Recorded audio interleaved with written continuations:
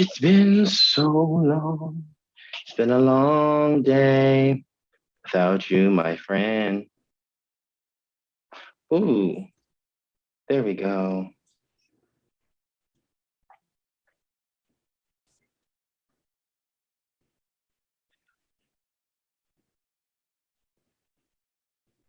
Where is...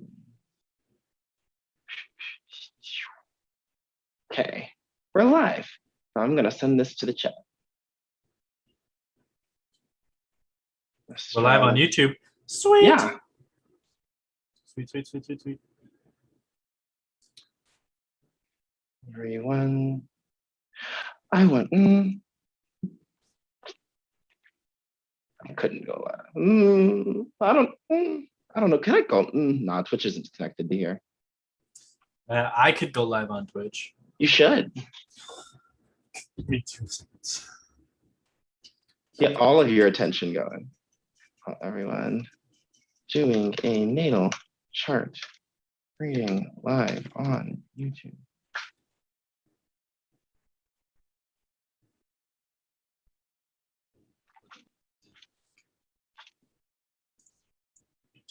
Why didn't it give me any options to do anything? Twitch, it streams me, but it gives me things that.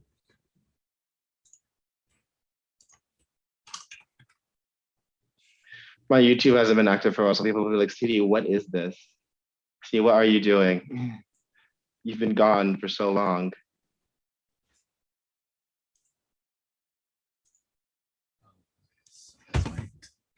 Twitch not reconnected to this.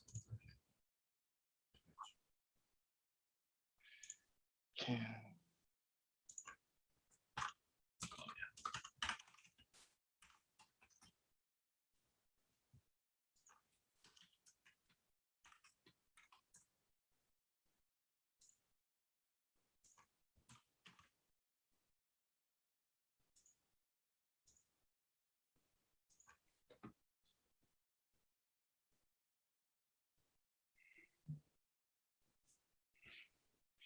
I need to see who can hear me.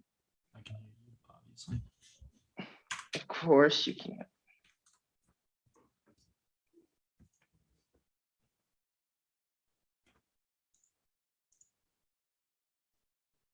All right, there we go. Now, should Oh, yep. We can be heard. Oh, let me get your chart. Oh, I did everything but send you your chart. Hold on. After we still here, gonna send this shit to you. And we'll have like a limited amount of asteroids instead of every asteroid under the sun this time around. Even though like I want to have every asteroid under the sun. What would this category be? Talking.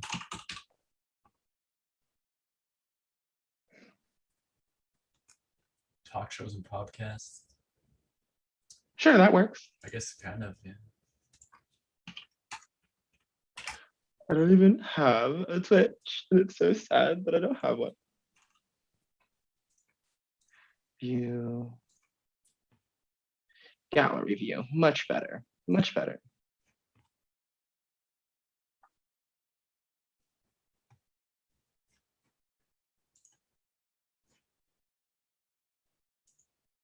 Yeah, I think I'll prefer it this way.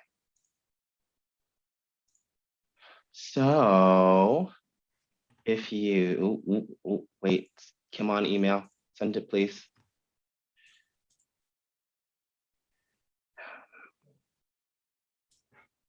I am Katarina Katurovska.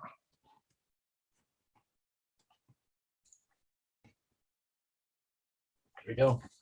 We should be good to go.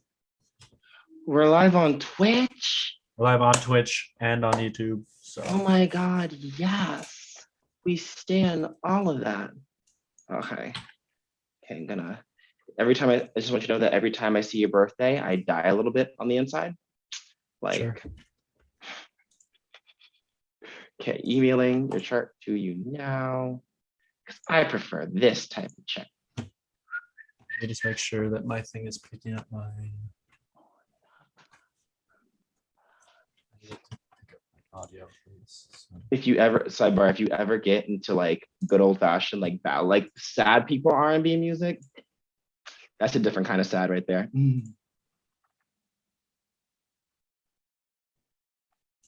D6 Testing, 2. testing. 1, 2, 3.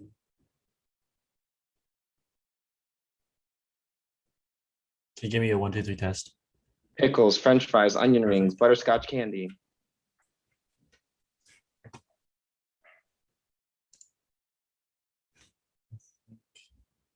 Natal chart reading.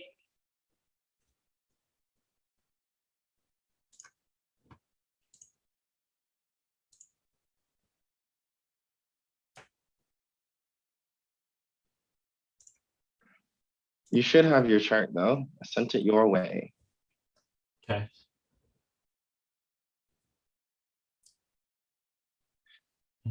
I saw it. Let's see.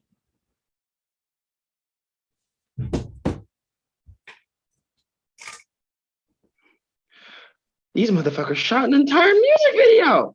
Fuck.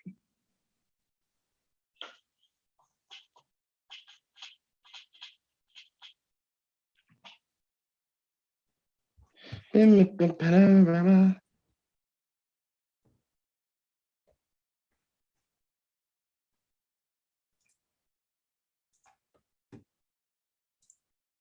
Okay. Did Dahl receive it? Yes. Okay. We're ready. So if you look at your wheel, as you know, Yep. everything you see on the left side of your chart, that is dominant energy. Everything on the right side of your chart, that is submissive energy. Everything on the top half of the chart, that is extroverted energy. And everything on the bottom half of the chart is introverted energy. Oh, that is just so much. Now, oh, there's another delivery coming. Lovely. So if I were to like diagnose your personality on a conscious level, it has you marked as a submissive extrovert. Oh, wasn't expecting that. And on a conscious level says a submissive extrovert. And on a subconscious level, it has you marked as a assertive introvert. Cute. So assertive introvert, and then romantically, communication, and like impulsively, it has you still as an extrovert. The only thing introverted about you so far from what I'm reading is your emotional state. Like, but everything else about you is extroverted. What do you know? Would never have guessed. Does that make sense so far? Yeah, definitely makes sense. Yeah. And so 1, 2, 3, 4, 5, 6, 7, 8, 9, 10. You almost had an interception, but no, you did not have one. 1, 2, 3, 4. Okay. So your rising sign over there where it says AC, that is your first house. That's the house of self, the house of identity. It is how you view the world and how the world views you. And of course, as you know, well, as I interpret it, it's like the first 10 to 15 years of your life. And it is in Libra. Libra is the sign of diplomacy, the sign of mediation. It's the sign of balance and equality. Yeah, that's hot. Balance and equality and justice. And it's starting in the first decan of Libra. So it's like, what this is telling you is that you had a childhood that was very sensitive, not sensitive, anxious, more so like it. Because Libra's energy is very much so like, I don't know what I'm doing at all times of the day. I don't know what's happening. I don't know what's going on. Not always. But Libra is very indecisive because, how do I say? Because they are a sign that is associated with transgenderedness, but also a sign associated with the opposite perspective. So you're the type of person where it's like you want to see the opposite perspective of people. You want to make sure that all sides of the spectrum are covered. You want to make sure that everyone is heard, everyone's listened to, everyone's understood. Problem with that is that, especially when you're a young child, for many Libra risings, it can cause them to come into conflicts with people of the same sex a lot. So, for example, many Libra men have conflicts forming casual buddy relationships with other men at first, but it's easy for them to do that with women. It's easier to do that with women than it is men. However, what's lacking is a stable, deep emotional connection with women, and it fluctuates as throughout the years. It can flip flop depending on what stage of your life you're going through, but usually the default is harder time getting along with the same sex, easier time getting along with the opposite sex. That makes sense? Yeah. Yeah. Another issue is that, as with most air signs, you get mistaken for flirting when you're not. You keep getting mistaken for gossiping when you're not. Mm-hmm. You know, Mm-hmm. and especially, but what sucks about your chart is that like this Libra rising is in the first decan of Libra, so it's centered through the first decan is ruled by Venus, so that's like half of it is like I'm not flirting, no, I'm not flirting, and then maybe like a week later, oh damn, maybe I was, you Yeah. know, where it's like, because again, air signs, the way air signs think, it's all through thoughts, it's all through communication. So sometimes they'll be thinking things in their head and they're like, no, that's not possible. And then like a week later, they're just like, well, shit, it's deeper than I thought it was, you Yeah. know? And it ends up being a lot more frustrating for them in the long run because Libra is a sign that needs relationships. They need balanced relationships at all costs. Even if you don't like them, it's like, I need, like, wait, like, for example, if I walked to you and I was just like, I don't like you. And it's like, well, why? What did I do to you? And you'd be like, I just don't like you. Like, the ADHD part of your brain would say, let's disassociate. But the other part of you would be like, but what did I do? Yeah. What did I do Exactly. to you? But what did I do? You know, and it would kind of, even though you would say you wouldn't care, it would still eat at you every so often, like, well, what did I do? But like, what did I do? Mm-hmm. You know? And it might make you paranoid with other relationships because it's like, if this person can hate me for no reason, everybody else can hate me for no reason. And Libra doesn't like it when there's just a bunch of conflict that exists for no reason at all. Yep. Yeah. So where does that show up? Where does all that show up in your early life? Uh, with ADHD and all, hard to really say in the early life, things like that. But you can, it's even to now, it's still something that does show up. Like in previous relationships, it's still that same thing, or even just overall talking to people, like the conflict of why are you starting conflict when there's no reason to have conflict at all, or like um, especially in like relationships, like if this person left me, yes, I'm gonna disassociate. Yes, I'm gonna um, basically be like, it's okay, it's fine, it's whatever. I'm not gonna argue with it. But deep down, it's like, so what was the real issue? What was the main issue here? Mhm. How have you? How? What about with gossiping and just like general, just Oh, talking to I people? usually just keep myself out of it. There's no point. If personally, I feel like there's no point to actually Hmm. like engage in such a trifleous thing. Hmm. It's funny because most Libra placements are always just like, I hate drama, but they love watching someone else get roasted. Oh yeah, absolutely. I hate it personally, but like I'll watch someone else Yeah. do it. There's a. Do you know Sailor Jupiter? Sailor Jupiter. Yeah. She had a. She's on YouTube mainly, but she had a. Or Sailor J. Sailor J. My bad. That's her channel is called Sailor J. And she's just like, if the men find out we make up, they will tell the check. Oh yeah. Mhm. And she made a video talking about Libras, and she's like, "Oh my God, you're so cute. Let's get married and have kids, but like in a friend way." Yeah. And she's like, "When I said I wanted you to eat my ass, I meant that in a friend way." Hmm. Yeah. That's pure Libra energy. It's like, yes, yes, I love you and would marry you and have all your children and commit my life to you, but only in a friend way. And I'm just like, Libra, make up your mind, Libra. Do you even know what that means anymore? Yeah. You're definitely right on that one. So where does most of your indecisiveness come from? Most of my indecisiveness comes from just like general day to day life. Most things. I always like to say I go with the flow because I don't have any plans to make. A lot of that is also harbored in relationships and stuff like that. A good one is like just overall emotions. Like I'm very indecisive on how I want to place my emotions in a relationship.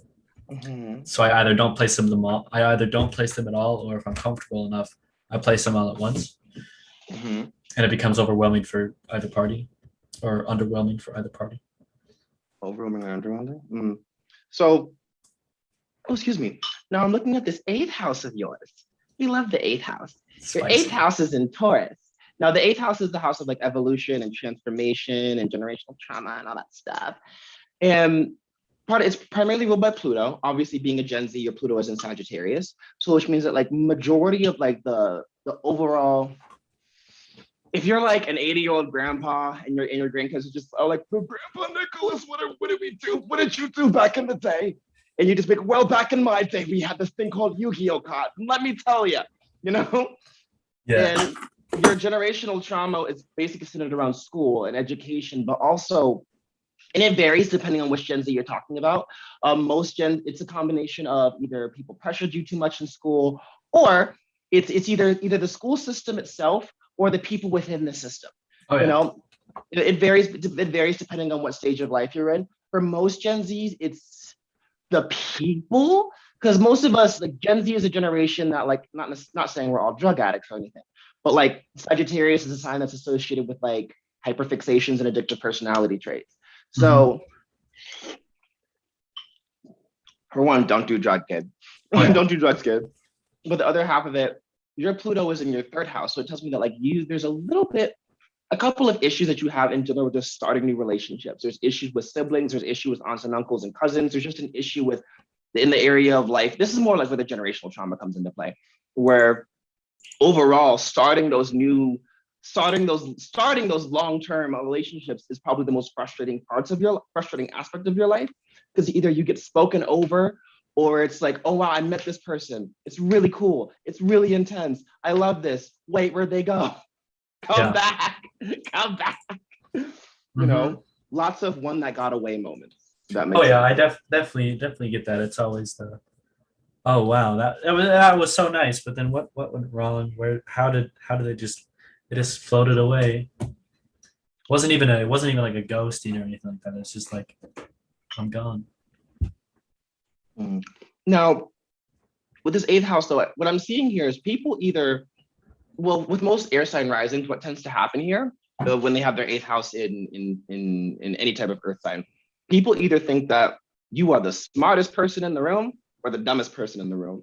It varies. It depends on who you're around, but there's never this consistent. I definitely know this. I definitely know that. I don't know this. I don't know that. It's always like, sometimes it'll be like when it's a topic that you don't know about, that you don't know anything about, everyone expects you to know.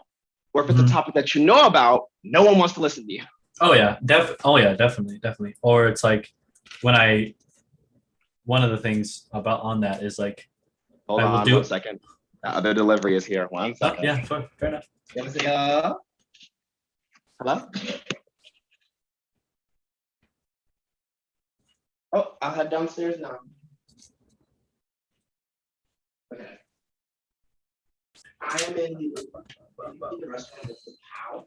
That's the. Oh, there's a big tower. There's a restaurant named Pow. I'll be coming out.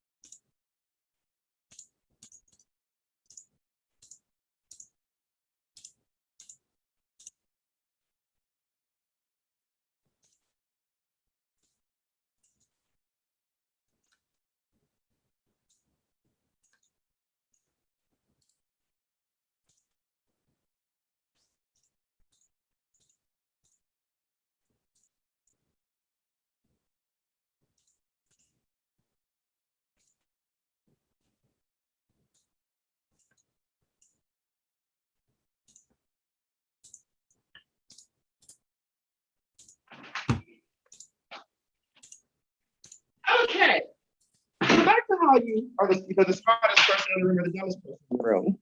Yes. What were you saying? Nothing. Oh, how like when I don't know something, I'll do my best to talk as if I do know it, but like in a learning sense of manner. Like I'll try to keep up with the rest of the group that knows something. But if I completely don't know it or it's something that could be taken the wrong way, then I won't say anything. Why do you talk as if you do know it? Because Mhm. then Mhm. people actually take me serious for once. But why? Like if you don't know it that well, why put yourself through the stress of putting yourself in like an almost imposter syndrome type situation where it's like, I hope they don't realize I don't know what I'm talking about. I don't know. It's better that way. How? Because in the end, if I don't know it, then I've learned from it by talking without having them needing to dumb it down to my level. Because I don't want to be talked to as if I'm like stupid as all hell. I want to learn the same stuff that someone else already knows. I want to be on the same level as them. Why So not just ask them? that's sometimes not always the case with some people. Such as? Like a while back, it was someone was talking about like astral projecting. And I'm like, okay, teach me about it. Like, let me talk about it. Like, I'll put my 2 cents into there, like what I feel like I know, and then we can go from there. Obviously, they knew a lot more than me, and I learned from it. I learned about it with them keeping up with pace of people of their caliber. Mm-hmm. Probably that's a different case. Like you ask them to teach you. I mean, more so specifically situations where you don't quite know as much and you have to overcompensate. Well, you don't have to No, overcompensate. That's the thing. yeah, no, I'm not over. The thing is that I'm not overcompensating. Ah, I'm speaking on what feels right in the time. ah. What about versus what you know is right? When I know is right, that's when I will express what that I know is right. I will Mm-hmm. let people know that this is correct. If people Mm-hmm. don't want to listen, if people don't want to listen to that, then that's on them. Mm-hmm. So then, is it? So how does it? Would you rather be right or would you rather be happy? Both. But you can't have both though. I mean, I damn well can try. No, because to be right, yeah, you can be right, but you won't always be happy because being right won't give you the happiness. It'll make you, yeah, you'll be right. Doesn't mean you'll be happy. And being happy is accepting the fact that you won't always be right. Fair enough.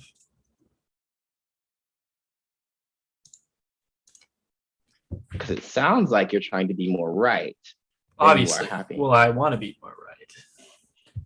Uh-huh. Isn't that just in Taurus nature, just to be right in the moment? No, Taurus nature is more I don't want so. to. It's more of I don't want to back down. I don't want to back down from it. I don't want to say that I'm wrong. Taurus nature is more so. It's not about it's less about being right and more so like growing a plant. You know, because it's not about there's no right way to grow a plant. It's making sure the healthiest way to grow Yeah. the plant. Because Mhm. you can do it the right way and still kill it. Yeah. Fair enough. Oops, why is my phone going on? You know, because like what this is also showing me, it's like it's part of the trauma as well has been with just been consistency. Not saying that you're inconsistent, like the trauma, because Taurus is a fixed sign, as you know. Yeah. And even though you know this, I say it out loud just so I can sometimes talk myself into it. Like that's how I Yeah. read talking Mhm. loud. And Yeah. so, you know, Taurus is prosperity, it's wealth, it's abundance, it's prosperity, wealth, abundance, finances, it's the fruits of labor. But sometimes it's like what I'm hearing more so is like I'm trying my best to make sure to prove that that I deserve a seat at this table. And it's just like you can have a seat at the table and be like, I don't know what's going on here, you know. But it sounds like you're more afraid of being seen as a failure or as lackluster than it is than you Oh, are something absolutely. else. Absolutely. Why? That's that a lot. That comes a lot from my dad. Of Ah, everything that I did for him was seen as wrong in his eyes when I did it just in my way, and I did it effectively to his standards, but obviously in that moment it was wrong again. That's where that I'm a failure. I feel like I'm a failure all the time comes from. What did you do for him? Like helping stuff around the house, like cleaning my room and things like that. If I cleaned my room, I felt like it was good enough for my own standards. He would come in here and be like, "This is wrong. This is wrong. This is wrong. This is wrong. This is wrong. This is wrong." And what dad's the Aries, right? Well, all my family except for my middle sister's Aries. So That's and your middle sister is what sign? Taurus, like me.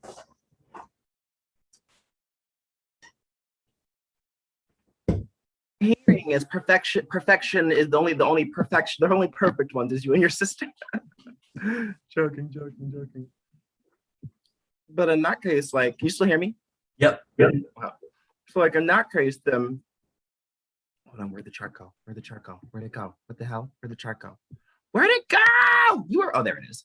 So in that case, then like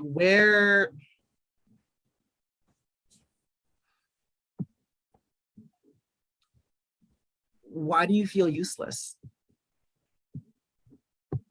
I guess it's my own head that causes that sense of uselessness. It's a lot of it comes from, like I said, one of it is that nurture factor, but another of it could be just like my nature. Like I always, if I don't do something to what I feel like an effective standard, I'll feel worthless about it. Or if I can't fix something or help someone do something in a way, then that's usually where it comes from. Say again. Who are you helping? Anything, like anyone, anything. If I can't, like, let's say, like a lot of it, like one of the prime examples is work.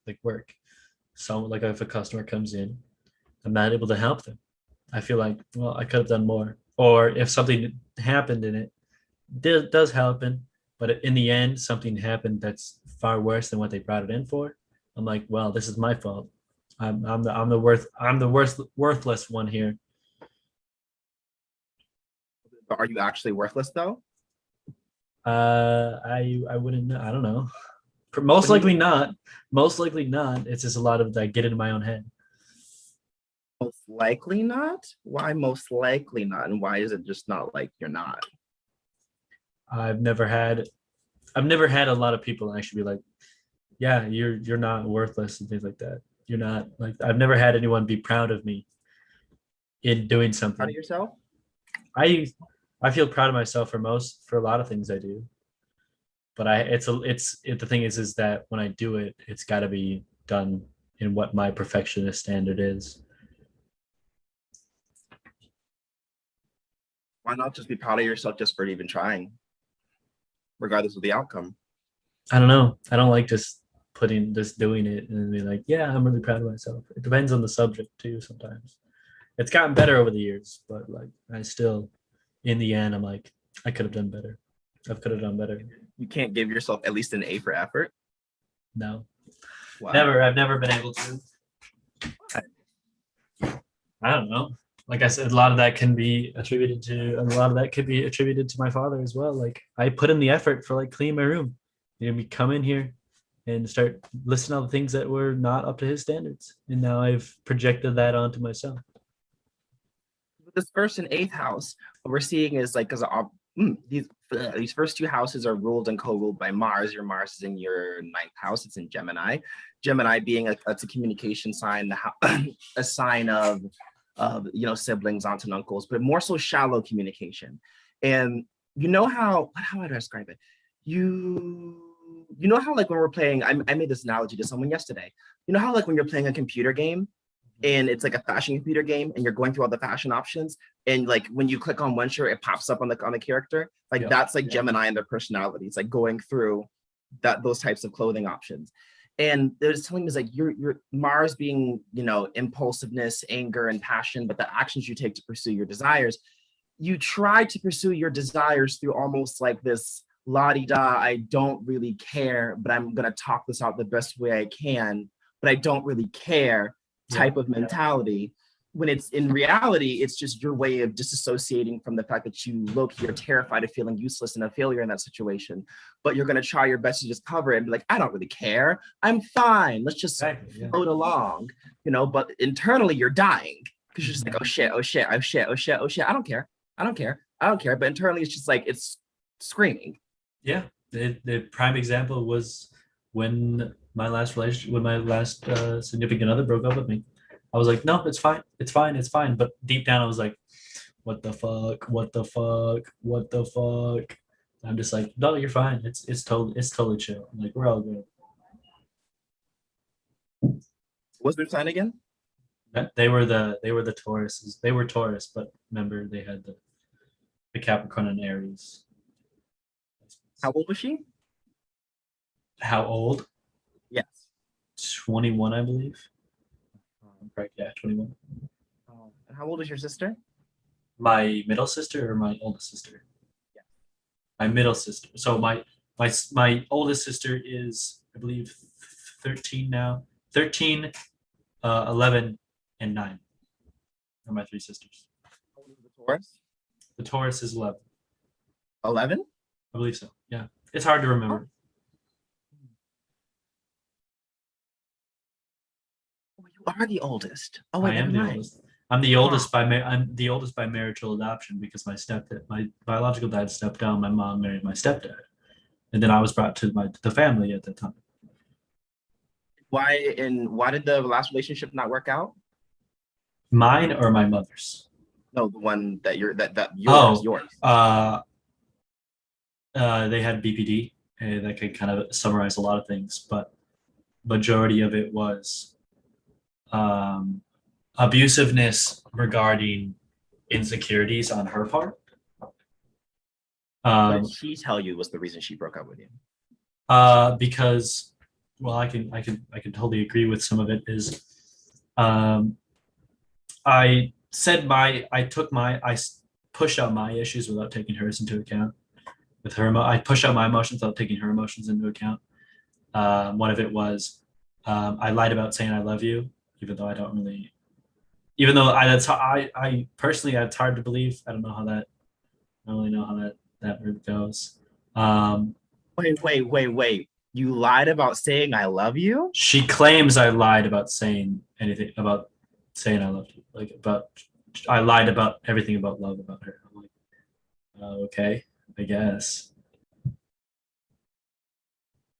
But yeah, basically it was she was pushing out I was projecting my emotions, saying all these things that were on my mind right away because the ADHD, just saying everything you can right off the start before you lose it. And then she would have mental breakdowns. She would have one of the main ones was she had a panic attack because of it. When I was just speaking to my emotions, she would always bottle hers up though. So it's hard to say. Was it really me pushing my emotions all out and me not accepting hers, or was it her never actually giving me her true emotions? So it was because she lied and said she lied.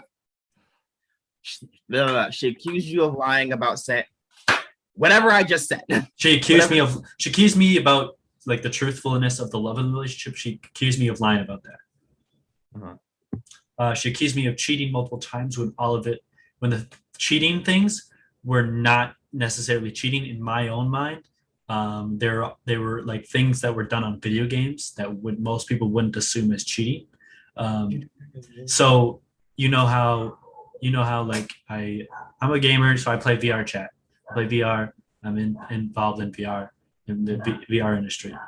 One of the games is called VR chat, and it can get pretty NSFW pretty quick. But I was at a party with all my friends, and there was erotic dancers there, and they gave me lap dances. I didn't ask for it or nothing like that. I just sat there and I was like, I'm gonna go on my phone. I'm gonna do my own thing because it's a video game. There's nothing really there that I need to do. And in that moment, my ADHD is like, I need to tell my significant other about this not as a way of haha get fucked kind of thing, but more of a are you okay with this happening after the fact that happened? It's a video game. And then they got mad at me. They got mad at me for that. And then exactly, that's exactly my point. Exactly on that. And another thing that they did a lot of was every time they got upset or something that I did wrong, the BPD would really kick in and they would immediately call me and start accusing me of things that really shouldn't like hit the way that they did to her. Mm-hmm. A lot of it was accusatory things that didn't really need to like that don't really they're not as big as she made it out to be. She kind of blew a lot of things that I did out of proportion. Yeah. Oh, it's because it's the semi-conclusion. I'm like, so you're dating a girl who obviously you date people who try to need you, obviously. And wait, hold on. Wait a second. Is people where's the YouTube chat? Okay, wait. I was like, where is the YouTube chat? So it's like you're dating. My question: how much of her personality was similar to your sister? Her personality? Yeah. I don't interact with my sisters enough to really compare personalities. The Taurus one. Oh, hers? Yes. Completely fucking opposite. How so? Like her personality primarily was fueled by that trauma of BPD, anxiety, depression, all these other things. But my sister, thus far, does not have any of that. Granted, she has a little bit of the little feistiness, anger, like a little bit of anger issues here and there. But I don't interact with my sisters enough to really compare and contrast them to other people. I hang out with them like enough to understand a little bit about them, but not enough to actually compare and contrast to other people. You tend to know things and mansplain about it. You can cause people to pull away from teaching you. They are big to her discounting. So I'm looking at the YouTube chat. Sorry. So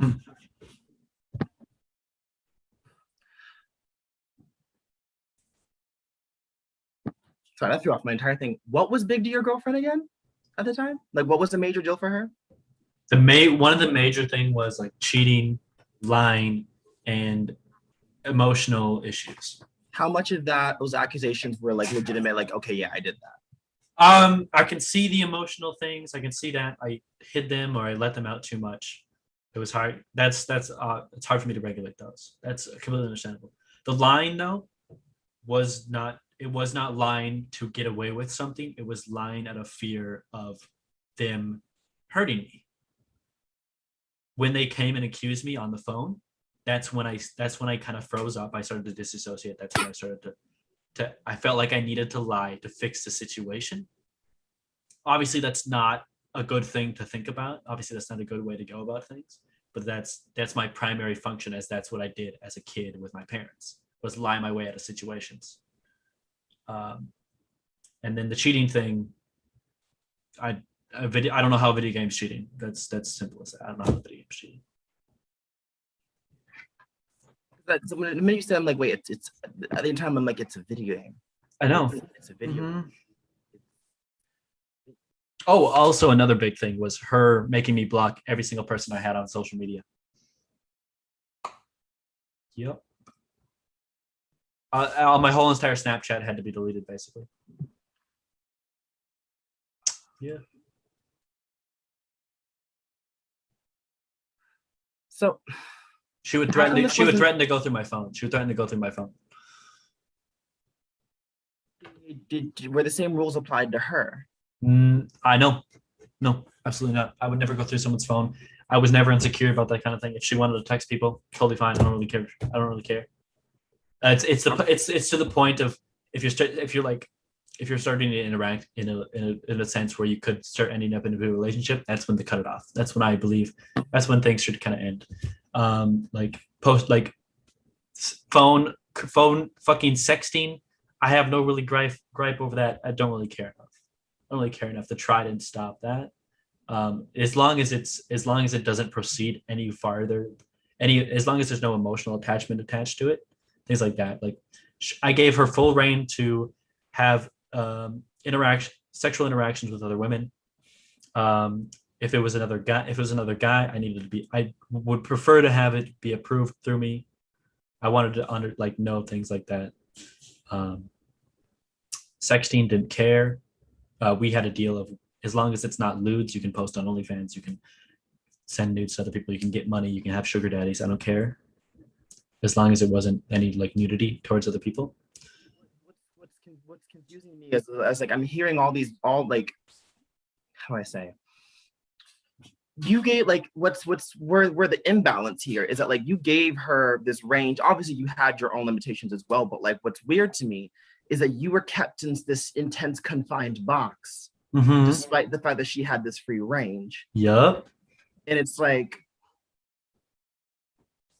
and part of the issue with BPD is that like again there's the whole hyperfixation on the person, you know. And when they fixate on you, I had to talk about this to a client yesterday. Was he a Gemini? No, he was a Virgo at Gemini placements. And I had to remind him, I was like, hey, like the mistake you made with that relationship is that you dated someone who was at a lower vibration than you, or like lower, basically your pink diamond in this case.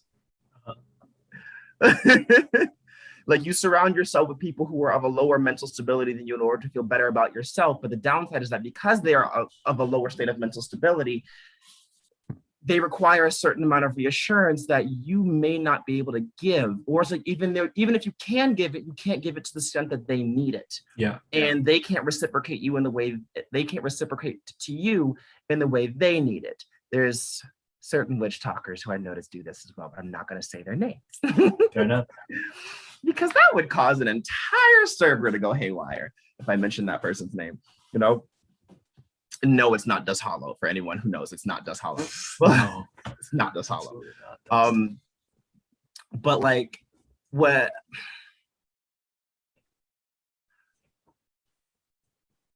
how did she make you feel good for you to tolerate all of that? It was good, you know.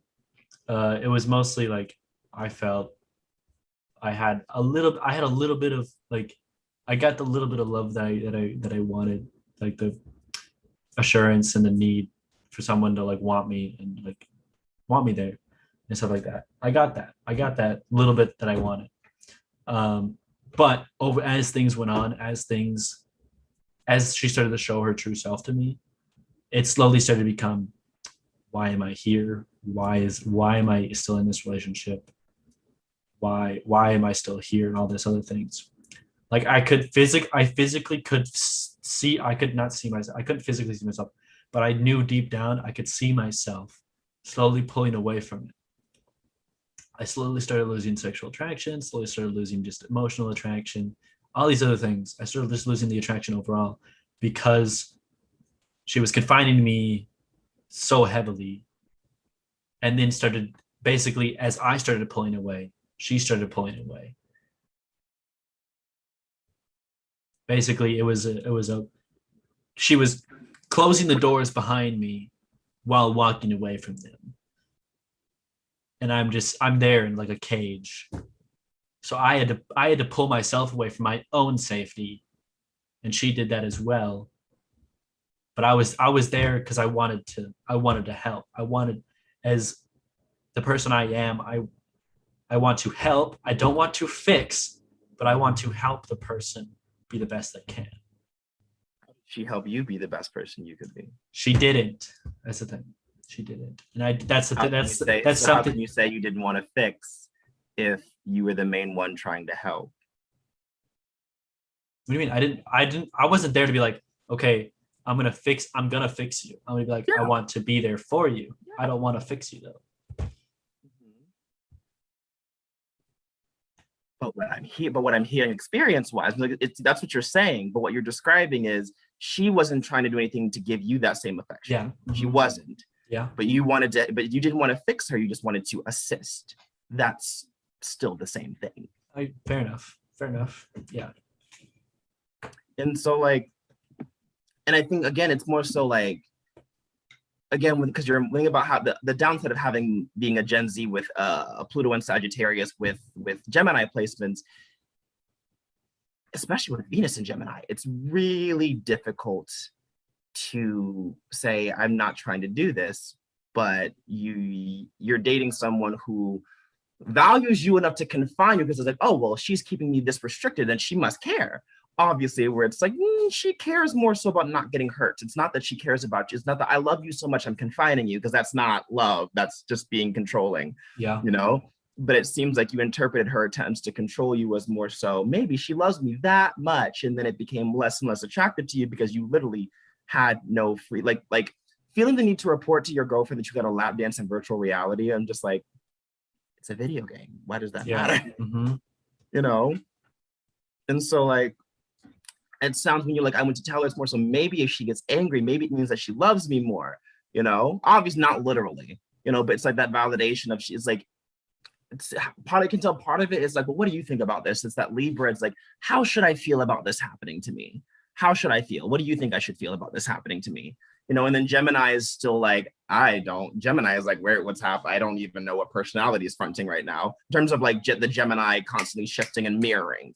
Yeah. You know, because maybe in that moment you were one person. You know, you were a video game persona, and then when you go to her, you are boyfriend who is completely different. Obviously, Geminis don't have DID, you know, but that's kind of the Yeah. thing. Mm-hmm. So why were you looking to this person to make you feel useful?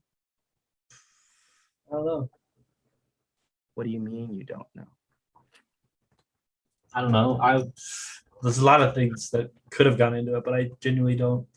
I don't tend to look back on it. I just kind of moved on from it. I disassociated hard enough to even forget a lot of it.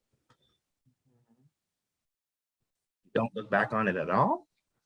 Usually I try to live without regrets of any situation. Okay, then. What do you regret about the situation then?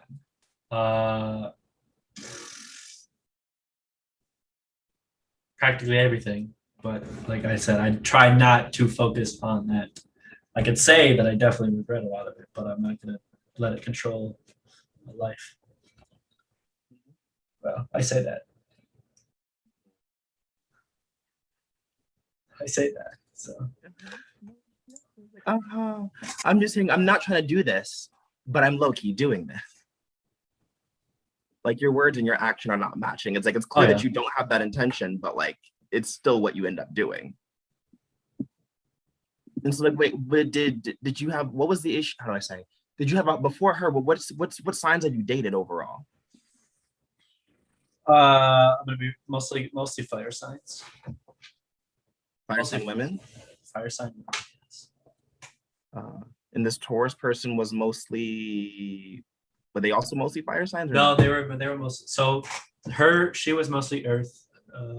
My last relationship was mostly fire, I believe. Fire and air, I believe mixed. And then I had a few others, little ones here and there, but I wasn't into huge into astrology at the time, so I didn't really know their signs. What was the common denominator in all the breakups? A lot of the breakups was something I was doing is like something they claim that something I was doing was the main cause of it. Like the one before the one we're talking about was I was becoming too overprotective and jealous, which I feel like is valid because she started sneaking out with one of her best guy friends without telling me. And I politely asked, hey, could you just let me know? Like I have no care if you do it, but please let me know just so I know that you're safe. If something were to go wrong, because I know you two together do not think of the best scenarios. So I'm like, just let me know. Gay friend? No. She and he are like Dumb and Dumber together. They just don't act safely and do the brightest things together. I foresaw it happening because she went to him more for emotional support and other things like that than she did to me. So I foresaw it happening. I foresaw them, and now they're together, which is the funniest thing. But she would go to him first before coming to me. And why do you find validation in people who you know are going to who you know are going to disappoint you in the end or leave you in the end? What's validating about that? There isn't none. Then why do you keep chasing after them? Because if all your relationships ended because they claimed there was something you were doing, it's more so like there's some type of it's like, why are you why are these women giving you the same criticism that your dad gave you? I would have no idea as to why that would be happening. What? I would have no idea as to what the reasoning behind why I do that is. You think your dad is right? I don't think my dad's right. No. Fuck. Oh, then why do you keep chasing after people who keep validating what he says about you? I don't know. It's obviously there's something there that says like you're saying he's not right, but everybody who you want to love you co-signs everything he says. So wait, what sorry, someone's just like, I feel like you're coming for me even though you're not asking me these questions. So what exactly does your dad criticize you for? Head to toe everything. Huh. He's criticized my hair, my piercings, the way I dress, the way I talk to people, the way I do things around the house, the way I don't do things around the house, the way that I interact with the family. Literally anything he can try to criticize me on, he will try. Sounds like your ex-girlfriend. Mm-hmm. So you're dating. So basically, what I'm hearing is you like to date the female version of your dad. I guess so. I couldn't tell you as to why. Because you don't know any other love outside of that. Fair enough. That was the only type of love I got. That was the only type of love I got. Your mom enabled him the whole time? So. She wouldn't direct, like if he said something, she would get after him a little bit. But it had to escalate. It had to escalate before she got at it. It wouldn't be like I would be like, hey mom, dad said this, and she would be like, what the fuck? Kind of like in her head she knew she should do something about it, but just didn't. Like she didn't actively pursue that punishment towards him. So you think your dad's right? I guess I could say I think my dad's right. Why? Like I said, it's all I ever. It's the only thing I know. So why do you hate yourself then? I wouldn't. I guess I do hate myself, but it's more. I guess it's more like emotional or like other things that regard other people. So why do you hate yourself then? I don't like the way I hate myself. I hate myself because I can't understand other people's emotions. Just like my father, he just can't understand people's emotions. I hate myself because every time I give everything to someone else, they don't give it back into return. I just keep doing that again and again and again. I hate myself because everything that I do in my life, I feel like it's not enough for me to be happy. I feel like for me to find happiness is for me to basically become someone anew and not just be myself. I hate myself because I can't find like remorse, or not remorse. I can't forgive, as no one should probably forgive an abusive father. But I can't hate myself because I know deep down that I can't do it. But I At least at some point I should. I hate Can't myself do- for Wait, can't do what? like forgive my father for everything he did. Mhm. Even though I probably shouldn't, but you know, it still should a What I'm little hearing bit. is like you really want to be angry at your dad for everything, especially the fact that you find out that he wasn't your biological father. But there's a part of you that's just saying, "Daddy, why won't you love me?" Yeah, basically. Uh, I didn't find out about my biological dad until the girl I was talking to you about that left me for another guy. She told me because my cousin told her. My family never told me. I never knew anything. I thought that my stepdad right now has been my father this whole entire time until the age of 18. Nobody told me. Yo, I didn't that even, is not the Maury Povich episode I was expecting to hear. I didn't find out about my biological dad until truthfully, until I confronted my mom about it. I had to physically confront her because I figured out from my ex-girlfriend. But she told you, but your girlfriend told you this after she dumped you? No. So my cousin, so me and her were still dating. My cousin told her because they were good friends at the workplace. And then while me and her were out doing stuff together, I knew. I'm like, why are you smiling so much? Why are you looking at me and just laughing all the time? She's like, I can't keep it in. I can't keep it in because I know how much you and your father do not look anything alike. Because you and your father are not from blood, basically. I don't know. Like it was like I know in my head I can't keep this secret, but I have to keep this secret. But then I just confronted her about it. I'm like, you're hiding something. Tell me. So what I'm hearing is you've gotten to a point where you've associated your entire sense of self-worth to how other people view you. Basically. You've devalued how you view yourself. So. Why?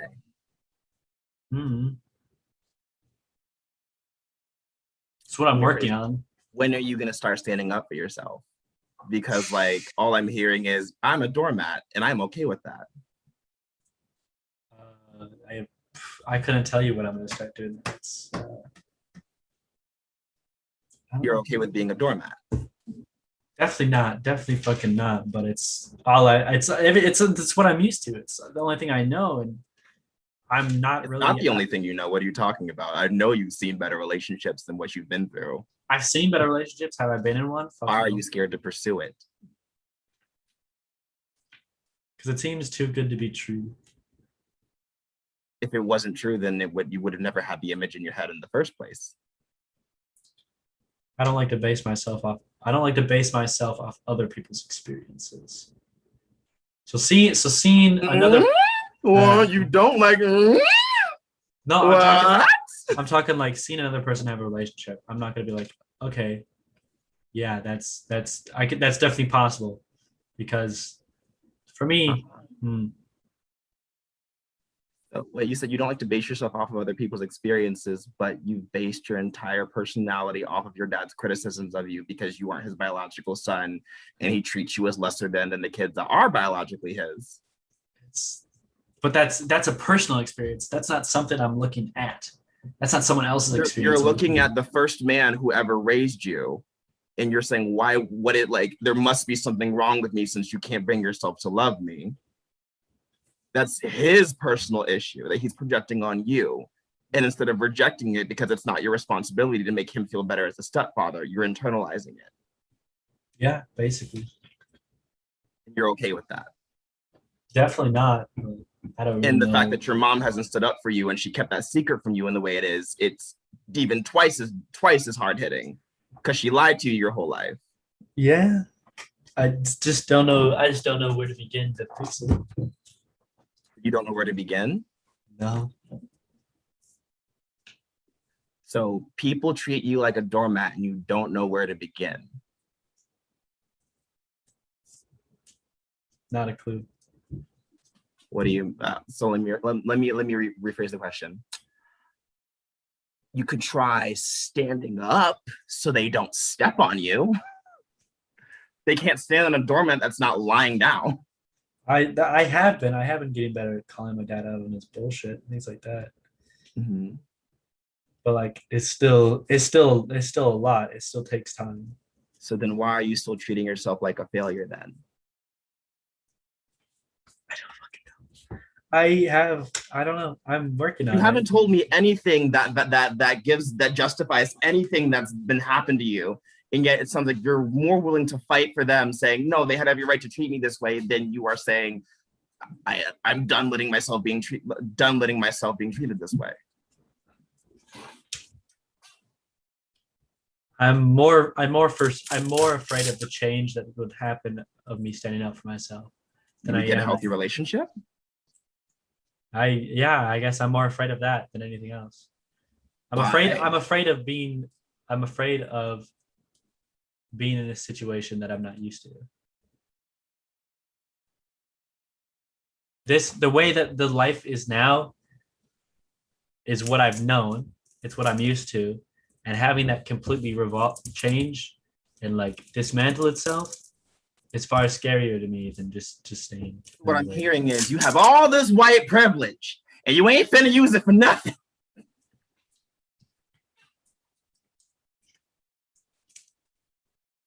There's far more people out there who could use this privilege more than me. So here's the thing, you do realize that, like, who are you afraid of losing? Myself. But you're right here.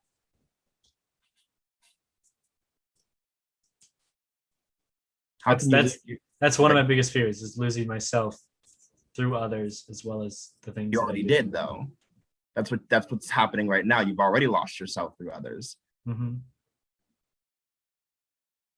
It's more of if it goes any deeper, if I start to spiral into like depressive episodes, anxiety episodes, start to basically become someone who loves themselves.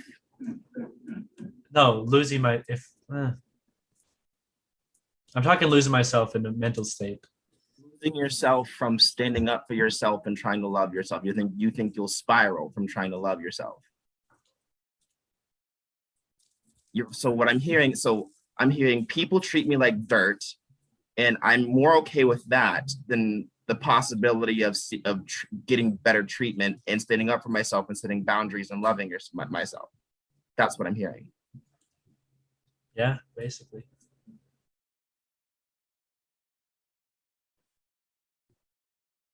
Nicholas, you don't owe anyone anything, right? I owe myself. Yeah, you owe yourself a much, much better life than what's happening right now. I don't have everything all together for me to. You don't have to feel comfortable enough to actually just like to leave. Like I want to fucking leave this. I want to leave. I want to get the fuck out of this place.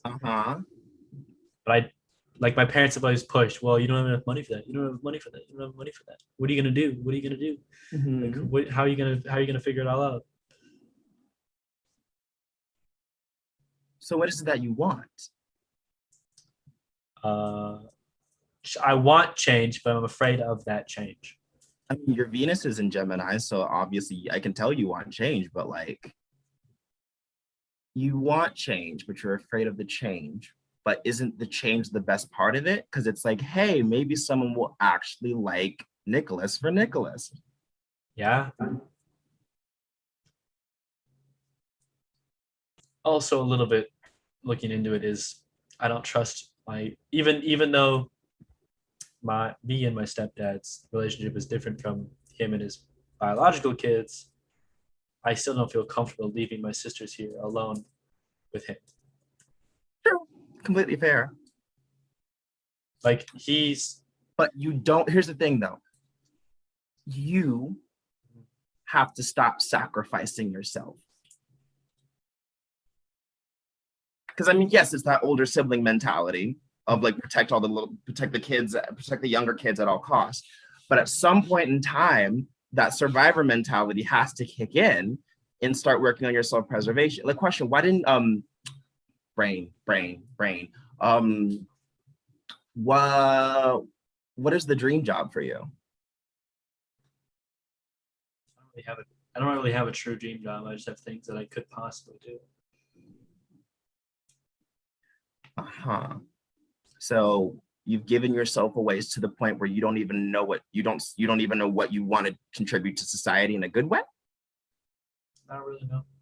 So you'd rather get walked on by girls, be shit on by your dad, instead of creating your own path of life where you determine how you want to contribute to society. Basically, Why? it's easier. How? It's easier to stay in a. It's easier to stay in a hole than it is to try to climb out of one without a ladder or a rope. Hello, Harriet Tubman? Do you hear this fuckery? Do you hear this fuckery? So, would it have been easier for Black people to stay in holes? There's a lot of us in holes. No, Some of those holes are like 1,000, they're 6 feet under, and some of them are like a couple thousand feet under in the ocean. So, like, if you see all these people around you climbing out of these pits that they never wanted to be in, wow, what benefit are you doing your little sister by letting yourself be a doormat? Because the only example the example of men in her life is one is so insecure he feels the need to tear down the one that didn't do anything wrong. How does that tell her men should treat her? like shit. Yeah. So what service are you doing by letting yourself be a doormat? 0. So then why continue? I honestly couldn't tell you. So tell me why you're not a failure then. Theoretically, I'm not, No. Tell me why you're not a failure. because I've done nothing wrong. I have nothing. I've done nothing in life for me to consider a failure. Then what's next then? Getting out of this shithole. But before then, what do you have to do? Set my boundaries. Which and are?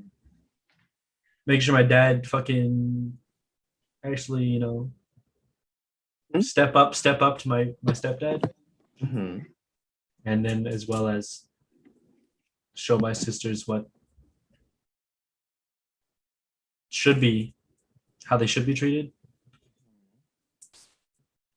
But also, how do you want to be treated? Like an equal. Mhm. Is that what you really want? A good equal. Mhm. I want to be able to share the same things with if a significant other. I want to be able to do the same thing with. I want to be able to have a significant other that is like myself. I want to be able to do the same things together. I want to be able to enjoy the same things together, even if there is differences. I want to be able to find happiness in the similarities. Then, You're getting quieter and quieter. I hope you know that. oh yeah, I know.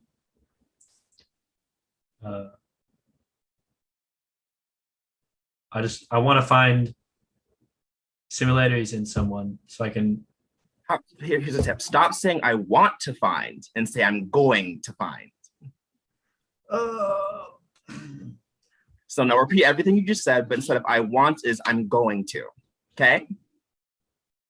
I'm going to find someone with similarities of myself so I can find happiness within those similarities so that the differences don't drag down the relationship, which most of my relationships have. Differences between us have brought down the relationship.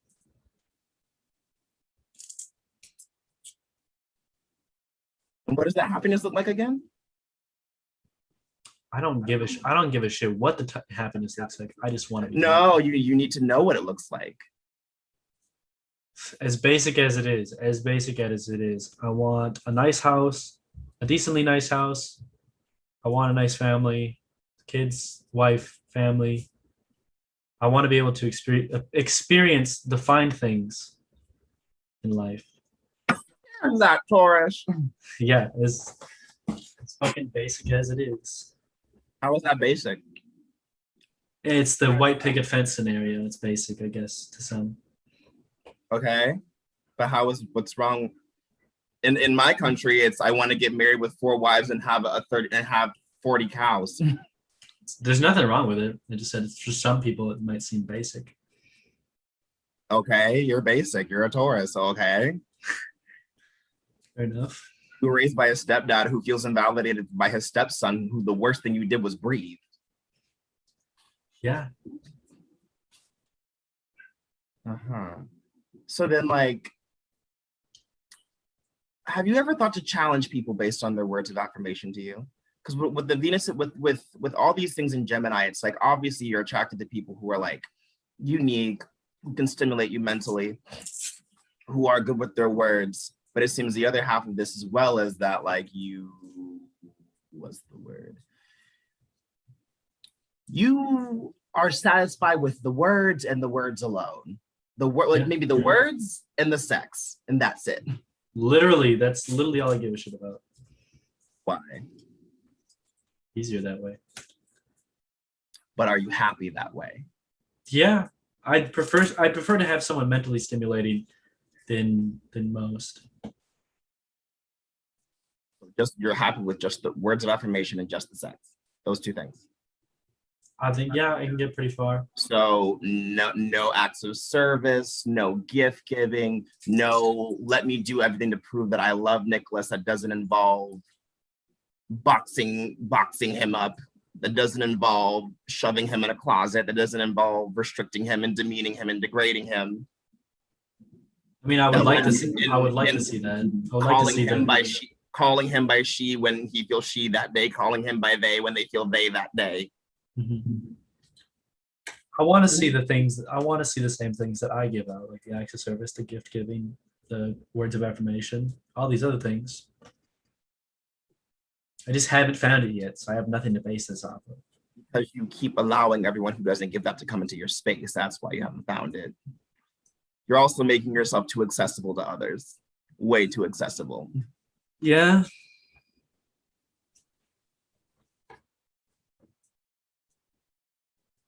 How are you going to stop that then? I could try. How? I don't know. Accessibility to others. Just setting my boundaries. What does that look like? Telling people, showing people like where I want things to end and where I want things to begin. Like not just letting people come into my life and then show me the most and then obviously not prove it the next day.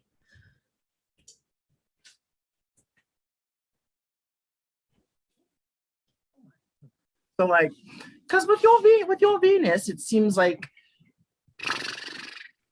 oh wait, where are your arrows? Let's look at your soulmate planets in that case then, you know? Oh wait, also, how about, do you know what else you should try doing? Because your Eros, which is like uncontrollable romantic sexual attraction, it's that stupid in love, that crazy in love energy. Yeah, sit up straight. You like melted into that chair. Your Eros is an Aquarius, means that you have a stupid in love attraction to anyone, any and all thing. Oh, by the way, I forgot to mention someone in the TikTok live said, is like, is he single? I mean, yeah. Yeah, but like, you are attracted to literally the way I describe it is like take Eros and Aquarius, take Clark Kent, but instead of making him Superman, make him like he works for like Habitats and Humanity, or he works for like the witchy scientists of the World Association. I mean, yeah. Does that make sense? Like that's the kind of people I'm attracted to. It's the like humanitarian efforts. No, like uniqueness. Not just humanity. Unique, like, yeah, obviously. And despite that uniqueness, they can still do it to be a decent person. Yeah, they do it for their own, like they do it for the gain and help of others in their own unique style, than for their own like. You know how you stop attracting them though? You know how you start attracting them? Huh? By not offering yourself as a sacrifice for others. Fair enough. you know, by like, let's see, by not making your sexual essence too accessible as well. Shit. Mhm. I guess an OnlyFans not gonna happen. Oh no, they're paying No. for that. No, they're paying you for Fair that. enough. That's different. Like they paid for that, you Fair know. enough. But like, if like how do I say? Like, don't Like- just give myself out for people Yes. who want to use me for sexual acts. Yes. You know, like for I'm example, working. probably, Yeah, I'm working. say what? I'm working on that. How? I'm slowly starting to fall out of the I just want sex to have sex kind of thing. Oh, you can still want that. No, that's not the issue. It's more so. Oh, no, yeah. you can definitely still want that. It's more so like not everybody who wants to do the nasty with you is worth that. Worth the time? Worth the time? Yeah, I know. You also don't have to submit yourself to femininity too much, and that sounds weird when I word it like that. I don't mean that in a misogynist way, but like in the community of LGBT plus, when I talk about when I was talking about like Leo energy and being the sign of like gay people, the problem with most men who are LGBT plus is that they think that they have to embody Venus or Aphrodite, but that's the issue, is that they are trying to embody a feminine goddess, but they're not a woman, you know? It's trans women, of course, are a different case, but like you're trying to embody this woman's energy to feel validated about yourself when the closest equivalent to her energy would be like Apollo, because he's male benevolence. And you're trying to make yourself into a mermaid. Not Me? literally, not Oh. literally. Fair. Not literally, but more so you're trying to, the same way a siren or a mermaid or some type of seductress tries to bring in people, that's what you're trying to do. That's not what you should be doing. Apollo doesn't need to attract people because Apollo is Apollo. He's like, I'm already fucking here. Like, I'm the biggest light in the room. I don't have to attract you because you see me when I'm coming. Mhm. Okay. Because like, where is Psyche? Wait, where did Psyche go? Why is that on his chart? Oh wait, hold on. I see what happened. Why is it? For some reason, this thing did a thing, and for some reason it took your Psyche off. Hold on a second. I saw it a minute ago. Because Psyche is Psyche is the actual feminine part of like love and whatnot. You know. Also, for everybody in the chat, like it's different. I'm talking about like people who are like physically male trying to embody Aphrodite's energy. It's different if you're a woman, but like where is Like doing the most to be quote unquote feminine while still it being in a male mindset. That's what you mean. yeah, it's like for example, I've noticed in the gay community, some men they'll be like, I'm so beautiful, why does nobody love me? You know, and it's just because it's not the fact that you're feminine, it's the fact that you are doing feminine things in a feminine way. You know, if you can, like, the whole point is being able to retain yourself. Well, it's like retaining yourself while still doing all these other things. It's like it's like, for example, if Venus is feeling more she that day, Venus should still be able to be as feminine as they want to be and still be Venus. Yeah. Yes? I shouldn't have to become a different person to Exactly. Nicholas can validated. still be Venus and still be Nicholas. Venus can be Nicholas and still be Venus. Did I say that right? Yes. Venus and Nicholas are vice versa. Yeah. Fucking Gemini placements. I'm just like, oh. Because like, oh yeah, your Psyche is in Virgo. What do you know? The greatest sign in the zodiac. I am not surprised. You know, because Psyche is that you want the purest form of love for you is someone who understands you more than anybody else. Not someone who controls you more than anybody else, but someone who understands you more than anybody else. Because the thing is, you give that more than you receive that. Yeah, that's kind of what I want. I want someone to understand me, not they don't need to give me all this shit. They don't need to do all these things. I want someone to understand more than anything else. Chasing it then. You got a good fucking point. Hmm? You got a good point. I don't know why I'm fucking chasing it. It's fucking stupid. I didn't hear a word you just said. It mumbled everything. I don't know why I'm chasing it. It's fucking stupid. I don't know. Mm-hmm. And now, like, where's your Juno? Your Juno's in Leo, of course. That makes sense. Speaking of Apollo. Speaking of...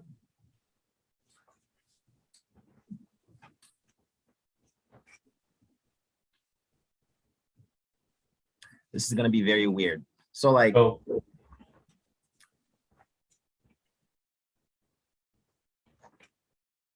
I'm trying to word this properly in my head. all right. Okay. You said most of your exes are fire signs, right? Yeah. Okay. If she was a he, it would have worked out. Fair enough. For specifically the fire signs. Fair You know, enough. because like certain, how do I say, certain, with your Juno being in Leo, it means the foundation of your relationship has to be that divine, it has to be charisma, it has to be loyalty, it has to be pride, it has to be Kalikogathia. You should Google that, by the way. That's the Greek principle that Apollo represents. Kalikogathia. I'm not pronouncing it right the Greek way, but so the person, she's like, not me being a Sag sun and asking if but Kalikogathia is the Greek principle of divine benevolence, and it's associated with Apollo's type of energy, where it's like, yes, he is feminine, but his femininity is unique to him. It's not based on a feminine person. It's like, for example, if you compare Apollo to like Zeus, yes, Apollo is the more feminine one. If you compare Apollo to Hades or Ares or Hephaestus, the blacksmith dude, whatever his name is, like, yes, Apollo would be considered more feminine. But the thing is, he's confident about it, though. He's unapologetically himself, you know? And like, you have to start being in relationships that enable you to be your divine self, that enable you to be your charismatic, I don't give a fuck type of energy, that allow you to take the spotlight center stage. Yeah, I can definitely see that. No. So why haven't you gone after it then? Because I keep looking at the wrong type of people. I keep looking at this wrong collective of people. Why? Because I'm going for physical attraction than I am anything else. And that's what's put me in the wrong spot.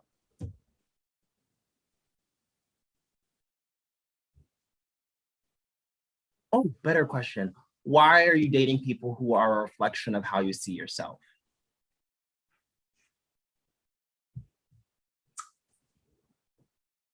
Because it feels similar, but similarity does not induce proper change. What do you hope to gain from it? Nothing. I guess I hope to gain happiness out of it, but definitely does not lead to that. Kind of like how externalizing all that validation will never give you. Because the thing about Leo is self-pride. You know, it's having so much pride in yourself that you can give pride to others while still maintaining that sense of self.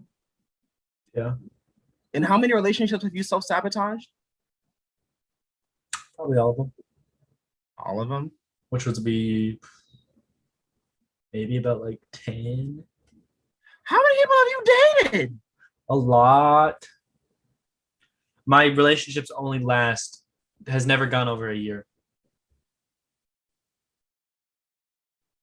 Some have been long distance, some have been IRL, some of them have been a medium amount of distance away. Some of them have been like very long distance. You already live in the middle of bumfuck nowhere. Don't burn out all your options.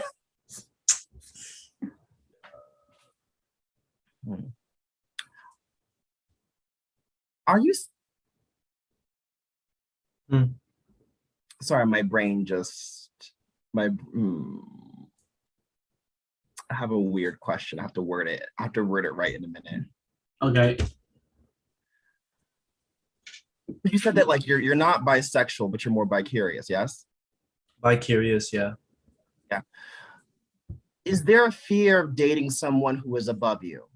As in like dating someone who is confident? Like let's say you met a cis or a trans man who is confident, who is charismatic, who is everything that you're not.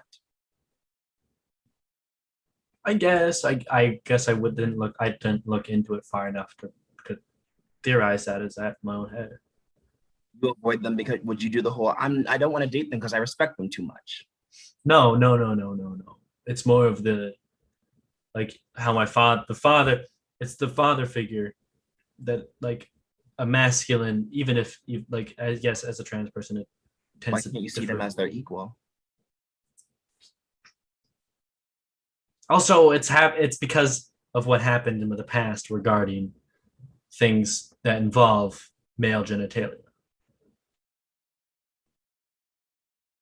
I think I already told you the story.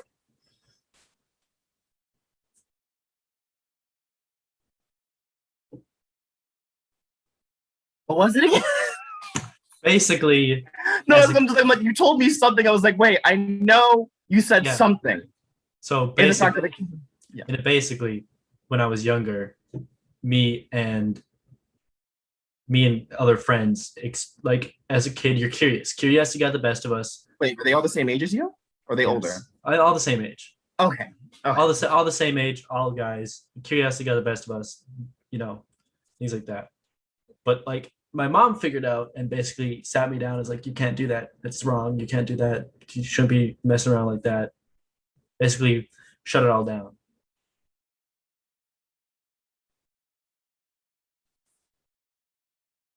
Was the trauma from the boys or was trauma from your mom?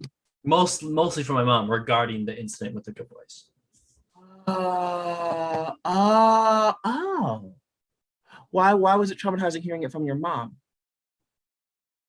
I guess did she beat you or something? No, but it was like so as like it had like one time she called me out on it, like sat me down, called me out on it, said it was wrong because of that. Another time it was we got caught doing it. And then basically my dad and my mom both chewed me out at that point. How long did this go on for? It was like a span of a week. Maybe two.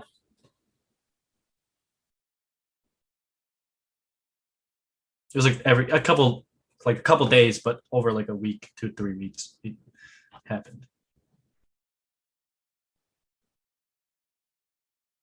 Then like what?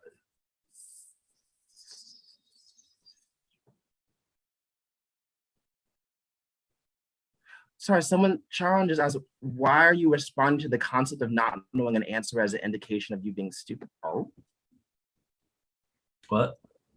I must have been from a past thing because it probably went over my head, probably from a past thing you're talking about. So why was it specifically traumatizing to you when your parents did? Obviously, because if your parents scream at you, yes, but like what was the emotions you remember feeling? I was more of just like distraught. Like, why is what I'm doing wrong? I don't understand. You never gave me a true answer as to what I'm doing is wrong. Basically, just said you can't do that. It's not right. Like, there's some things that they never gave me a solid answer as to what I was doing was wrong. None of the other boys hurt you, did they? No, no, nope.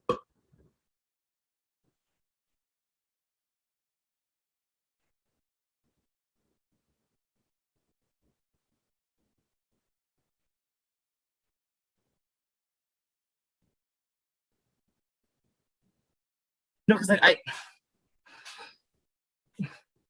so I okay. I'll use an example. I read with someone else who was someone who was a Gemini but had a lot of Earth placements. When I'm going to say he because the last time I spoke to him, he told me to call him a he. When he was like 12, 13, he got caught putting on makeup. Yeah. Parents put him in conversion therapy. Yeah, this is in my hometown this is one of he's the grandchild of a KKK Grand Wizard. So yeah, And then years later, he tells me that he's a trans woman, but he kept telling me to call him he. It was interesting. And I noticed that he only ever really expressed femininity in a sexual context. That's the only time he ever really felt comfortable. And it got to a point where I was just like, I wanted to ask him, I'm like, are you actually trans, or is it the trauma of the conversion therapy that's making you feel like you can only do this feminine thing if you are a woman? Fair enough. And from what I'm hearing and from what's been relayed to me, it's like, is there a trauma? Like, did the trauma of your parents specifically doing that to you make it hard for you to really approach male anything in the sexual manner in that way? Because what's weird to me is like, these are obviously, yes, you were too young to be doing that kind of thing. But like, if we were to make, let's say if y'all were like 18 instead of 8, that's two people of the same age doing something consensually. And like no one forced each other, did they? No. Yeah, it wasn't forced. It wasn't. Well, you can only say that. So again, you're 8, so like you can only say so much for an 8-year-old. But when you think of doing anything like that now, do you immediately do the same emotions that come up when your parents screamed at you for it? No.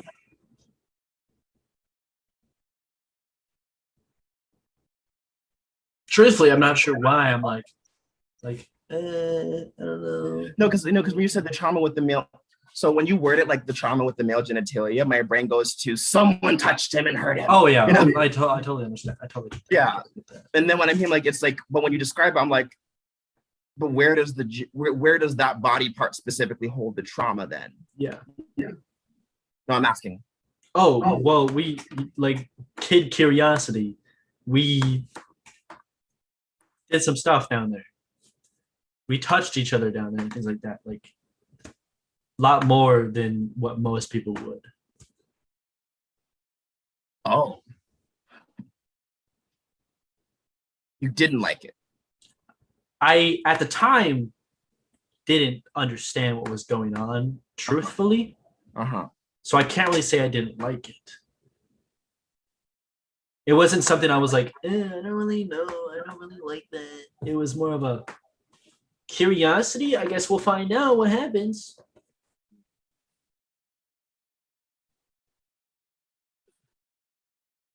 My phone's tilted on their side, and someone just said, I have a Taurus child. They freeze up when they feel unsure of something. Huh. Did you freeze up? Do you remember freezing up? ADHD brain. I don't really know. I don't really remember. No, because it's weird. It was like, because your description of the trauma and then your description of the event that happened, that's where my brain's like, wait, where's that line that connects the two? Yeah. Because again, it sounds like, okay, it's more specifically mom and dad who got the trauma. Mom and dad are the ones who put that trauma into you. Yeah. And obviously the 8-year-old brain still developing is like, you're just doing what all little kids do. You're being, again, obviously it's inappropriate for 8-year-olds, obviously. Yeah. But that's how I was sexually assaulted.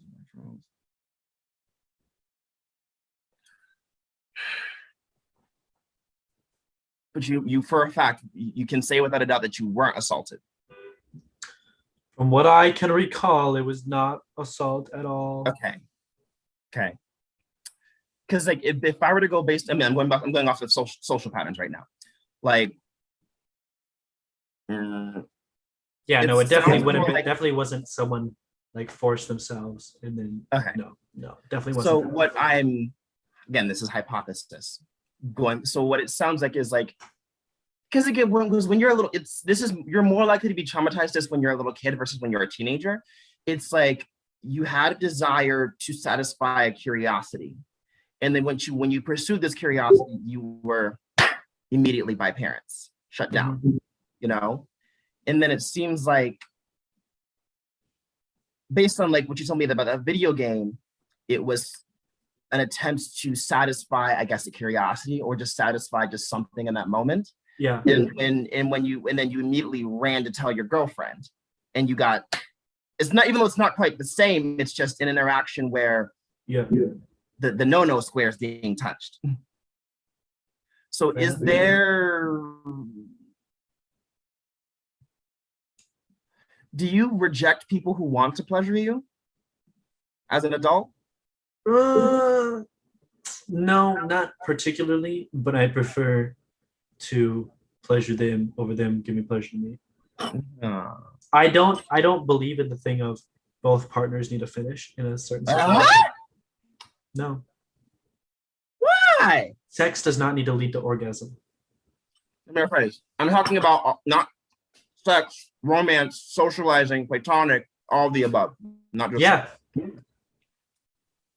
If I well not no well that's what I was talking about, like pleasuring them pleasuring me, no, I personally, it's whatever, I can do it myself.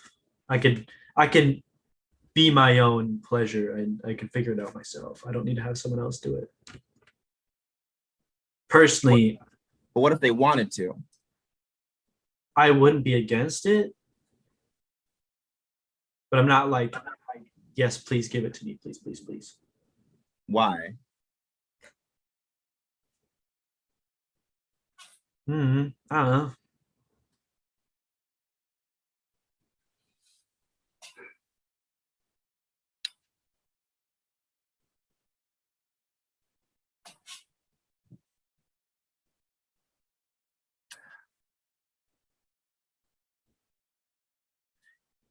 Is the trauma less with the genitalia and more so with being able to seek out and pleasure yourself? Not like not even just like just overall. There's a trauma with you attempting to pleasure yourself or satisfy a curiosity of any kind. Whether Most it's like, likely, yeah. Most likely that, yeah. okay. See, that makes sense. Like based on what you told me, you know.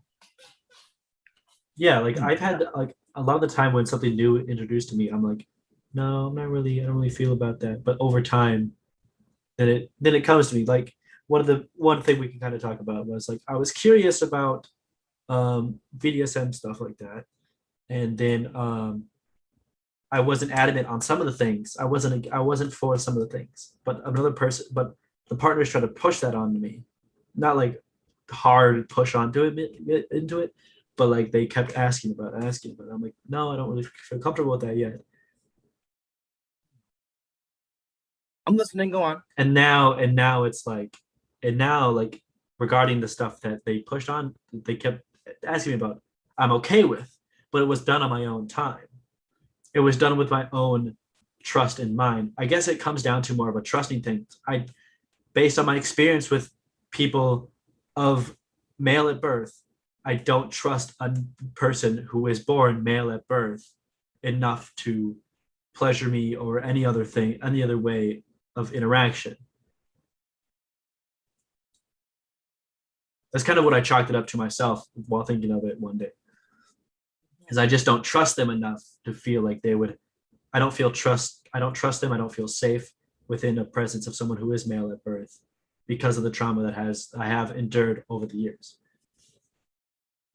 Not there. What happened? Not what happened. But what happened after that with male? What happened after any other situation? No, like with my dad, just overall being so abusive and stuff like that.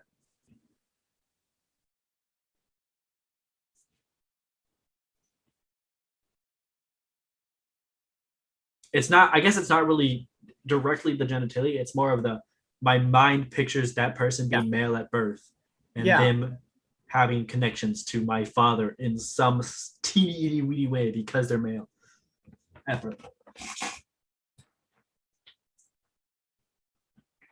Also, another thing, my dad, a lot of the time, my stepdad walked around the house in underwear or nothing at all sometimes. Not as like to force it, not as to force it on the people, but like it was just a habit of his. And I'm just like, why? Even when I was older and I knew I have a very weird question. Go. Listen, if the trauma is from the male genitalia, why are you experiencing? Then how is it's like it's like you are saying the trauma is one thing, but I'm hearing all of the same repetitive traumas from the women you dated.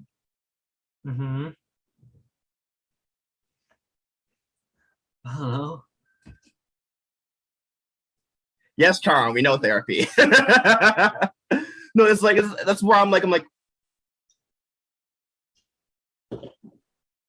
this is where compartmentalization needs to come a bit more into play, because I think your brain is like is definitely tangled up the traumas.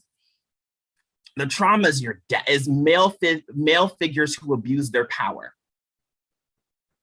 or not even just masculine or dominant energy that abuses the power. Because because I'm noticing you've experienced that same abuse from women or feminine people, and you don't fight for yourself.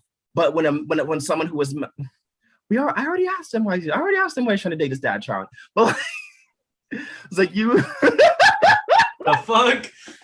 No, that's the thing. It's like, yeah, you get it. I know. It's like it's more so you don't fight it as much if it's coming from a feminine person or a woman, but you fight it hardcore when it's coming from a man. He's like, well, it's not like he's like, well, if a trans man does it, I'm just like, a trans man's still a man, you know? I still fight it a little bit there. I still fight that a little bit there. Like I've talked to people. I have been like flirting and stuff like that, talking to people who are trans, male to female.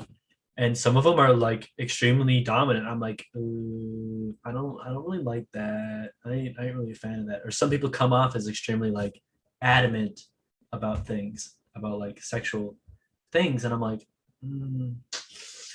I don't really like that. I'm not really feeling that.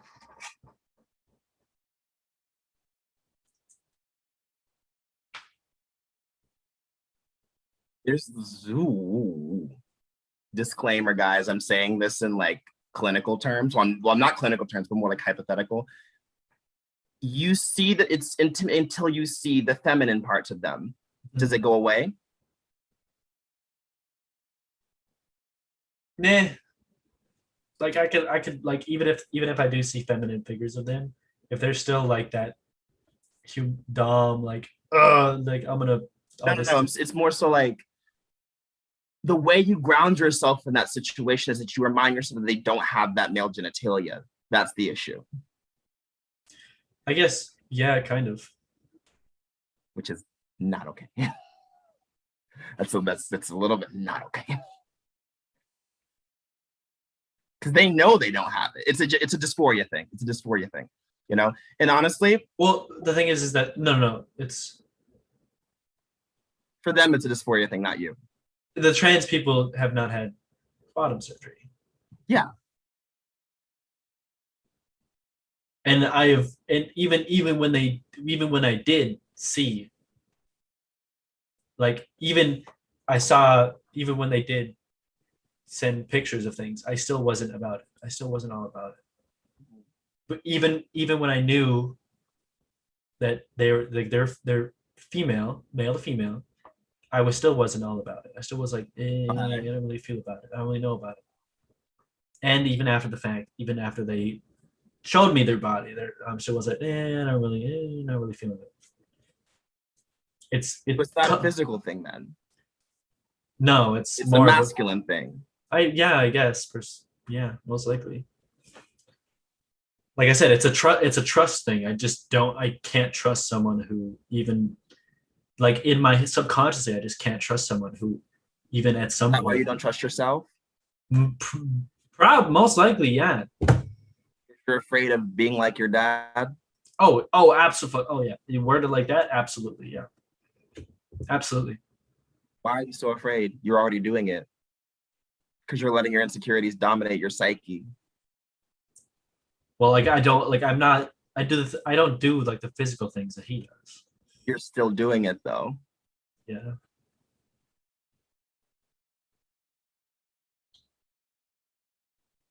And it's like when the women do it to you, it's like, it's okay, I deserve this because I'm not being like my dad, but you're being walked all over.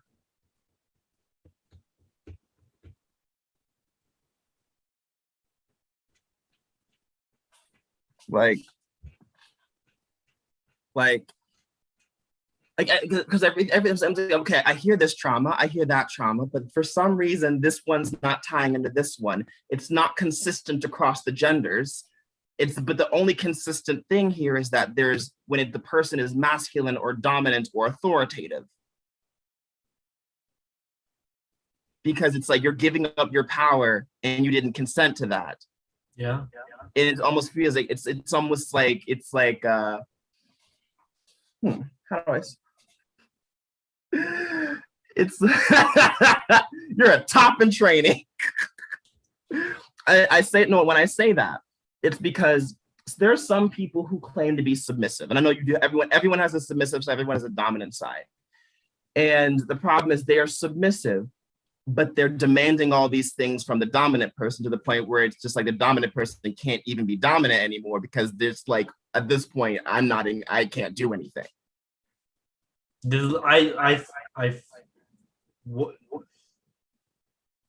I feel that too often. I hate when that happens. Like I am trying to be dominant in the sense in that scene, in that time frame, but they just keep asking all these things for them to for these things to happen. I'm like, I can't do what you want me to do because you don't give me the space to do it. I've seen it firsthand happen to myself.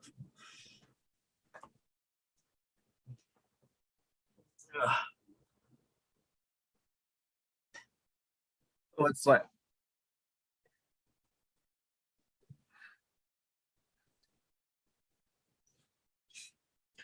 you need the words. Come on, English, work with me.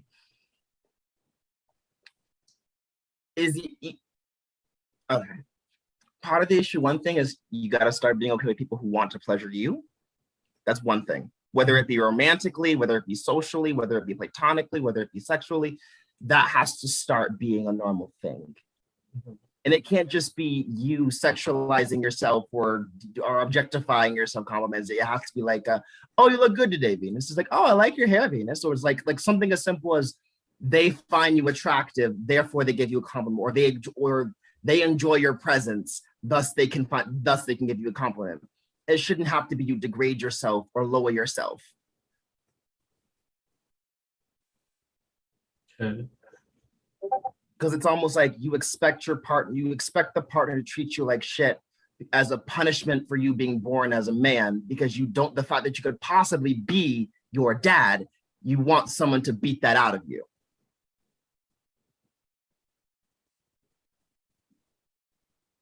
I can kind of see it, yeah. Then why not just do everything that he didn't do? Like, all the self-punishment is like not necessary.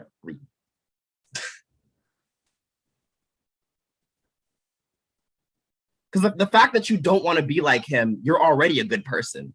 You're already doing better than what he is. Mm-hmm. Because like because the goal is to be better than him and to prove him wrong. What's one of the many goals.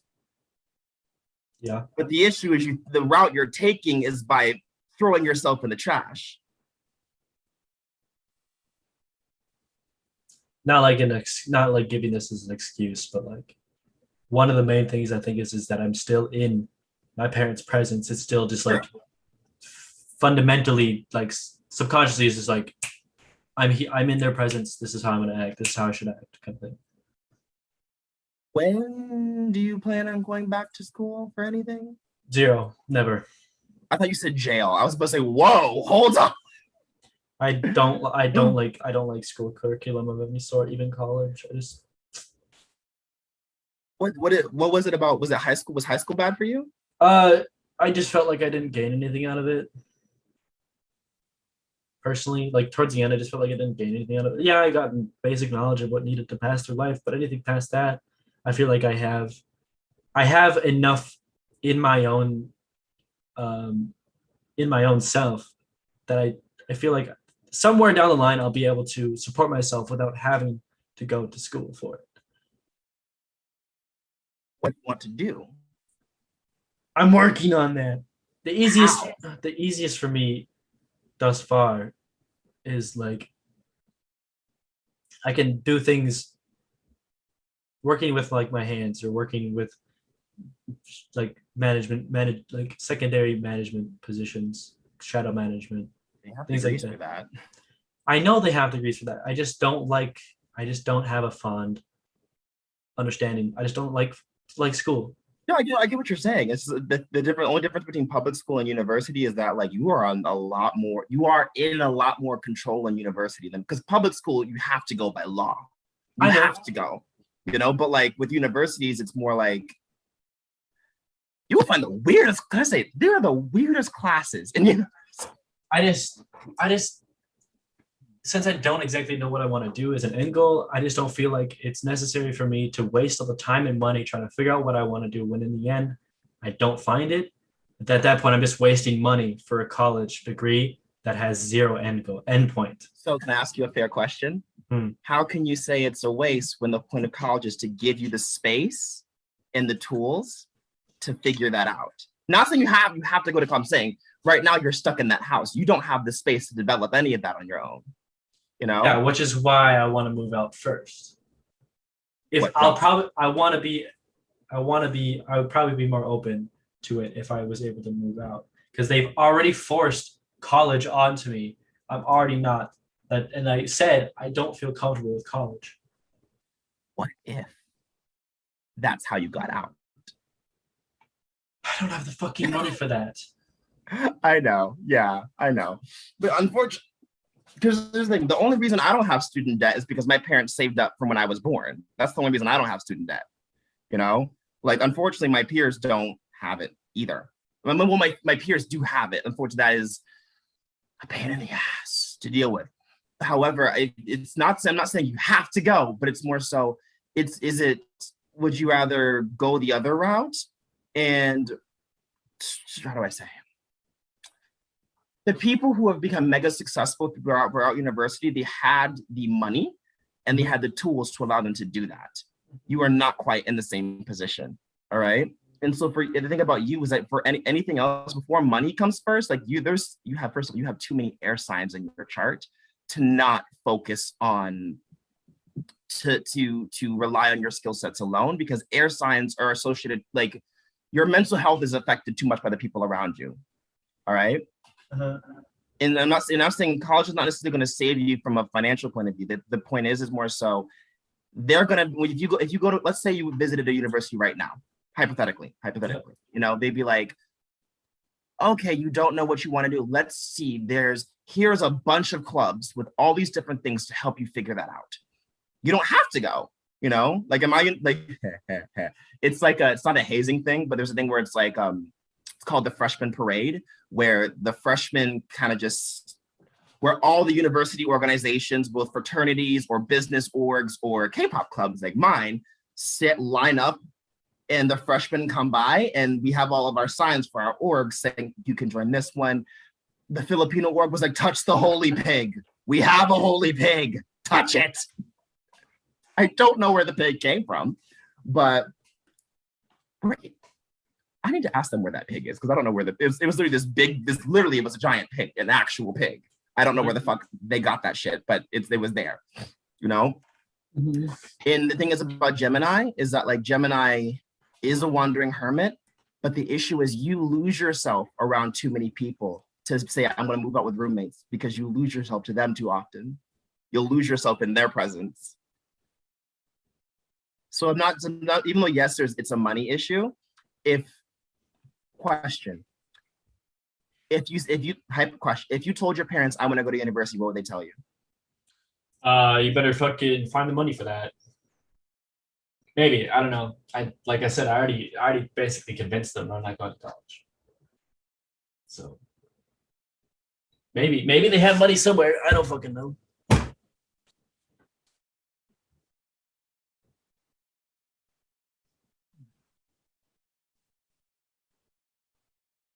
Interesting how all the things that technically could benefit everybody else in life, you've been discouraged from embarking in. Have you noticed that? Yeah. The things that benefit everybody else, your parents have basically traumatized you out of that. Or yeah, they either forced it upon me to the point where I feel traumatized, or they didn't give it to me to the point where I feel traumatized. Yep. And that is why I have a victim complex. What? And that is why not a victim complex. That is why I feel like everyone else's problems. No, you were supersede right the mine. first time. You were right the first time. I guess a victim complex. I don't know. I don't want to say that and then. No, it's just the Venus signs or any sign is like Taurus, Libra, and Pisces and Leo tend to do that a lot. Like my problems do not supersede some other people's. That's basically what I force myself. So what if you went and learned that on your own time? Like, for example, like what if you went to a university that you picked out on your own time? Yeah. When left your parents at home, left them home, and you went and learned about it yourself. Oh, I could easily do that. Like that's not the difficult part. I don't know. It seems like, your Mars, which is the actions you should take to pursue your desires, is in your 9th house of education. And your Saturn's there too.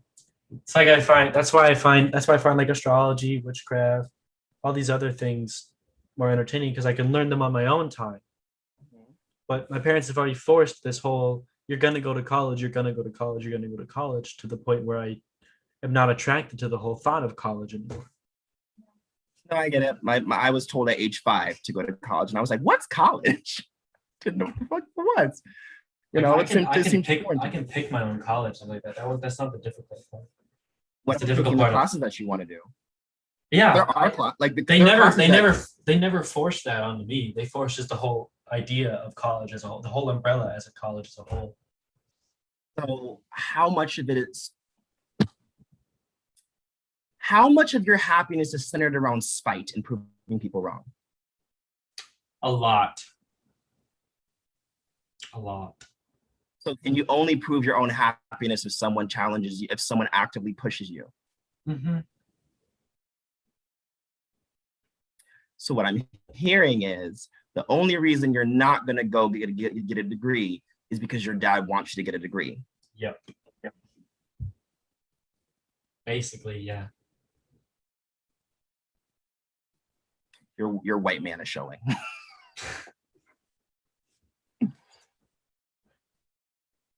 So if I tell you to wear a mask, you're not going to wear.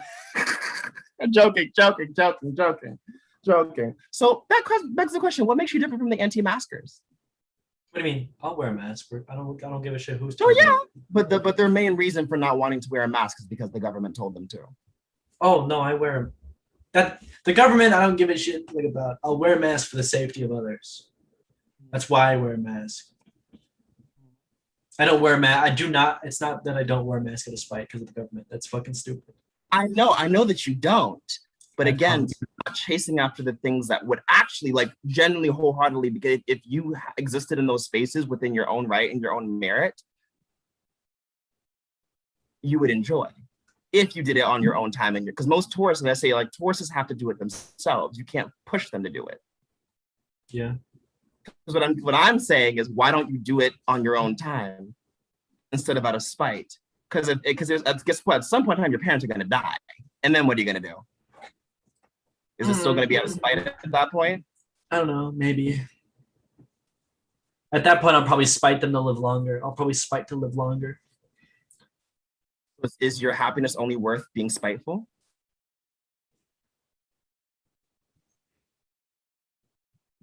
Like one of the probably reasons why I want a nice white picket fence family kind of thing is because my family doesn't have that.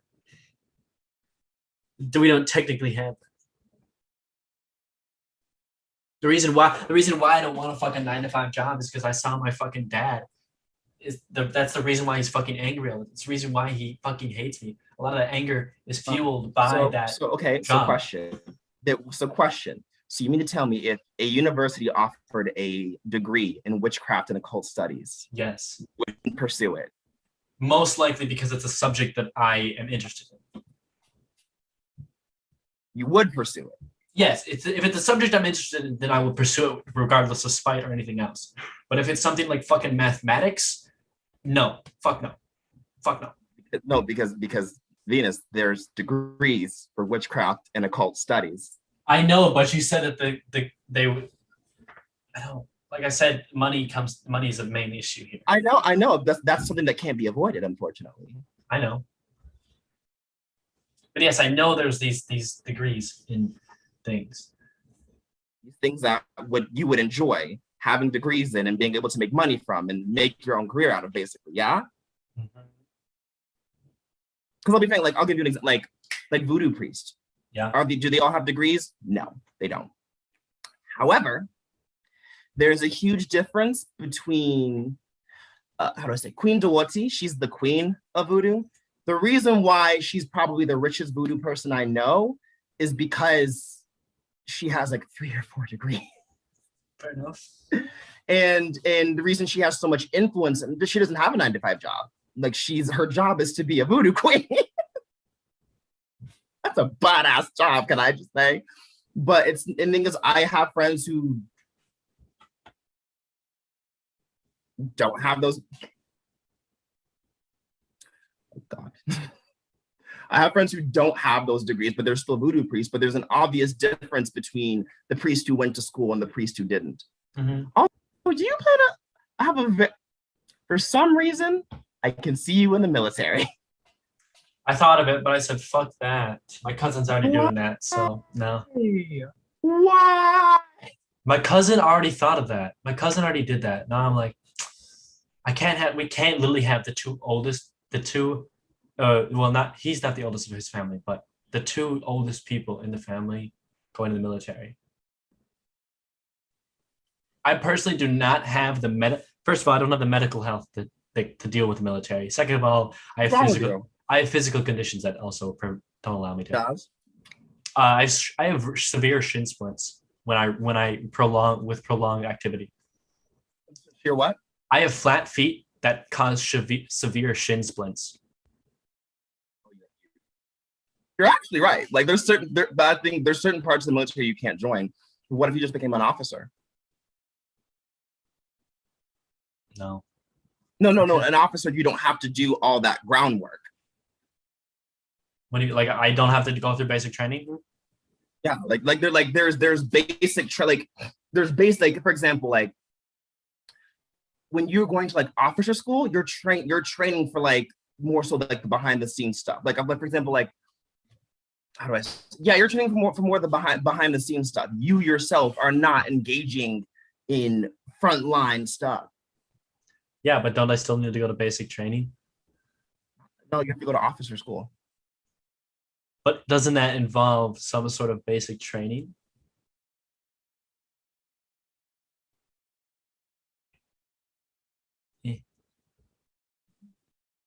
Because the thing is, why would a 4-star general be on the front lines? They wouldn't. I mean, yeah, you're right. They wouldn't. But even with like 1800s England, maybe. Like even my feet are so flat though. It's like it causes me. You are talking to a flat footer. All right. I know, but mine are terrible.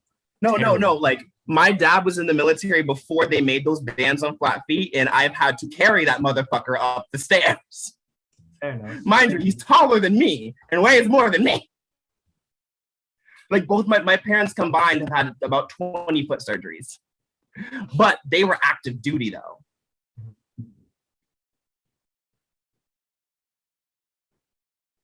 Like there's multiple paths you can go down. That's like it's more so like I get it. There's that spite there, but like how like is your entire life's narrative going to be centered around spite? I mean, it already has. It pretty much already is. So that goes back to my original question: are you trying to be right, or are you trying to be happy?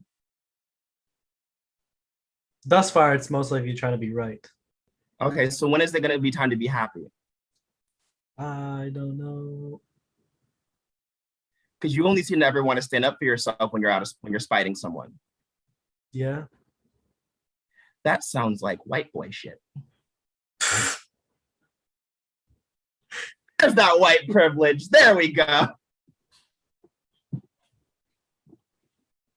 Because my thing is, my parents nagged me to go to school, and I took that degree, and I vanished into the void. Fair enough. Because because you know what's What? I hate that. So let's talk about your Jupiter. Uh-huh. So Jupiter rules over your ninth house and co-rules your 12th house. All right. Mhm. So,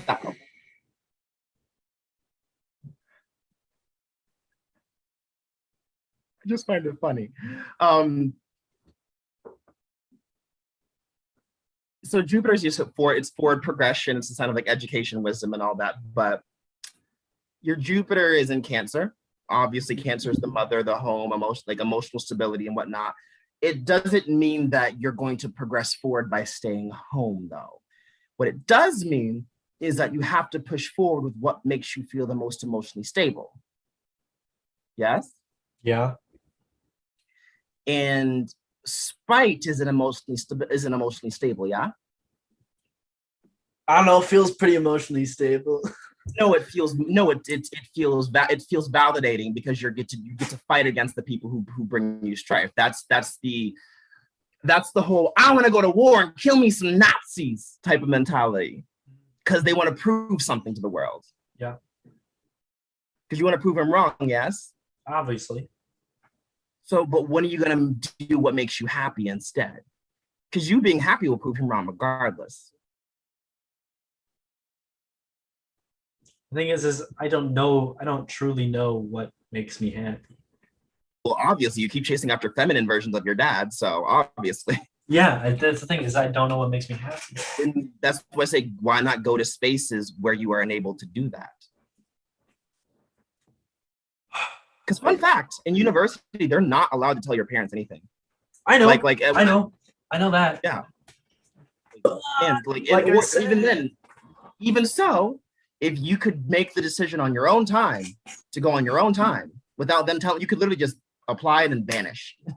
Yeah. Like I did that. I was gonna apply for like online colleges because that's what I preferred. I was gonna prefer an online college and then figure out stuff from there. But it comes down to once again money.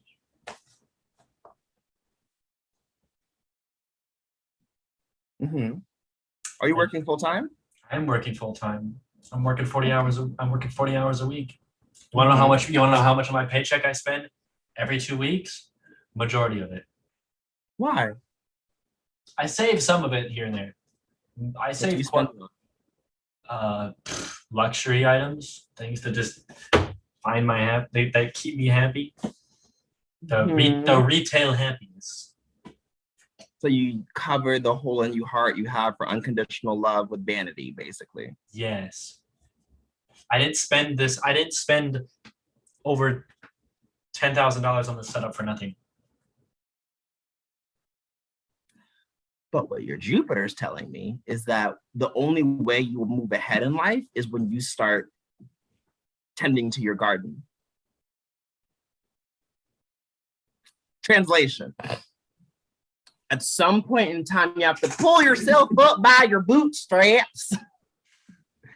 And like, you're gonna hate this, but so far, the only point of your existence is because of your dad. Yeah.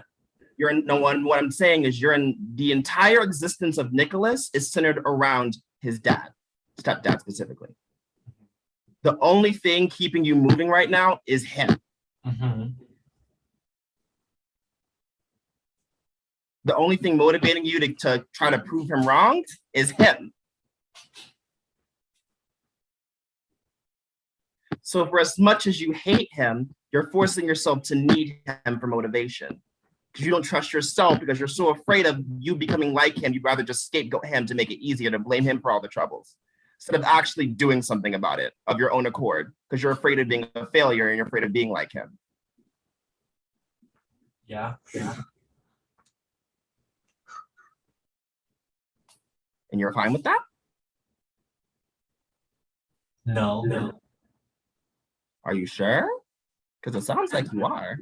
I don't know. It's like I said, it's what I'm used to. It's all I know. You're saying no. I'm saying like, are you okay with knowing that literally everything you've explained, the only reason you are happy is when you were spiting him, meaning he's the root of your happiness. I don't feel comfortable with that. No.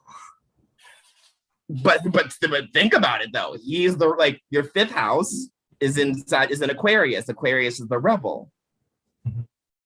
Meaning that Aquarius, I would say Aquariuses are always either, if they can't be unique, then they're gonna try to overthrow you.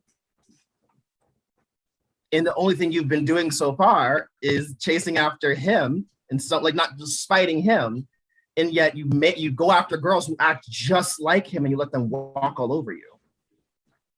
And the only reason you can stand up to him is because you got your daily beatings from them instead of him this time around. So makes sense. Because I already had someone who acts just like you beat me up today. Yeah. So once again, the root of your happiness is your dad. I see it. I get it. So what are you gonna do about it? I don't know. Can't really exactly cut him out of my life right now. What are you gonna do about it then? How are you gonna progress forward? I don't know. I need to plan this shit out. Mm-hmm.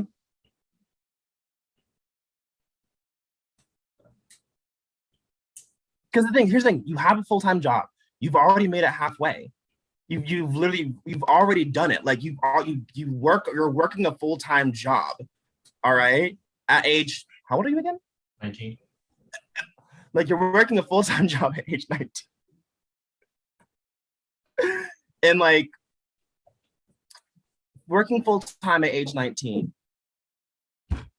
you've bought $10,000 of equipment to do gaming and whatnot. You could basically start your own business at this point. But once again, when will your happiness be centered around yourself and not spiting somebody? Sometimes I can I'm pretty happy when I'm gaming and stuff like that, when I'm doing my own thing. But like I said, it's very hard in this household because he's literally right there over my shoulder all the time. The reason I asked is like, when are you going to move out? Not to be with other people, but move out to be by yourself. Let me clarify that. When I say move out with the other, because here's the issue with group leases. Mm-hmm. And I say that as a former leasing agent, is that a lot of because in my city, the apartment thing is very tiny. It's hella competitive. And when you said moving out with your friends to Oregon, I'm like, in my mind, I was like, please don't do that.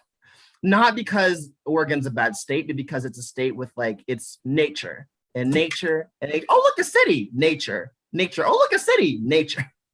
Yeah. And there's not many resources for Nicholas to develop on his own because he's still relying on everyone else around him. But you built a $10,000 gaming set just by yourself, not with your friends. Mm-hmm. So why do you need someone else to tell you how valuable you are when you obviously keep proving yourself right and making yourself happy? If it's obvious that you can make yourself happy through gaming, then when is it gonna? For another reason why I say group leases are wrong is because if someone's life falls apart, that falls onto you. Yeah. And why do that to yourself? Fair enough. I don't know. It's just everything fucking revolves around money, and I hate money so much with a passion. For example, when I moved out of my parents' house, I went to live with a friend of mine, and I rented a room. And him and another friend, they're arguing right now. And they called me and say, hey, can you pick up this dog for me? I'm like, I'm in another state. This is not my job. I am not responsible for this. Yeah. Anything I do to help you guys is for my own gain. In the sense of like me walking the dogs is because I want to get out of the house. Like me answering the door to let the dogs in is because I don't want the dogs to sit outside all day. It has nothing to do with you. Yeah. You know? Whereas my roommate, he was like, I'm on bad terms with Mitch. I'm just like, okay, then talk to him about that. It's not my responsibility because we're on separate leases. So he can't hold anything over me. Yeah. You know, like get yourself in situations where people can't hold stuff over you again. You're in your parents' house, unfortunately. But like, how much money do you? How much is your paycheck? I don't know. Well, my paychecks usually run around usually around 800, 850. No, I mean hourly. How much do you get paid an hour? Oh, 1450. Oh, motherfucker, you could have been gone. This city is fucking dummy expensive. First of all, I don't want to be in this fucking city anyways, but Where do you want to go? somewhere I don't really care where the fuck I go. I just want to get the fuck out of this state. Understandable. There's like, have you just tried renting a room? Where? What do you mean? Like, you don't have to rent the whole apartment. You can like the apartment complex I worked at. Each room had its own bathroom, so the only thing you were sharing was the kitchen and the living room. But everybody had their. And I mean, you could bring your own. What's the word? Bring your own mini fridge and bring your own mini stove, and you could just stay in your room. I literally have been living in my room. So. No, I'm saying like apartment wise. I know. Yeah. I just don't feel comfortable with that. I don't feel comfortable Why? with these, like you said, other people like renting a room and then you have things as I like my luxuries to myself. I like the kitchen to myself. I worked in a luxury apartment. I like these things to myself though. Like even though technically, yes, it is I rent the space, I can have all the things in my space in my room. I prefer to have that openness. I like as a Taurus, it's gonna sound cliche, but I fucking like the kitchen. I like having a nice kitchen to work at. Yeah, I believe you. Again, it goes back to the benefits. Here's the thing: even though you like, I want the kitchen. Yes, you'll have to share the kitchen, but that's what you won't have to do. You won't have your dad screaming at you.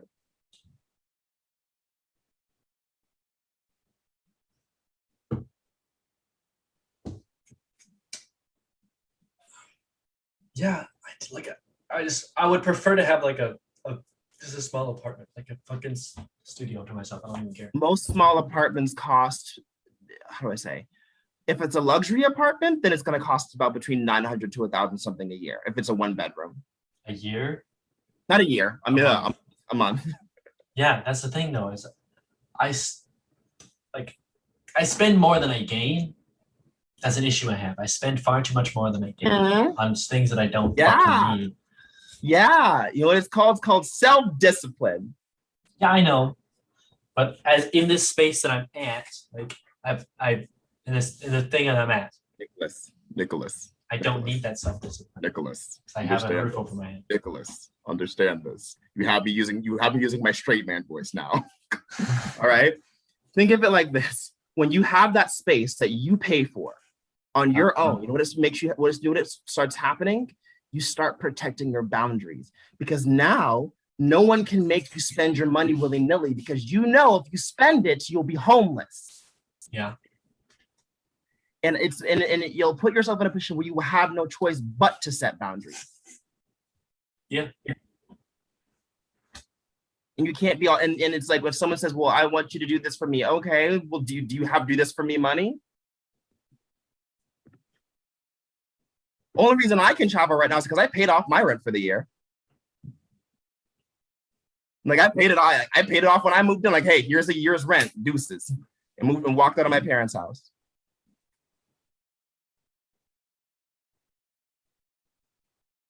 Is it a house that I enjoy? Is it as good as my last apartment that I had? No. You know, do I have to worry about being screamed at because I decide to sit in my room in my robe all day? Because like, why get dressed if I'm not leaving the house? It's like why waste the washing machine water? Why do all that? If I'm literally sitting in my room all day working, why put on a whole fit? Yeah, exactly. Yeah, I get you. I don't walk around butt naked. No, I don't do that. You know? Yeah. Because the thing about your Jupiter is that like your Jupiter in your 10th house, that's all you. That's all Venus. That's all you. You move forward through creating your own foundation. You move forward through creating your own home, through creating your own, how do I say?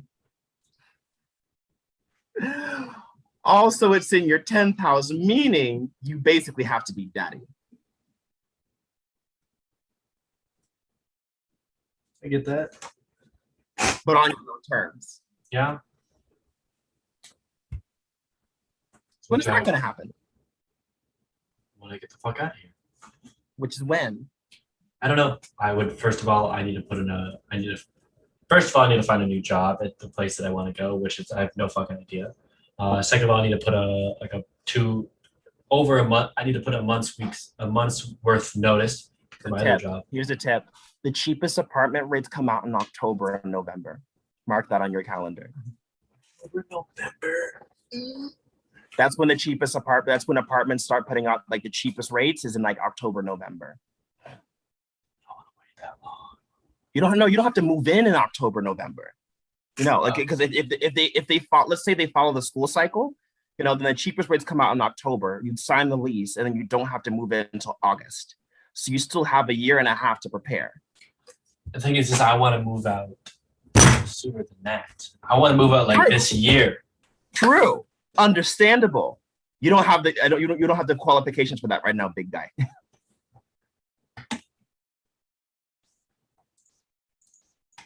I mean, smoke them if you got them. Am I right? Just fucking. I'm black, my guy. It's like, I'm black. What are you talking about? I can't do that shit. Oh, people in the top chest. Yes, they do come out around October, November. If the apartment complex follows this, if they follow school patterns, because some apartments are near schools, their cheapest rates come out in October. That's when people start applying for universities. Like my apartment complex that I worked at, it was $5.99 for a 1-bedroom and bathroom a month, all utilities included, which is a steal. Yeah. Yeah, but like I said, I don't want to fucking wait that long. So what's your plan then? Good question. Just say fuck it and go. You're still going off this fight, I can tell. Take all the money I have with me and everything that I have with me and just leave. All I really need is this setup. That's all I really need. You also need someone to treat you like a decent human being. Yeah, but like I can't do that when I'm under this shithole of a roof. So you can't do it because you don't do it for yourself.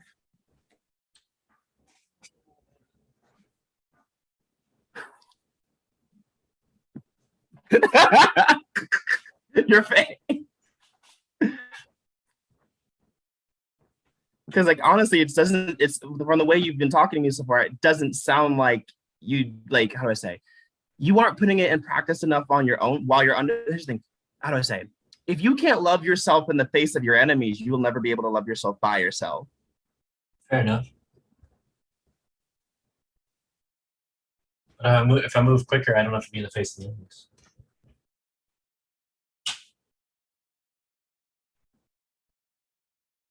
I just look in the mirror. I'm already my own enemy, so what's the matter? Good job! Good job! You understand. Besides, it's like even if you walk away from your dad, you still date feminine versions of your dad. So I don't know. I don't really feel like dating anymore. I say that. I'm just like, you have too many Libra placements for that. What are you talking about? Are you right? I'm like, the fuck you mean? All them Libra placements? The fuck? So do you know what your Saturn's in? Gemini. You know what Saturn represents? Control and no. Is it?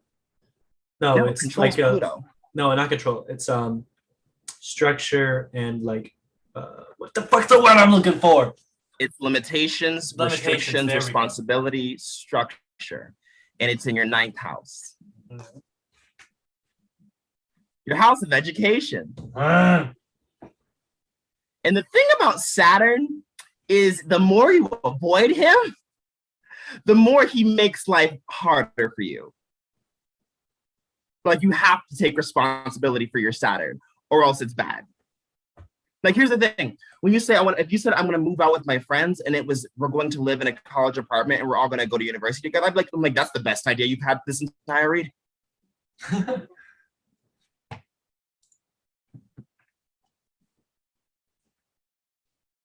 Also, like if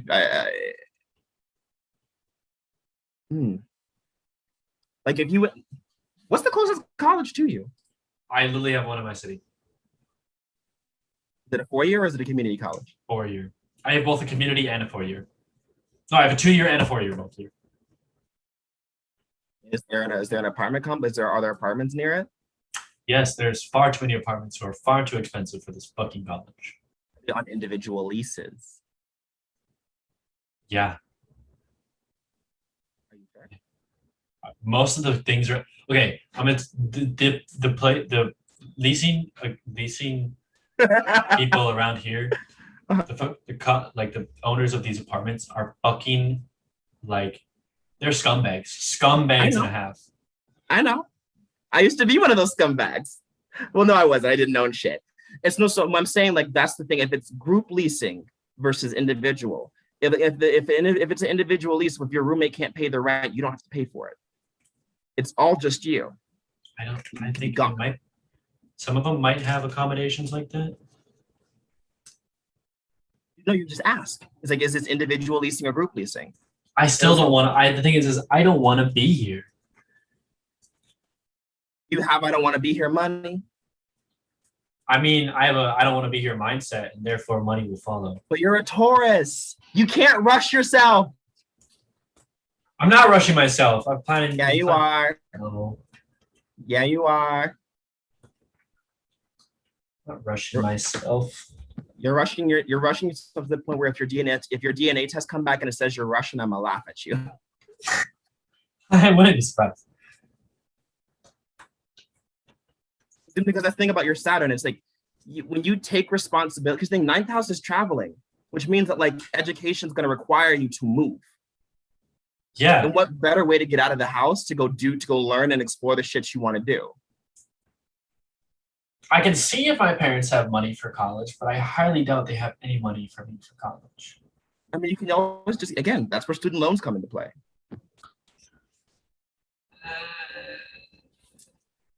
I mean, hey, you could always have a mental breakdown. I don't have any credit card. Fucking, I don't have any. What is it? What does it need to sign off on fucking loans? What is it? What is that? Be a student. No, I don't have any points. I don't have any fucking point. Whatever the fuck they're called. Credit points. You don't have. I don't need people who get student loans don't have credit points either. Oh, I don't. Like I know. How do I know this? Because it's like an 18-year-old. Why would an 18-year-old out of high school have credit points? I mean, you don't see some people have credit cards at 15. I'm like, the what rich the white fuck? one people. The rich white people have that. My G. Fair enough. Fair enough.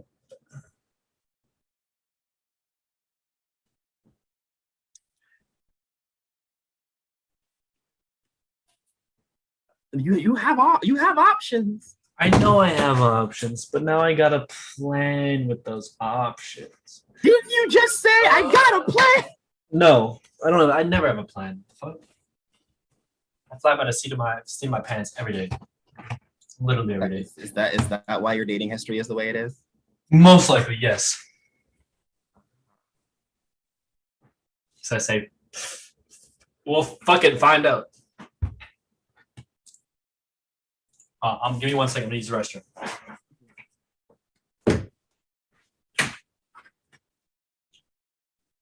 Yeah, to people in the comment section, that's what it is. You got to read the rules before signing off.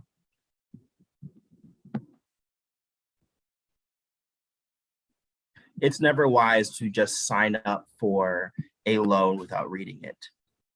Like, again, like if the apartment complex that I worked at, they even told me this, like if the cheapest rates come out in like October, November, and they get higher as the months go by. So,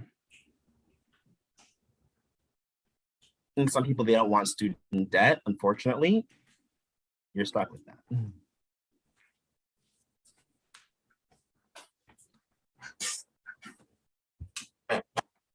So, but also here's an example. Remember when you asked everybody to help you out with your spiritual stuff? Yeah. That was your Saturn.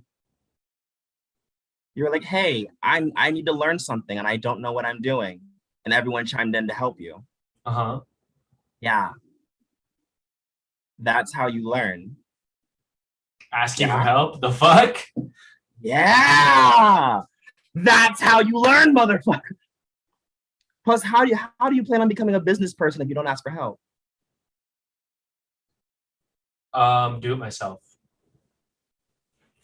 What I'm hearing is you're ashamed of admitting that you could possibly be wrong and having to ask your dad for assistance and probably prove him right about something he said about you. And you don't want to have that power of him over your head saying, I was right and you were wrong. Yes.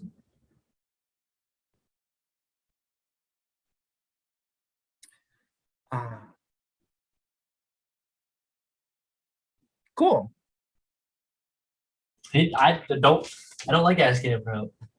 Because times I've asked him for help, it was regarding schoolwork, and he basically proved to me how much of an idiot I fucking was. You don't have to prove to you how much of an idiot you So are. it was math. I'm fucking terrible at math. I hate math too. Math is the devil. And I was like, I don't know how to do it. I don't know how to do it. Instead of explaining it to me nicely, he's like, well, you're fucking like what? You're fucking stupid. You know why you're stupid? Because you keep listening to that dumbass.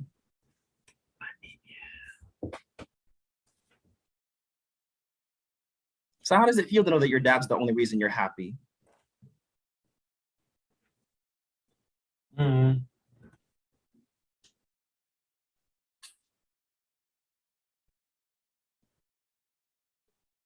Well, that was the actual question. I know. I don't know. Like I said, I don't know. I mean, obviously, since you say you don't know, but everything you do is in spite. Think of it like this. What do you do when your scapegoat is gone? What do you mean? When you don't have a scapegoat anymore, what do you do when your scapegoat is gone? Using who as a scapegoat? Myself, what do you mean when he's gone? Like when you are no longer living in that house, what are you gonna do? Because you can't blame him for everything anymore. Think of it like this. It's almost like, I'm sorry I hurt you. I'm sorry I broke my girlfriend's heart. It's just I have daddy issues. I'm sorry I broke my girlfriend's heart. I'm a Taurus with daddy issues. I'm sorry I'm a chaotic hetero flexible. I have daddy issues.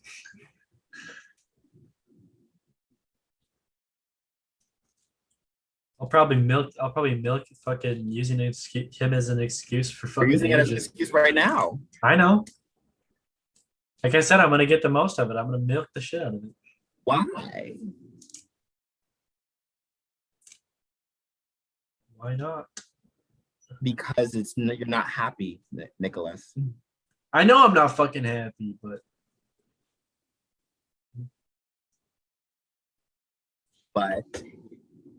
not everyone deserves happiness. You sound like your dad. Yeah, most likely. How does it feel knowing that you've become the very man that you hate the most? I mean, I'm not physically abusing anyone, so there's one. You're physically abusing yourself. I mean, yeah. So what makes you any different from him? Why are you? You know, you're doing all the dirty work, his dirty work for him. And just because you abuse yourself before he does it, doesn't make it better. You're like, okay, you weaken my target even more. So you're making it easy for me to do it now. Never really thought of it, so. Never really thought of it, so. You don't have to think of it because that's what you're experiencing right now. Yeah. But like. So here's the thing. There's two walls. There's one where you continue to wallow in your hatred for him. Meanwhile, as the years go by, it becomes, well, look at your older brother. He didn't do anything with him. He just sat in his room all day. You're giving him more ammo to use against you and turn your siblings against you. Yeah. How do I know? Because my parents tried to do it with me and my sister. They tried to pit us against each other. It didn't work because I loved her too much.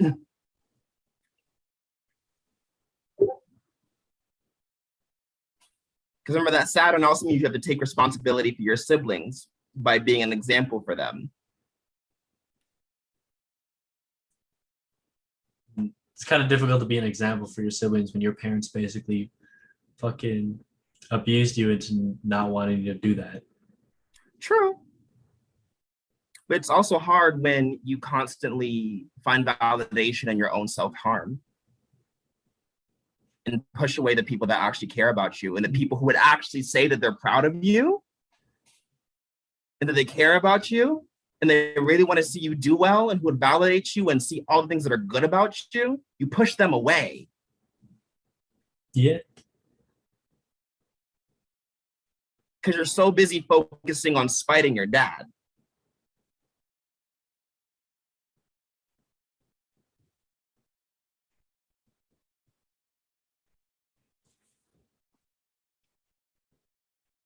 So how do you feel right now?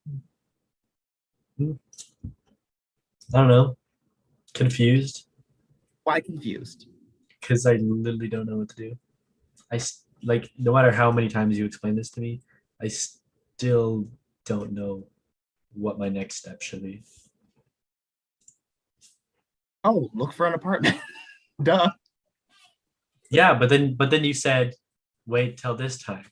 But I don't No, want I'm to saying wait. that's the time when the rates come out. That is yeah, there's times where you can move in immediately. But do you have move in immediately money? Yeah, I think so. I've saved quite a bit. I get what you mean. Thing is, like, if you moved in right now, you'd be paying the highest rate. And you said the biggest issue was money. So the solution I gave you was this is a time where it's not so much of a shot to your bank.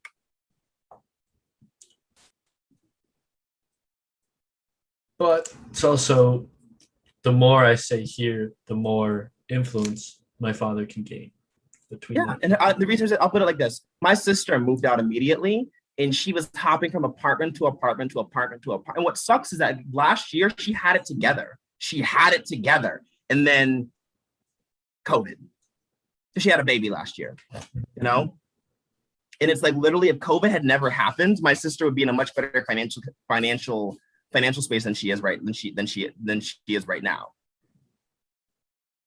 Because the thing is, like, the issue is that if you leave right now, you're subjecting yourself to external factors beyond your control that will actively make it harder for you. Versus when you wait, versus when you have that plan and it's set in motion in advance, you can take your time. And you can have a smoother leave. Less fighting, less dramatics. You don't have to worry about anything. You can just get out.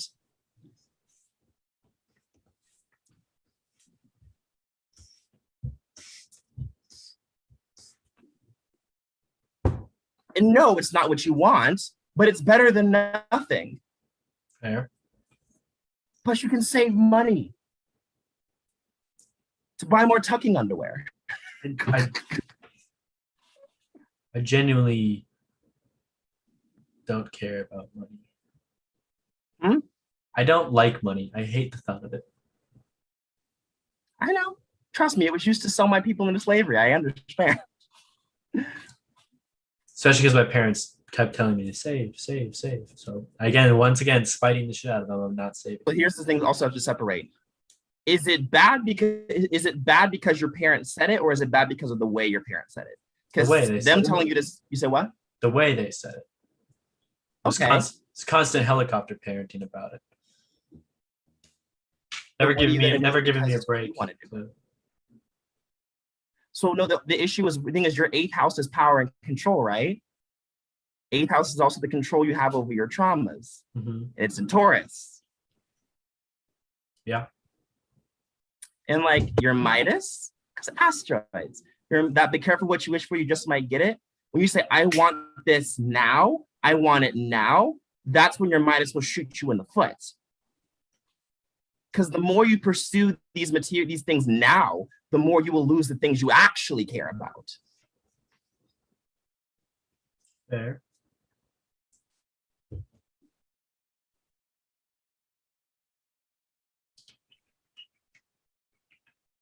Because the thing, it's okay to want to move out now. The issue is not that you want to move out now. That's not the issue. That's never been the issue. The issue is if you move out right now immediately, there's a good chance you may end up homeless. Because the prices are high right now. I'm saying, like, because as around this time of the year, move-in prices are high as hell. I mean, You'd be considered late. I mean, I'm not against living in a car, but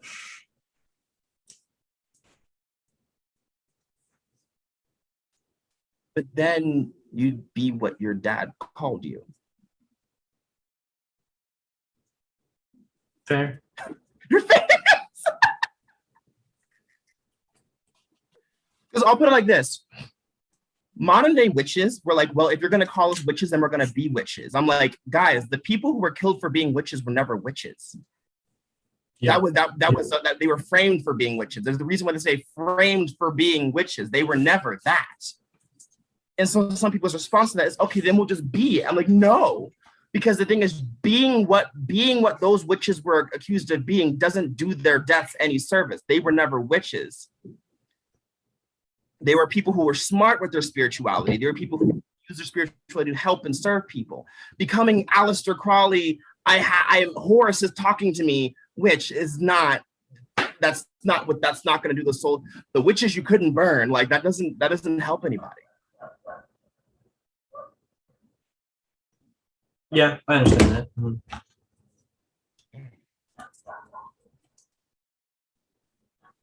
Is someone yelling? My dog's barking.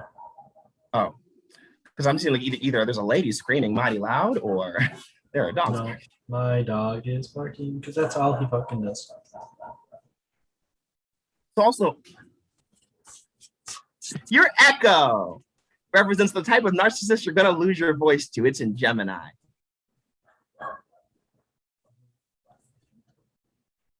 Elaborate.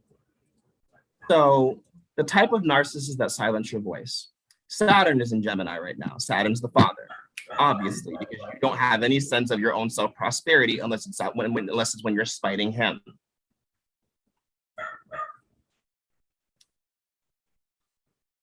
Relationships. You don't have a voice in your relationships because it's only when they're attacking you or controlling you in some way, shape, or form. Yeah.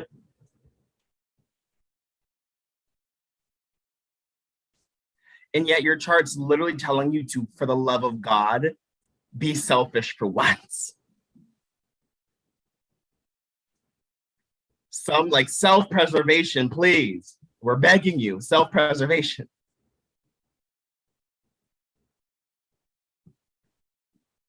Also, you're a Taurus, right? Yeah.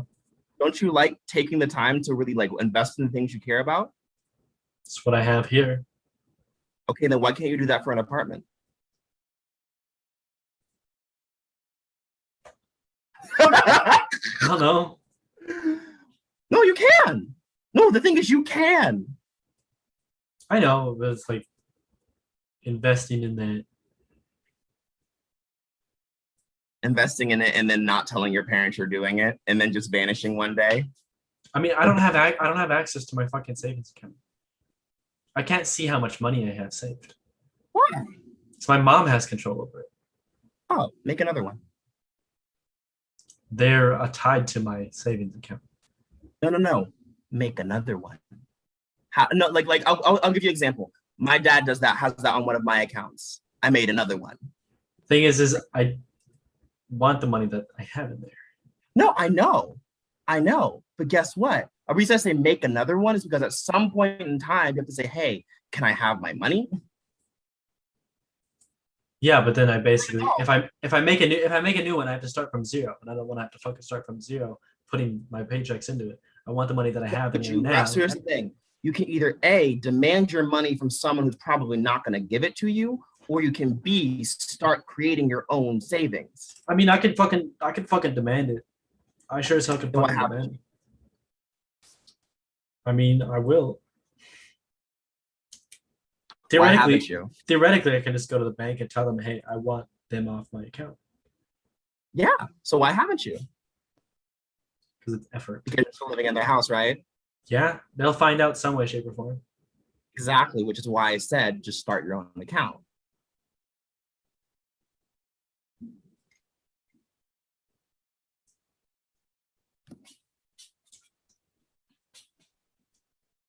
That's still, I still got to start from zero at that point. Yeah. I mean, you can't really change that. Here's the thing. Stop trying to change the things you can't control. Trust me, everything you're talking about, my parents did the same shit to me. They did the same shit to me. I made my own account. Did I want to start from zero? No. Pissed me off. But guess what? I eventually was just like, hey, can I have my money, please? They're like, why are you guys like, it's not that I'm asking, it's just that you guys keep saying you're taking my money and putting it in savings. But like, I'm not saying that you're stealing money. I'm saying, can I have my money? Yeah. I'm not trying to be rude, but you keep taking my money because you think I won't know what to do with it, but you don't let me use it. So how am I supposed to learn if you won't let me use it? Fair enough. Fair enough. So how are you supposed to move out on your own if they won't even trust you with your own money? It starts now. It's the thing that I did have my own bank account, but I overdrafted because I kept taking money out. I overdrafted due to transfer fees. Does your job give you insurance? No, I have zero benefits on my job. The fuck? Zero benefits with my job. They're in the talks of it, but I don't know how fucking long that's gonna take. Because you should really also like work on getting your ADHD stuff sorted out. I don't like pills. As beneficial as they could be to me, I don't like taking them. Understandable, but right now, part of again, it's you have a spending habit. That's the issue that you can't control because of the ADHD. Like I understand, like you're describing stuff that I understand. Like, yeah, I get it. You can't. Part of your brain, you physically cannot control that desire to spend. You physically can't control that. Mm-hmm. Even on pills, it never really ceased. How old were you when you were on pills? I've been on pills since the age of 5, since I was diagnosed. And I got off them at like 17 or 18. They still prescribe them to you? I could technically still take some. But then that requires me to go to my psychiatrist, which they don't fucking do shit. Oh, because the psychiatrist isn't supposed to do shit. The psychiatrist is only there for medicine. That's all they're there for. You have to ask for a therapist. The therapists here also don't do shit. Another one. I've had like 7 different therapists here. They're all trash. No, I'm saying there's for example, there's BetterHelp. BetterHelp is an online therapy service. I've used them before. They're really cool.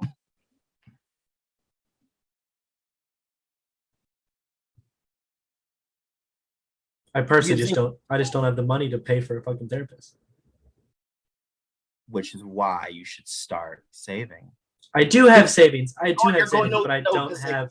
Venus, you're going in circles. Think of it, you're going in circles. I used to have an account, but I overspent it. That's because of ADHD. All right. Okay, your ADHD is not being treated right now because you didn't get along with a therapist. You don't have a good psychiatrist. Okay, then go find one. But you don't have the money for that. Well, you have to start. Literally, Jupiter and Cancer. You cannot do anything unless you take the initiative. You have to take initiative. You won't escape your dad if you don't take initiative. You won't get a good girlfriend or boyfriend if you don't take initiative. All of your good luck in life is going to come from your initiative, nobody else's. No one else can give you your success. The same way you can make a Discord become fucking amazing. All right, that's something you did. Like you make Discords look good because I don't know how to do Discords. I can't technology for shit. It's something you did on your own time with your own skill set.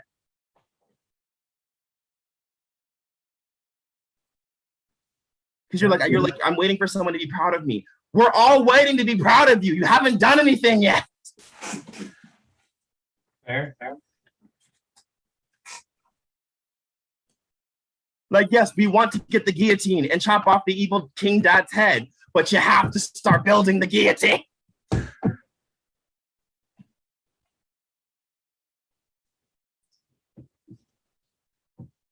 you're not a failure.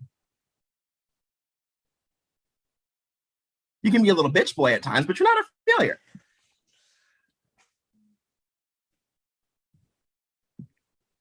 Also, like, what was your best subject in school?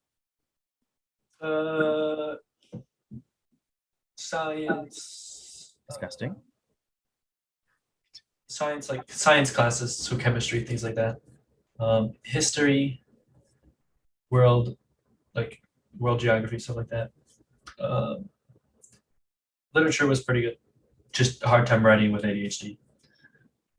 Actually, like physically writing and coming up with things to talk about. And then as well as I was in weightlifting for 4 years in high school, as well as a TA in my class for 2 years.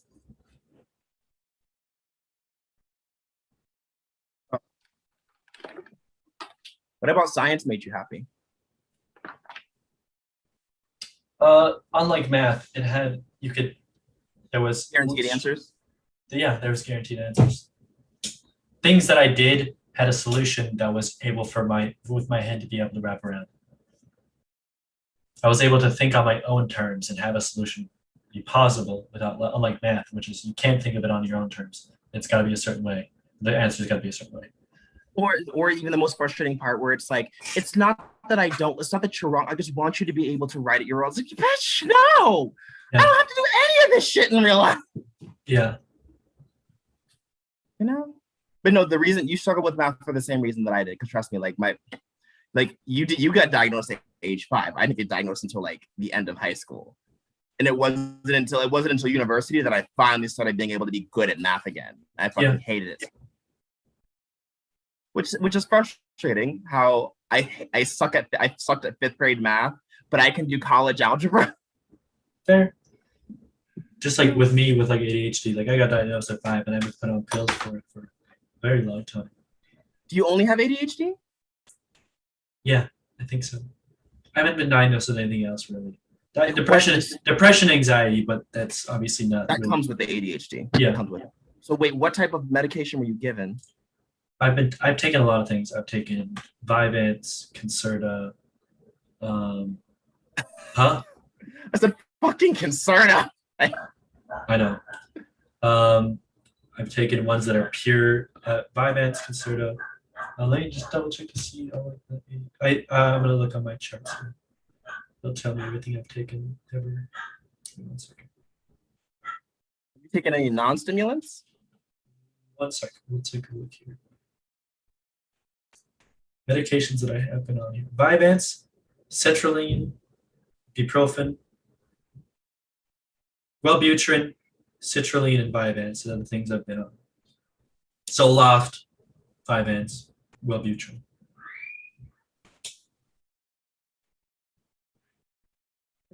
Here's the two issues of it. When you're 5, I've told people, like, I don't like I always tell people I don't think kids should be medicated for ADHD at that young age, because again, it's hard for us to say this is how we feel, because we even if we were able-minded, we wouldn't have the proper development. Yeah. All right. But now you're older. All right. So here's the thing. There's 2 ways to function. If you don't get medicated, then yes, you will be codependent. They're most of your entire life, your success will be codependent. If you do take medication, then you can be a bit. That's the only difference. You don't need the medication. The issue is that if you don't take it, you have to be codependent. For other people have to keep you on track. If you take it, then you don't need it. Then you won't need people. Yeah. Like, for example, my dad wants me to get off the medication. Why? Because I was more obedient off the medication. I think it's 4 different doctors all said I had ADHD. We went to 4 different doctors from 4 different places. They all said he has ADHD. Because at first he was like, well, they diagnosed him just by looking at him. I don't like that. And even though my mom went and we went into it, I remember one specific, it was a white lady with black hair and these thick black glasses. She looked like 27 about. Sitting in her office, she's just like, I can tell he has it because he's zoned out like 5 times since he's been here already. You know? Like the ones that I've taken, all of them make me feel far too calm and like just far too like an earth sign. I don't like it. It's like an earth sign. Yep. They make you feel like a Taurus. I guess so. Everything that maybe that's how you're supposed to feel. Maybe. No, because the thing is like the power. Well, the power. What it does is because again, you're an earth sign. The groundedness is how you're supposed to feel. Why? Because when you actually feel something, you know what you're feeling. And it's not just an impulse. As of right now, all your emotions are tied into your impulsive episodes. Mm-hmm. Versus when you're in that calm state of mind and you're angry, you're genuinely angry.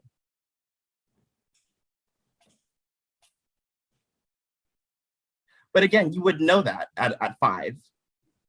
No. Also, let's talk about your Deianira, by the way. Ooh, what? Your Deianira. No idea. It's the planet of victimization. Oh. And toxic coping mechanisms. Uh-huh. And it's in Capricorn, the sign of the father, which means that you've been victimized by your father, so you cope with that by treating yourself the exact same way you treat him. And the problem with that is that when you do that over and over, because Deianira was the wife of Hercules, like I said, she got kidnapped. The guy tricked her into poisoning Hercules, but because her insecurities outweighed the logic of the situation, she ended up becoming the abuser. And if you keep using your Deianira too much, it evolves into your Nessus, which is also in Capricorn. And Nessus is the planet of the abuser. Yeah. Mm-hmm. So it's literally saying, even your chart saying, you are literally repeating the cycle that your dad did to you over and over again. Nothing's changing because you're just doing the same thing that he did. You should also start holding your mom more accountable. For not standing up for you. Like, when I mean like actually not standing up for you.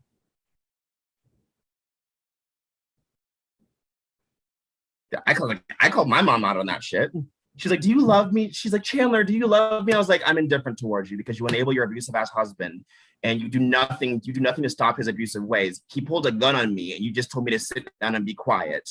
I don't know what in your brain thinks that I'm still gonna love you after that.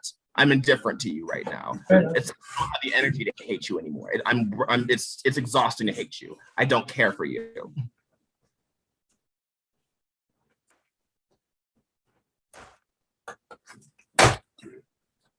Yeah. I mean, I could take pills again. I can easily do it myself. But that's on my parents' insurance, so might as well milk the shit out of that. Yes! Yes! God damn it! I just don't know which one to. I don't know which one to take. I just don't know which one. I just don't know which one to like take.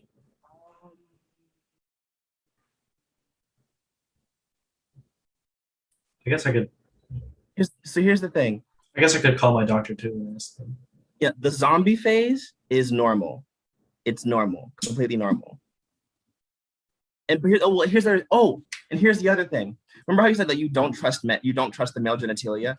The problem was when you have that ADHD, when you're in a codependent state of mind, it makes it harder for you to push back against some of these things because the mind will say, I need this. This gives me dopamine. Whether it's not the male, just like people around you. But when that medication, when that dopamine is a lot more, it comes from you, it makes it harder for them to. Actually, hold on one second. Keep talking. I can still listen. Yeah, it makes it harder for you to it'll make it easier for you to go about things that used to make you uncomfortable because you'll have the mental stability for it and the mental stamina for it. The only thing the medication does is that it numbs your brain to the ADHD so that way you don't have to rely on external factors for validation. I have all 3 of them still. Pretty much. Aren't they expired? Definitely expired. Definitely expired. I just kept them in my drawer, like in my closet in my bathroom, because I didn't care enough about them. I definitely have them. Yeah, ibuprofen. Wait, sure. What does it say the expiration date is? One is 2020, one is 2019, one is 2020. When in 2020? The Vyvanse is 03/30/2020. The citrulline is 5/14/19, and then the bupropion is 03/2020. 03/20/2020. Oh yeah, I know they're not. I know that. Don't you dare take any. Oh no. Nah, it's just that they said that there's an issue of bacteria growth. Oh yeah. Granted, they were dry in the containers. Even so, don't do that. Please don't. Please don't. I still don't know which any of these do. But I can't remember which one actually fixes what.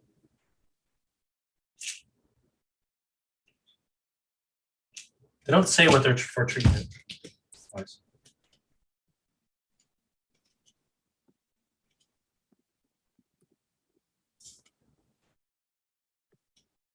Yeah, I don't know if I remember. I can look. Because they said that the potency, because there's the thing, this is what I'm saying. They say that yes, it does last like about at least 2 years after expiration, but they still don't recommend taking it because it's not safe. ADHD. I would not recommend. Serotonin reuptake inhibitor. Serotonin reuptake inhibitor. That's for depression. And this is antidepressants. Yeah. Bupropion is a dopamine pill. That's depressant. Antidepressant. Vyvanse though. Vyvanse is like Vyvanse. This is ADHD. Vyvanse is for ADHD. You only had ADHD because they never put me on antidepressants. It was Concerta, Vyvanse, and something else. That's what the ADHD. I've been on 3 different ADHD pills. My life. Yeah, the only reason I'm not on Concerta because Concerta had me. Woof. Concerta was woof.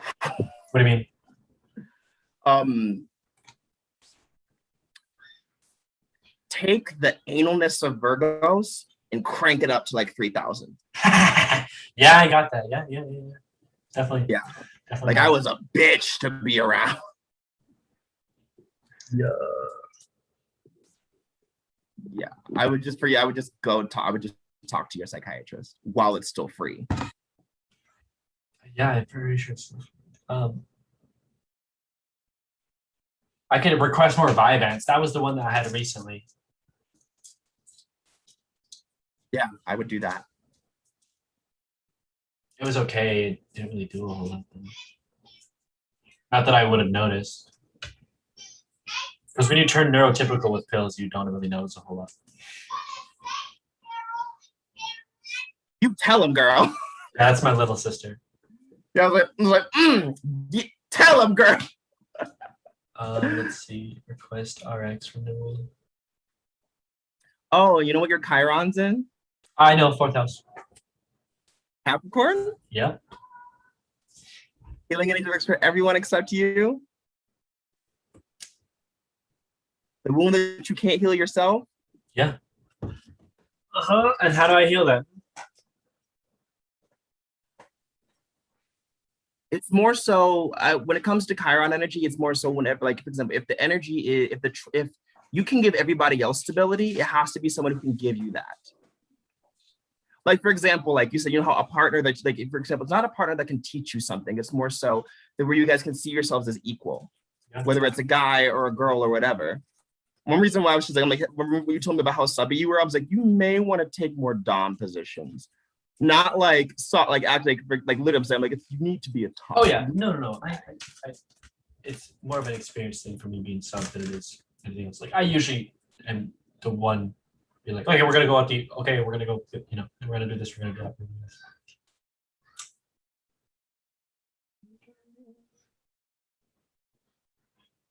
When they like the tall bottoms meme just came into my mind. It's there's a joke saying when you're in a club full of when you're like 6 foot too damn tall and you're a bottom and there's just this giant titan running through this. Part of the reason why I say the top and bottom gender role thing is stupid because just like it shouldn't be definitely not a thing, but also your flawless is in Scorpio. Mm-hmm. Decisions that you can't come back from, decisions that you make centered around trauma are the ones that you can't come back from. Oh, wow. Wait a minute. Isn't that literally everything you've done? Yeah. Also, you don't want to be, you don't want to be seen as a stereotypical white man, right? No. You realize that the reason why white men have such bad reps in this country is because they do things to feel a sense of existence. Mm-hmm. They create a bunch of unnecessary problems for themselves because they want to feel a sense of existence and a sense of purpose. Because they put themselves in a way at the top of the food chain where it's just about impossible for them to feel systemic oppression. Yeah. You're doing that to yourself. Oh. Okay. Because you're making a lot of decisions based around trauma. Mm.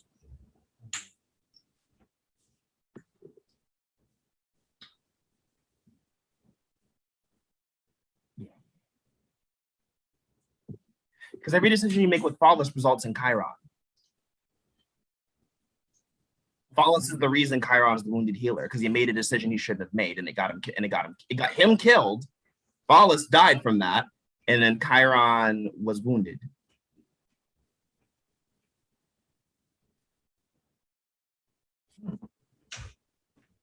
So for you, it's like dating wise, it's more so like surround yourself with people who don't keep chasing after your dad's approval. Find someone else to get the approval of. Like it can be a drag queen, it can be a man crush, it can be a transgender, anybody who's not your dad. I would say make sure it's a male figure, because if it's a male figure, it'll change your perspective of it'll change it'll change your foundation of how you're treated by male figures in authority, male figures in positions of authority.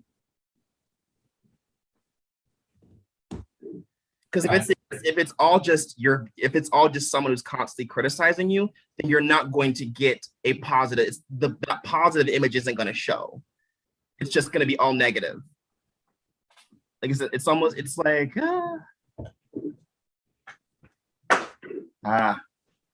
damn. Fuck. Hold on. What is your last name? Hold on. It's literally in front of me. Hold on. I have a hypothesis. It's Polish, hella Polish, so you might not be able to say that. You're right. It's Warziniak. Warziniak? Yep. Fascinating. Hold on. Yeah. Okay.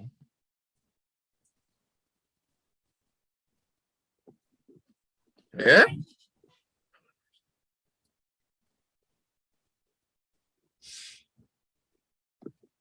No, because when I looked at it, it's like it said Polish, but it's also from.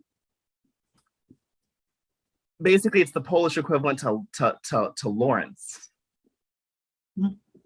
Yeah, because they say it's from Warziniak, from Latin Lortinius, see Lawrence. What are you alluding at? I'm looking. What am I looking? Ancestry. Like Yeah. Warziniak is like the Latin. It's the and in your their last name is basically Lawrence. But in Lawrence. Yeah. It's basically Lawrence. Hold on, let's see. Polish. Let me think here.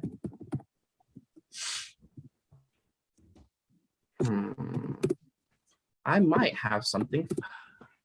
I think I found something. I think I might know who your patron. Well, I don't know who your patron is, but I can give you an idea.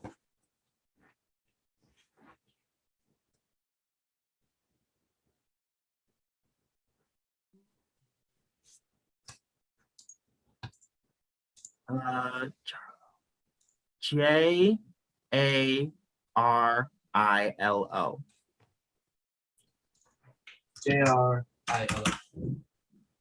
Jarilo. Yarlo?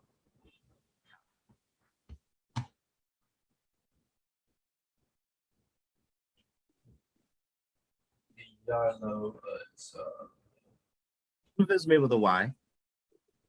Huh? Sometimes it's spelled with a Y. Yeah, Yarlo or Yarlo. Yarlo. Agricultural deity.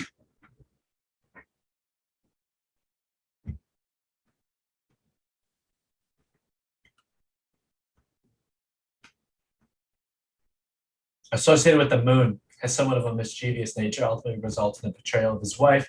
He likened to his moon's changing phases. He also is compared to the death and rebirth gods associated with agriculture and fertility. The Greek Adonis and the Olympian god Dionysus. Dionysus, I tie him into Taurus. Makes See what I sense. did there? It would make sense. And he's Polish.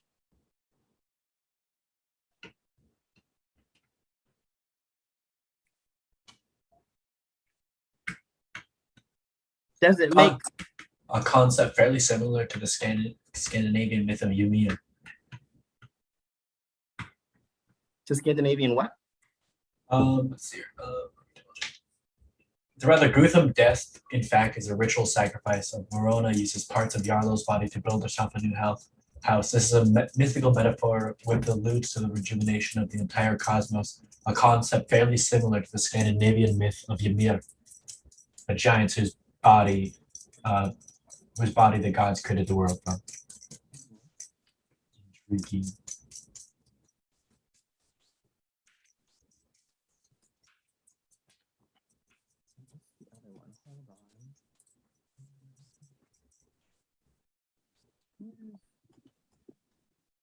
Actually, no, I'm trying to find the feminine equivalent of that.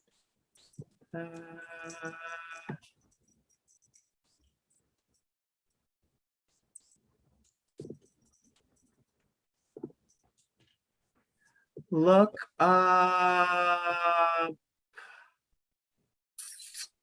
Ziva. Z-I-V-A. Ziva, goddess. Yeah, the same. Okay. Less information, but oh, none of this is. There is no information out there. Not from Wikipedia. A goddess of origin, goddess of paradise. It's traced it. The Ziva originated in the remote antiquity. A goddess. The name of the goddess can be traced as far back as North Africa. Oh, that's a fact. But oh wait.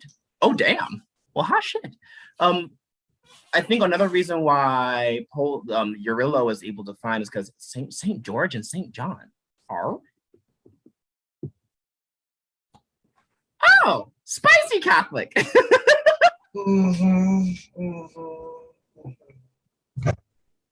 I think I can't pick a goddess for you, but I think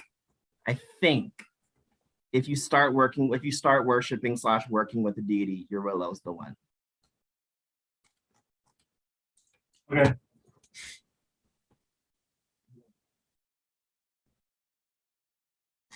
Also, there's a friend of mine who works with Slavic, who she worships the Slavic pantheon. Her name is Liz. I'll talk to her and be like, hello, Liz. Because she works with a Chernenbach. Oh yeah. Okay. Yeah, I'm like, Liz, I have a question for you. This on the day of my daughter's wedding. I don't have a daughter, but close enough. I feel like there's a is there a communication one? Hold on. There must be a messenger in here somewhere.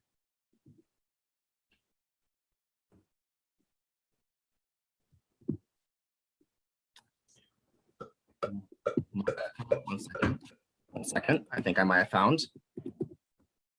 Did I find something?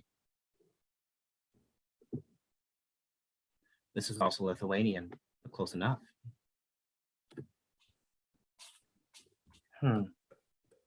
Work with the spirit of the hearth, by the way. Spirit of the hearth. Hearth. Fireplace. Spirit of the hearth. Yeah, it's just basically fireplace energy. I can't point at a specific pantheon because again, there's multiple. But like, wait, is there? Hold on, Slavic.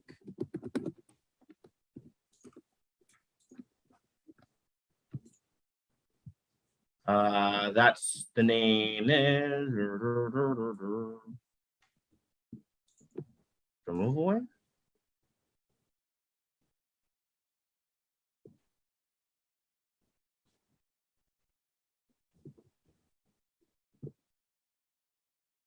Oh, Rod. Basically, that's kind of Rod. It's Rod. Basically, like the supreme in that religion. So again, it depends. If you go into they say there's two for Slavic religions. There's two ways. Slavic/Baltic. There's two ways. There's the polytheistic way, and then there's the panentheistic way. Because the one I looked up, they said that some people believe that they're all individual gods, and some people say these are personifications of one. Yeah. I looked up Slavic god of the hearth, and they were like, he is a personification of Rod, and Rod is the Slavic supreme god. Mm-hmm.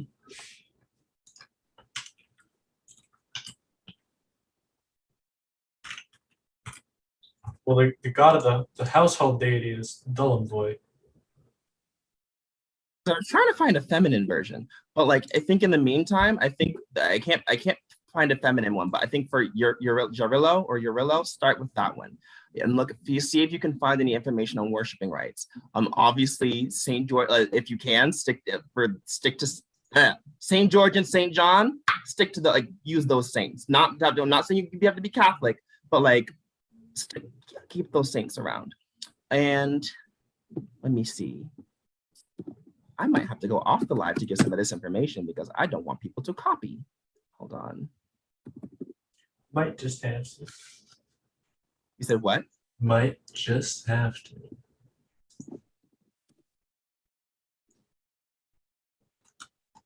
You fucking hard.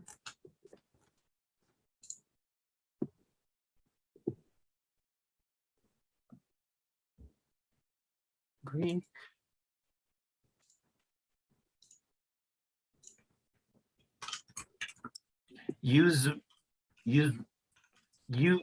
How the fuck do you say this name? How do you spell it? You said what? How do you spell it? Uzsparine. Isipir? Right there. UZSPER? Uzsparine.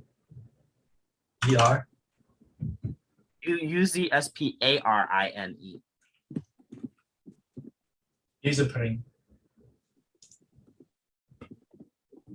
I'm pretty sure it's Usipring. Yeah. Because I know what I'm looking for.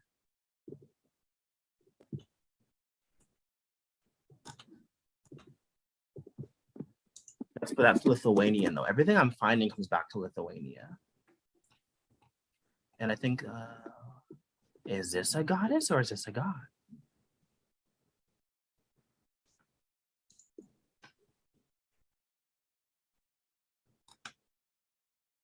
Oh.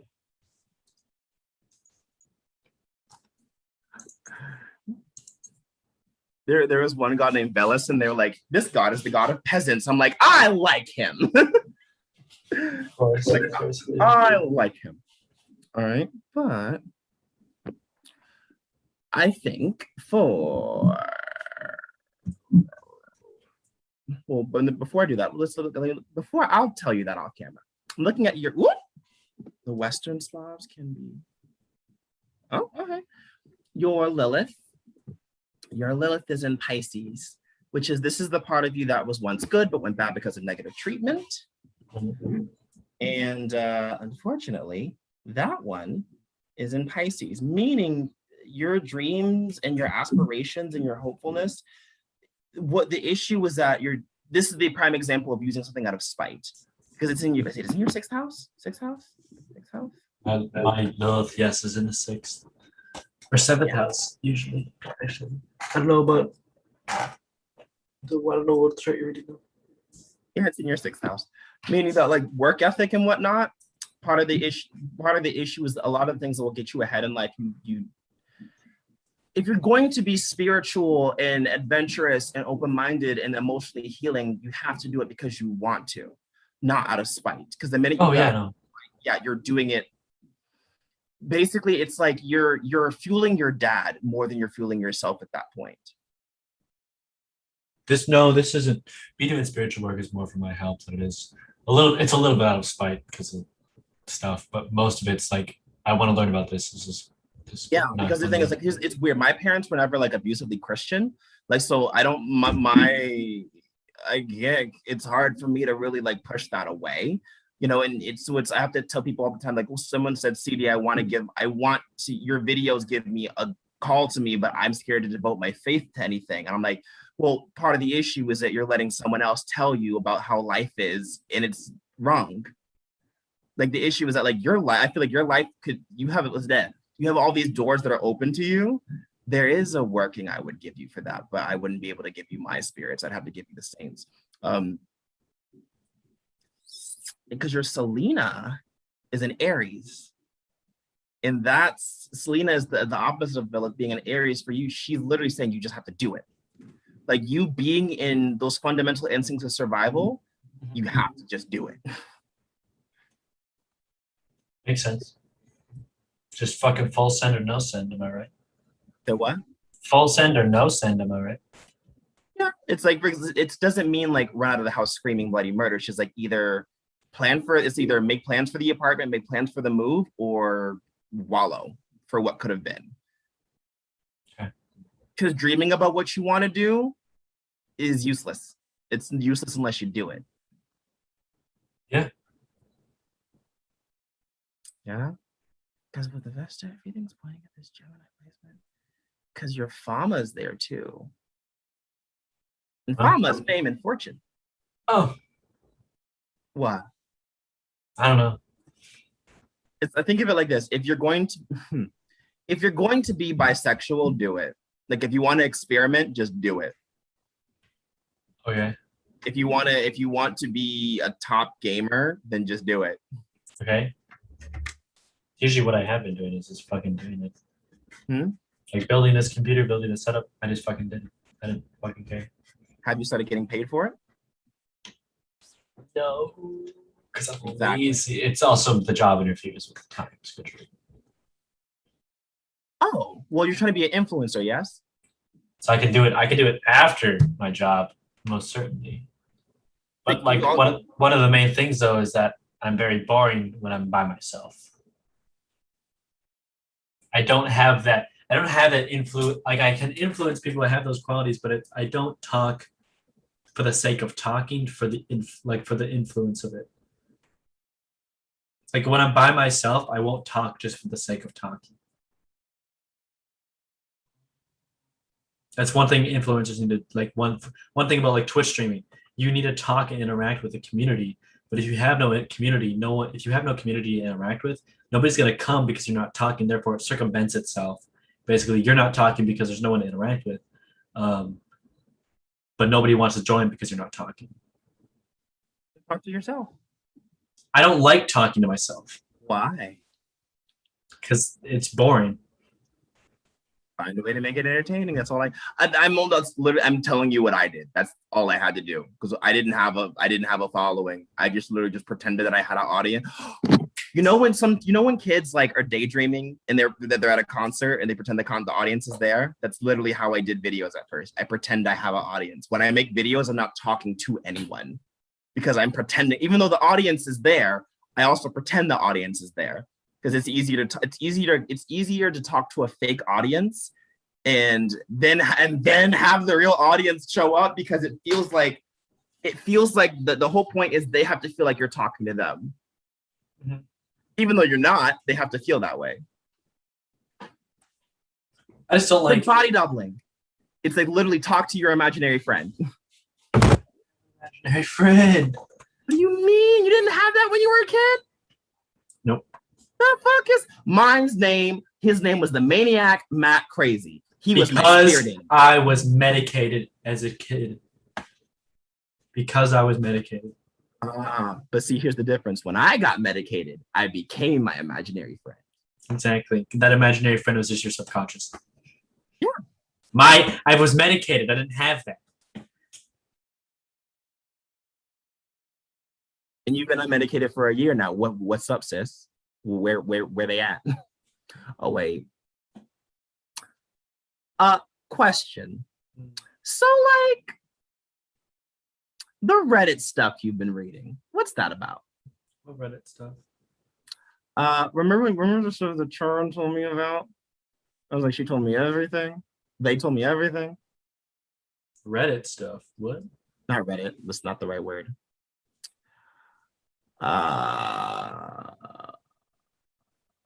Have you been reading anything that regards?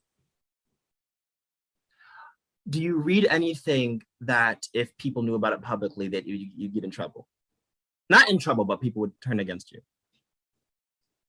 Elaborate, because I don't remember saying anything like that. I'll have to. No, you didn't. No, I'll tell you off camera. I'll tell you in a minute. Just text it to me. I genuinely don't remember it from that night. Not that I drank so much, I don't remember, but like I just don't remember. Yeah, because drunk you said it. That's why. Yeah, I just don't remember. Where is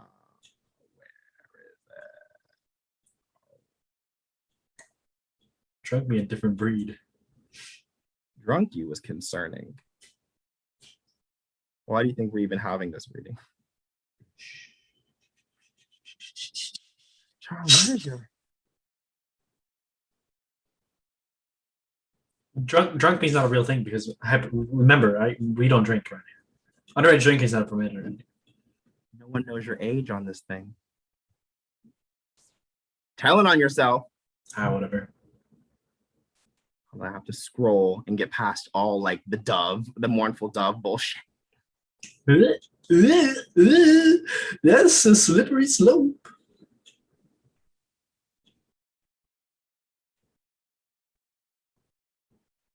This might have happened while you were drunk. Most likely. Most likely. I sent it to you. This is part of the stuff I was told.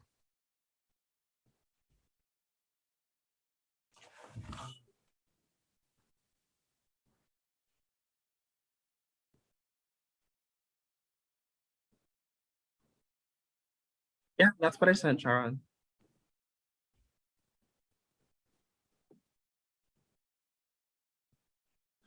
That's what you sent, Chara? No. This is what drunk you was doing. Oh,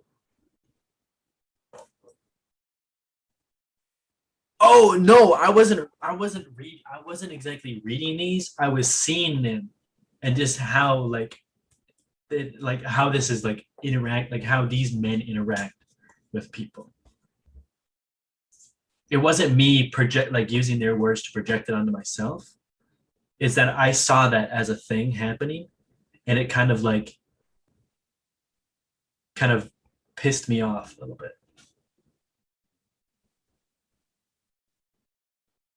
But I totally get that but like a little bit here is like that's just how that is, regardless of where you read it, that is basically how the society we live in functions.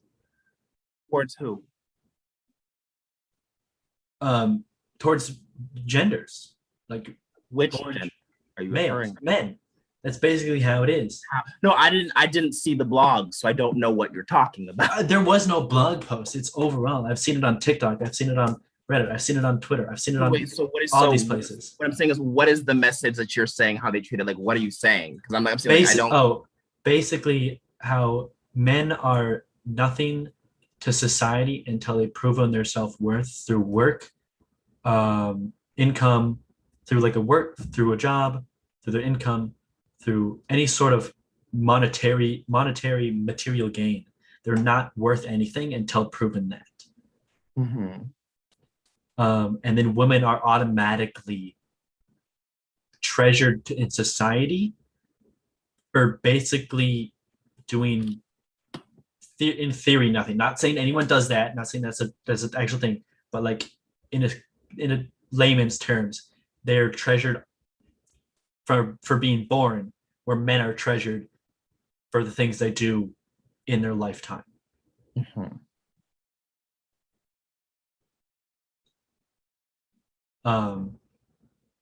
So that's that. So what it actually is. So what you're saying is right to the sense of if you're viewing it from the standpoint of toxic masculinity. Yeah, obviously. All right. Because the thing about incels is that incels, there's a lot of shit wrong with those motherfuckers. All right. But if you subtract toxic masculinity from the equation, then what men do and what women do, again, this is without toxic masculinity and without misogyny, it's balanced. Because again, look at it like animals in nature. You know, male animals do one thing, female animals do another thing. All right. That's one thing. But when you add in stuff like white supremacy, toxic masculinity, misogyny, then all that stuff happens. You know, for example, in my community, what you described is somewhat similar to my community, because for the men, it's to be a man. But remember though, in my community, we were considered cattle. So to be that bulky, hulked up man's man is what, when you see black men being like, yo, like, that's what like, the only way for them to express any type of passive emotions is to gaslight everybody else around them. To be a man. Yeah. But that's rooted though in being treated like cattle, where they have to basically assert themselves as some type of king of the castle to, again, that prove yourself thing, the whole, it's like animals in the wild. The only way to be the alpha male is to beat up anyone who challenges you as the alpha male and to prove yourself. You know, yes, that does exist to a certain extent. However, though, in the animal kingdom, that is survival. They literally have to do that or they will die. They have to. They don't have a choice in the matter, you know, and they don't have this self-awareness to be like, well, I don't want to do this, because you don't want a lion to hulk up and be like, I'm going to take over humans. No, we don't want that. That's terrifying, you know? Again, though, in terms of how men are treated, I always say men created all of that. And did women reinforce it? Yes. In order for it to continue, women reinforced it. And we see it, especially when it's enforced in LGBTQ+. They get the brunt of it, all of it. All right. But how does all this apply to you? It kind of does, because that's what like comes back down to, that's what my father wanted. He's got that toxic masculinity. But how does hating yourself do anyone any good? How does hating your masculinity benefit anyone? It doesn't, but I don't, it's not that I hate my masculinity.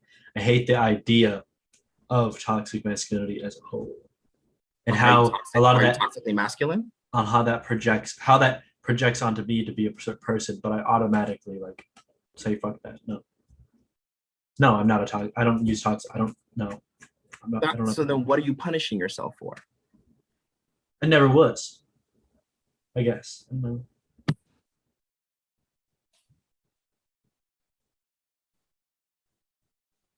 You never were punishing yourself? I guess it's even if I have like the bit, like there's still in some way, shape, or form somewhere in the world, the primary amount of people in the world are going to, or in the US, let's say, in the US, I don't want to say they're gonna only view a man, regardless of the way they look, if they know that they're a man at some point, they're gonna view them as like, they should be doing this, they should be doing that, they should be doing this. This is what the man should be doing. It's especially prominent with with partners. It's highly it happens a lot with partners. That's what happened to you? Here and there, yeah. Uh-huh. Of where I, you know, but also it comes down to myself of where I don't feel as if I'm worthy enough because I don't provide the material things. Because that's all that's the only thing I've been known that I needed to give. But you've been dating people who don't have the mental capacity to recognize what you do, though. Exactly. So I'm self-sabotaging myself because I don't find partners to do that. Why are you punishing yourself? I don't know. How am I punishing myself? I don't really understand, because I don't really feel like it's more so you're dating people who, for example, when you date someone who doesn't have that same mental stability as you, yes, as someone who is more stable, you are technically above them in some way in terms of stability, and they have to depend on you in some way. It's in theory, on paper, because they have to depend on you for something, it sounds like it'll work. But the issue was because they can't provide that to themselves and they fixate on you. That means that they see you in the same way you view yourself in them. They see themselves in you. So if they can't make you do what they want, they internalize that. It's a lot of projecting your inner self at other people and trying to mold yourself using someone else as a doll and Play-Doh. Oh, okay. And the problem with incels is that incels blame women for that. Oh yeah, I was never blaming a certain gender for the reasons behind it. Are you sure? My father, he's the only exception. I know, but the thing is, it's like it's an incel mindset, but it's not being projected at women; it's being projected at men. Misandrist mindset. That's the word. It's a misandrist mindset. Misandrist is the opposite of misogyny. No. I get that. But I'm not going out of my way to write these things towards men. You don't have to write them, but that's what you're feeling towards your dad. Yes. But only my dad. I've never projected it towards another man. I've never been like, bro, you should be like going. You should have a job. You should have college. What the fuck's wrong with you? Never done that.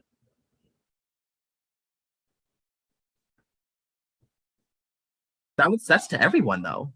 Like I've never put myself in a position where I've had to degrade someone because I felt their self-worth wasn't valuable enough to me because they didn't do these certain things. Never degraded. I'm asking because I'm trying to never degraded someone because their self-worth wasn't valuable enough for what? So like they didn't have or do a certain amount of things. How toxic masculinity has the idea of men need to work, they need to provide for the family, they need to have a college degree, they need to have a job, a car, a house, they need to provide all these material things. I've never projected that onto someone other than myself. Have you projected it onto yourself? Yeah. So then where's your college degree and job then? Exactly. I don't have those, but I still, like my last relationship, I spent a fuck ton of money on it. On someone who didn't deserve it. Exactly. Who hadn't earned it. Exactly. Because I thought that was the only way of me getting the love I deserve. No, here's the thing. What you're describing makes sense to a point because we have to prove ourselves for everything. The point, getting a diploma shows that you've proven that you've completed school. Having a license proves that you know how to drive. You're proving that you have the skill sets. That's the point. The unhealthy side of it is when you push that on someone who hasn't consented to that. Like in relationships, if somebody if someone says you have to do this because you're my wife, if she didn't agree to that, you're being toxic. I never did. You never did that though. Yes. The thing is, what your dad did to you is the traits of an abusive father. You know, it doesn't. And regardless, the thing is, it's a smidget virtue signaling, just a smidget. What you're saying, not completely, but it's a smidget virtue signaling because you're tying in all these other things. No, the issue is that your dad is a horrible father to you, regardless of how society views men. Because remember, you're a white person. Mm-hmm. How the standards you've never been held to the same standards of masculinity that I have. Like my community sees you as a normal white boy. Mm-hmm. They see me as the weird one. Mm. Even though you're more feminine than I am, you're considered more masculine than me. Interesting. Okay. In the eyes of my community, because they expect white people to act that way. Oh, okay. Yeah. You know, so it's like, excuse me. So it's but that's what I say. Half of it is also like when degrading someone for their self-worth. There's two ways. That's not self-worth. That's society worth. Mm-hmm. Self-worth is like, what are you talking? You could be doing so much better than this because for example, why is someone spending all their money on drugs? Like it's killing you. You should be doing, but why are you taking substances that are actively killing you? That's the mindset, you know, versus like versus more stuff like, why are you actively doing things that are keeping you boxed in around an abusive family? What are you doing? Yeah. Because at some point in time, it has to be like, oh, but because some people don't see compliments as real. All right. For example, I had a friend that he's an ex-Marine. He literally would not let me say nice things to him because he viewed it as not genuine. But then it got to a point where like I could see him spiraling, and I was trying to say, hey, I can see you spiraling. You should like take a break.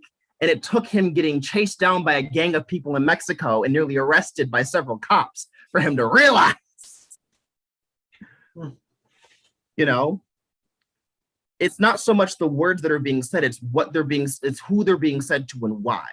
Saying, hey, you should do this and do this to make yourself better.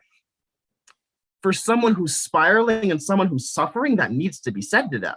Yeah. Because they're actively sabotaging themselves to make themselves lower and lower and lower and lower. That you're sabotaging yourself out of spite for your dad. Mm-hmm. But the issue is at some point, it's like, yes, you're getting back at him, but you're not happy. And you shouldn't have to beat up on your own sense of self, your own self-worth, and your own masculinity and your own femininity out of spite for your dad. You should be able to enjoy those things. And it's not fair that you can't enjoy the things that make you happy because you have to do them out of spite because of your dad.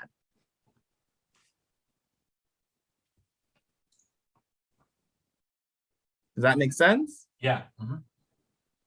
I can see the wheels in your head turning. I just need to stop spiting my dad at the end.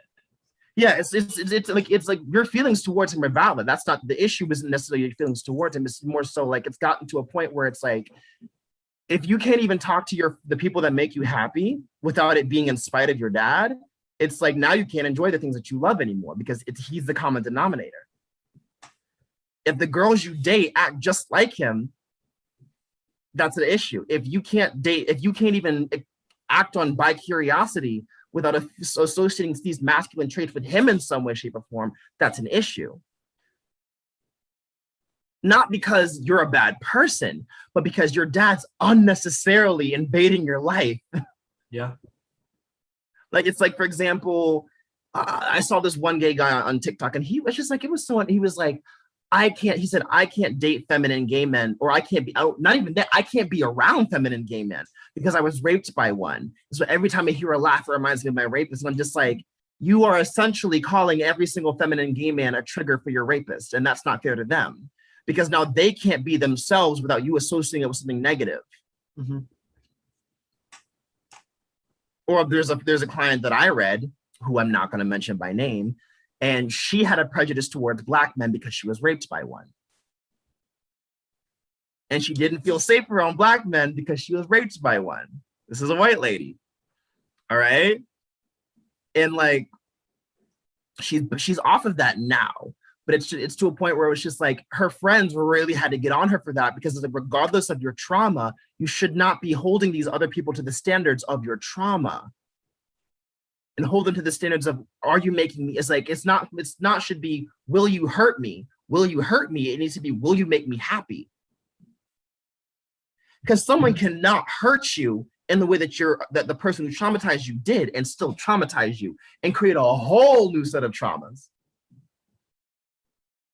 Like my dislike for people who hate themselves comes from my ex, who did a bunch of things because he thought that was best for me because he devalued himself so much. But none of those things he did that I asked for. And it frustrated me because he wasn't listening to any of the things that I was actually saying that I needed because he devalued himself so much. What I needed him to do was to love himself because the fact that he hated himself so much was sabotaging the relationship. But he refused to do that because his hatred for himself outweighed the love everyone else had for him. The problem is that your dad's insecurities outweigh the love he should have for you.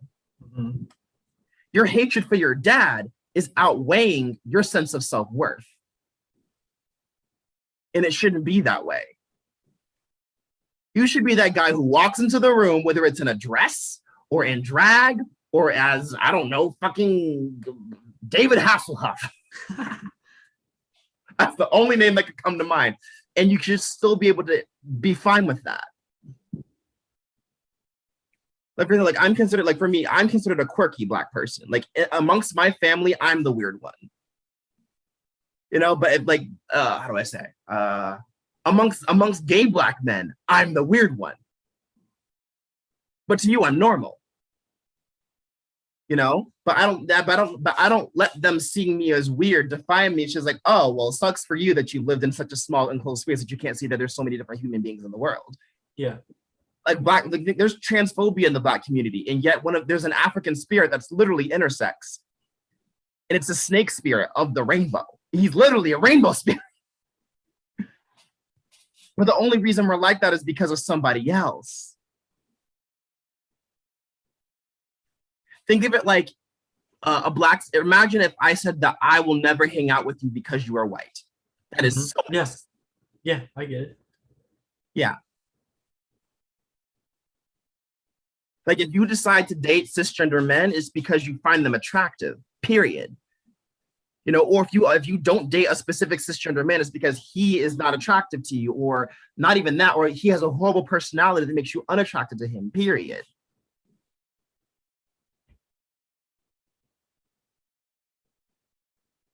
Like I guess like I don't trust the male genitalia. You have male genitalia. Mm-hmm. And cutting it off isn't going to change anything, honestly. Oh, yeah, I know. Unless you transition to becoming a woman. Mm-hmm.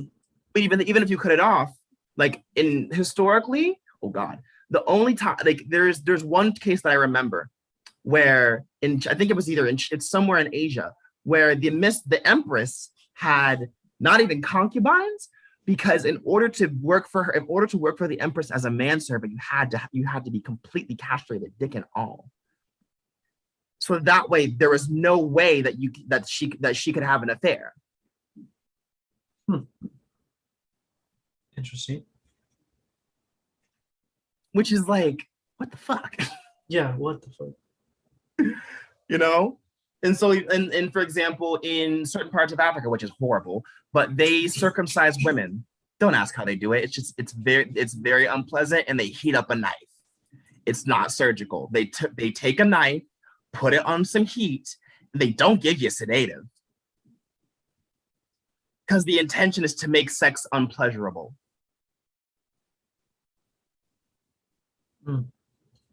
It's not pleasant. I can see why. Yeah. And trust me, it's like, you don't want that. No one wants that. No. And the original point for it is they said it's to build a sense of endearment. It's to build a sisterhood because of shared pain. Nobody wants that. Yeah, nobody wants that. You know? But here's the difference between, like, for example, you said, like, oh, I wouldn't mind having a period to understand what women. No, you don't want that. For example, a better way to understand what women have to go through, there was this guy, they put him on a labor simulator, where it's to make sure him and his wife had several kids, and they attached all these pain sensors to him to stimulate. This is what a woman's body feels like when she's in labor. He's like, you go through this with your legs all up in the air like that? She's like, yeah. He's like, what the fuck? He's like, I'm so sorry I did that to you, because he got her pregnant. Yeah. You know, but that's a healthy experience right there, because he got to experience something that his wife experienced. That's healthy. Yeah. You know, notice how he didn't have to sacrifice himself in any way to do that. Fair. You have to put yourself down to lift up the people around you. That's not healthy. Oh yeah, I know. Do you? If you do, then stop doing it. God damn it. Like I know, but like I don't know. I'll put it like this: are you a slave? No. Then why are you acting like one?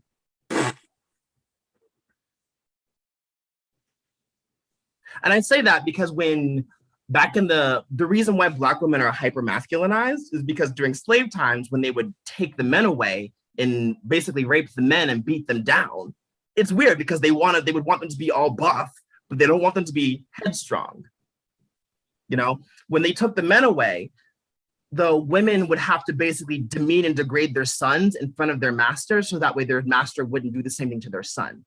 Like, no, master, my son's stupid. My son's worthless. My son's, you basically devalue him in all ways, shapes, and forms, so that way that white man wouldn't take her son away. Mm-hmm. See? but like, yeah, it saved her son from getting sold, but it traumatized a lot of Black men, which is why so many Black men suffer with toxic masculinity, because dad's gone and mom degrades them. My parents do it to me all the time, and both of them are still there. They're still together. That's all they do to me. You know, your dad does it for something that's not even your fault, and your mom doesn't. She defends you, but not enough. Yeah. Because me personally, if any man did that to any of my children, I might be in jail.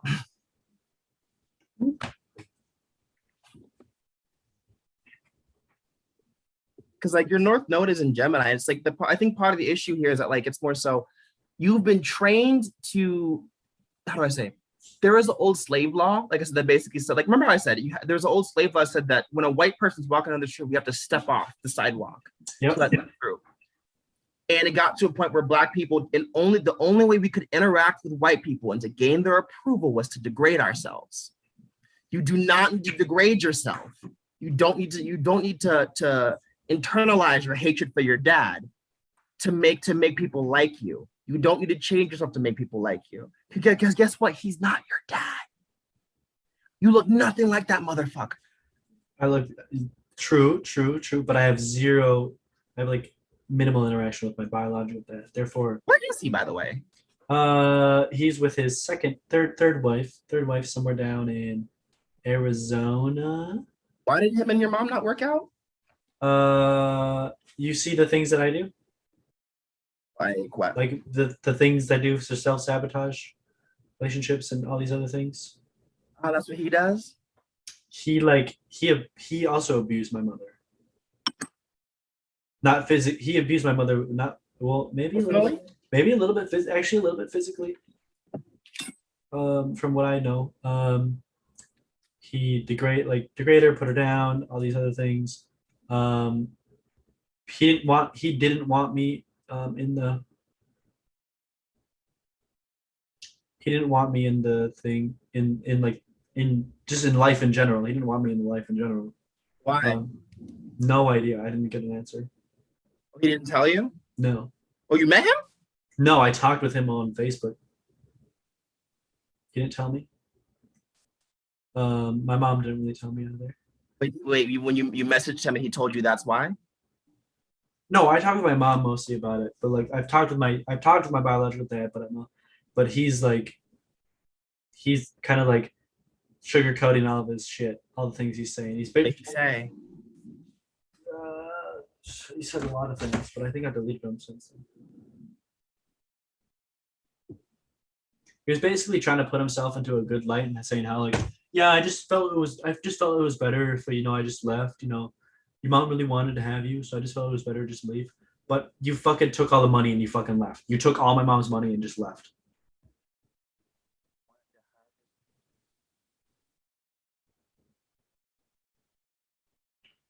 He like his sign. Huh? Can you find out his sign? He's a Gemini. Mom's what sign again? Aries? Aries.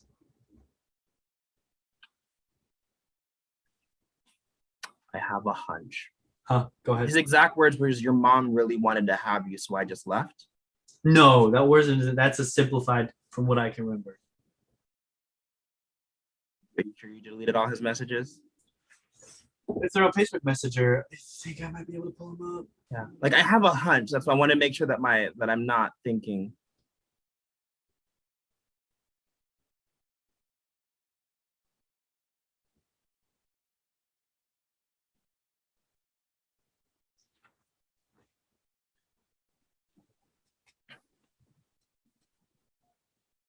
Because there's a pattern that there's a pattern that I there's a pattern basically like there's an exchange that I'm seeing here. I just need to make sure that it might be what I think it is before continuing.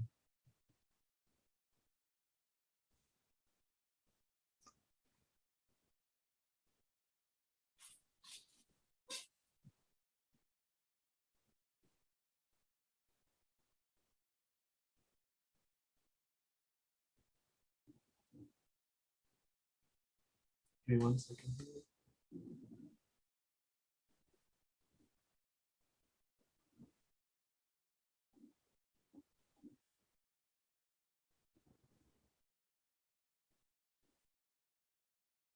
I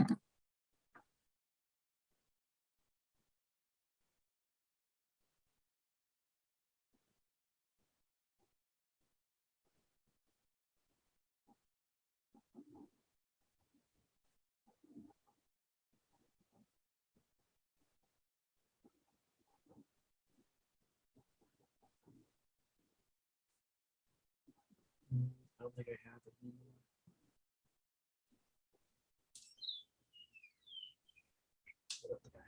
Oh, fuck.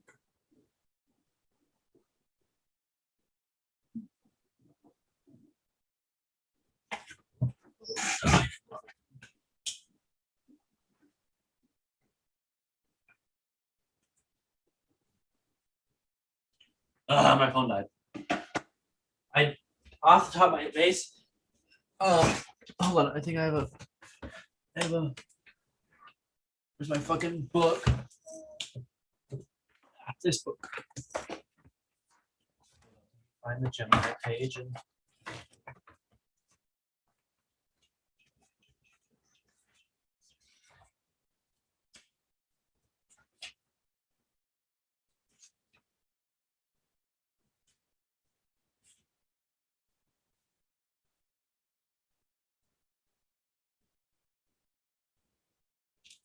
They were like super shy, like basic in a sense.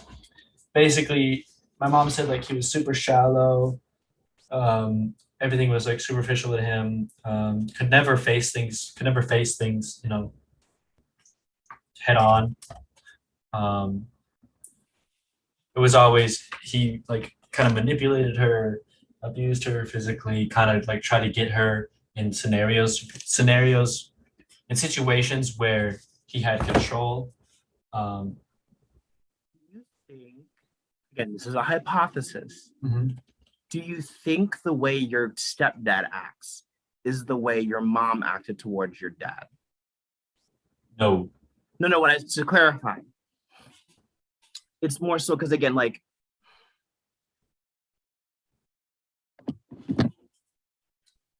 not saying your mom, not how do I say? Because Aries is a very, I'm not saying your mom is selfish, but Aries is a very me first type sign. And the issue with Geminis disassociate when people care more than they do. It could have been because my mother made sure her career was in order, made sure my life was in order, made sure that her life was in order. Because this was like this was in her like 30s, something like that. I can remember. Like she had college, she was going into nursing, she had everything going well. They got pregnant with my mom got pregnant with me. She was dead set on having me. Dead Give set up on everything. No, she didn't give up on anything. She had her job. She had me, went through college, went through nursing, all that stuff. Well, she went through all that, but like was continuing going to his job, everything like that. He basically said, "You're focusing on all of." He was like, "You're focusing too much on all this. I first of all don't want the child. I don't want to take care of this child." So he packed up everything, took all the money that he possibly could out of the bank account, and just left. So mom had to basically start from scratch. And then he's like, at some point, he's like, I don't really want to pay for child support, so you can have all the rights to the kid. And then basically, he's like, yeah, I tried to get in contact with your mom. Tried to get in contact with her, but she said, no, I don't want you to talk to him. And I'm like, that really sounds like kind of bullshit to me. But I could be wrong. I think there's a lot more to that story than what you're being told. Oh, believe me. No, as in like, because I'm sitting here just like, because here's the thing. If you compare him, as it's more so just like if he was super abusive to my now? mother. The stories I know that he was super abusive to my mother. Did you So ask him if he hit your mom? My mom told me personally. I know I'm saying, but like, not saying your mom is lying, not saying she is. It's just I also heard it from both my mom's mom, plus my mom plus sister-in-law. They have story. They told me stories as well, and I followed up. I'm like, I followed up as well. I know. I'm just saying. I'm not saying that she's lying. No, I don't. I believe you. The thing is, I'm curious to know what he would have said, because the thing is, because again, I'm not saying they're lying. There's been many situations where a child has been convinced of something, and then when they actually go see the other, like talk to the other parent, there's a whole other side of the story, because I'm sitting here just like,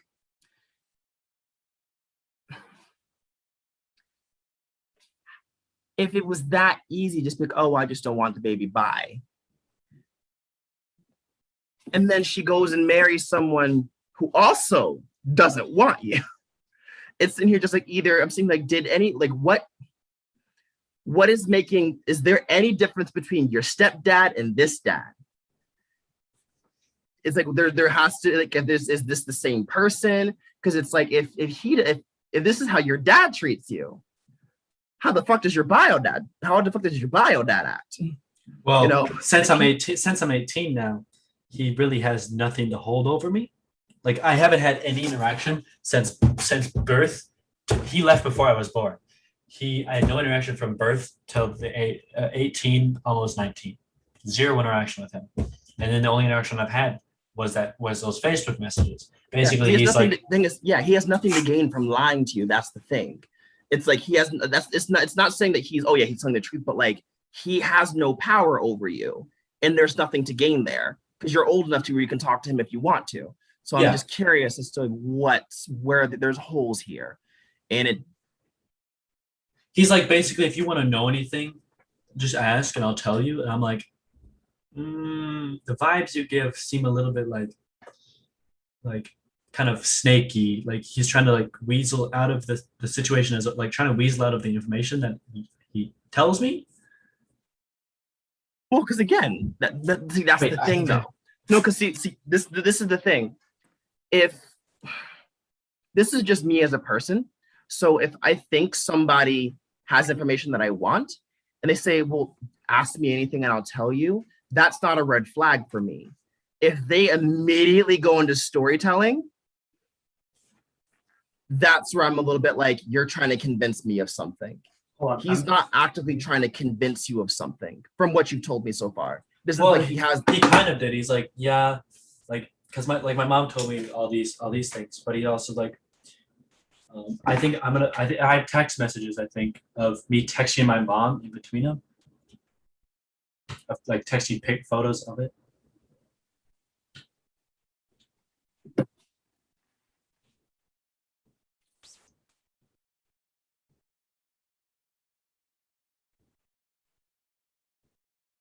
Another thing I'm concerned about is like, if he really is all these things, then why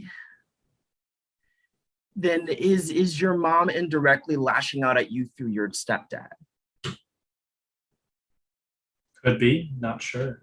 Because that can, and I'm asking, for example, I said it because my sister, she's the oldest, all right? Her dad was abusive towards my mom. And then when my mom married my dad, my mom was abusive towards my sister.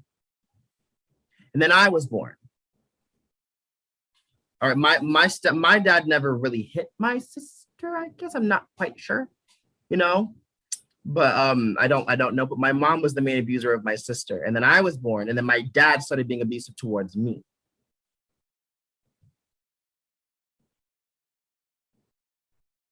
One of the things, so here's like the first text that I had to like reach out. Like, I asked my mom, like, what the heck, and then there's another one here.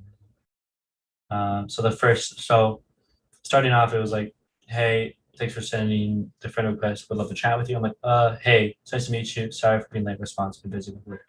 And then I'm like, he's like, I understand. I've been waiting a long time to for you to reach out to me. I would really like us to get to know each other. at a pace you're most comfortable with, I will answer anything you want to know. I see that you're a gamer. I love games too. I was playing WoW since the early days, even though I don't have much time for it now. And then I'm like responding, starting off with the first text. My own opinion, couldn't you have reached out to me? But I honestly think it's better in the end as my mental state is better than it has been. Now the second, I game, I built my own PC and I have many games on it. Never gotten to WoW much. Not my favorite genre. And he's like, I wanted to reach out to you, but I had tried speaking with your mom, but I was trying to respect her wishes. And if you were to be told about me better from her than me, that's the first interaction. Then it's like, and then he's like, hit me back up. I'm like, good. How about you? He's like, great. We had some days that got up in the 80s back on weekend. Hey, Nicholas, what would you think about this? Is like maybe 5 days after we first started texting. Hey, Nicholas, what do you think about me coming up there for a few days when the weather warms up? I'm like, I have to see with work as it's picking up for me. He's like, your birthday is coming up in a little over a month. Can you take a couple days off and let me meet up? Even if I can't, I can find something to do while you're working. I still have many friends in the forest. I'm like, I missed a lot. He's like, I missed a lot of your birthdays and I want to try and start making it up to you. But you gave all of your rights to my mom. If you want to start making it up, if you wanted to I get what you're saying. It's just that like I'm not that I'm suspicious. It's more so like he's coming at you very passive. That's the thing. And I'm hearing boundaries.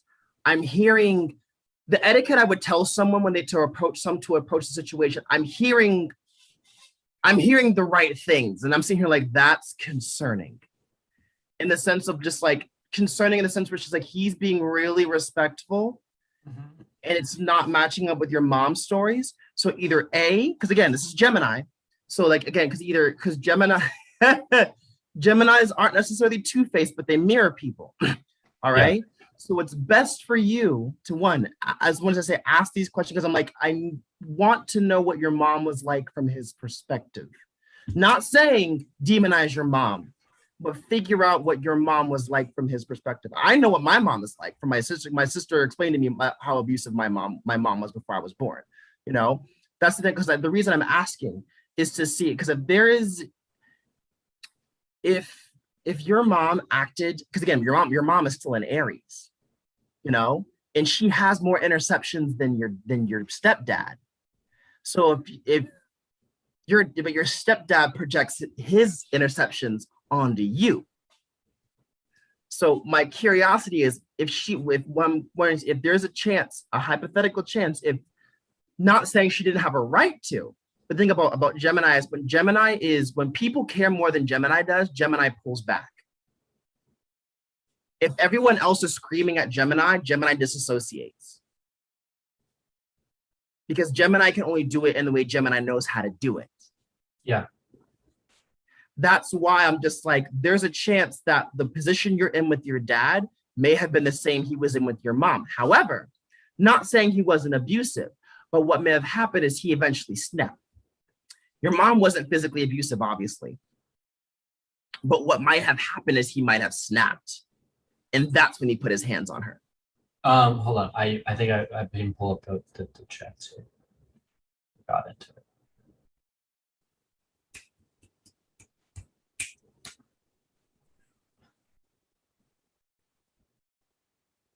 Okay. Starting from the way top. We can go through all of this. We can go through all of it.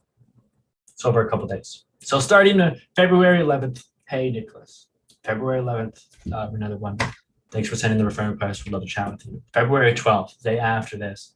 I'm like, it's nice to meet you. Sorry for the late response. I'm busy with work and projects. He's like, no worries. Nice to speak with you again. Nice to speak with you as well. How are you doing? I'm like, yeah, it's nice to talk with you as well. Life-wise has been decent. I can't really complain. Day-wise, it's been good thus far. How about yourself? He's like, I'm doing well too. About as good as could be expected in a global pandemic. He's like, are you in college? I'm like, that is true. And no, I'm not in college, just working full time. Working towards some just random hobby at the time.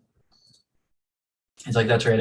started a side business. I picked up woodworking from your grandfather, and have a woodworking business when I'm not doing my main job. First of all, my grandfather really never worked with you in the wood shop, so I'm not really sure what you're talking about, Tom.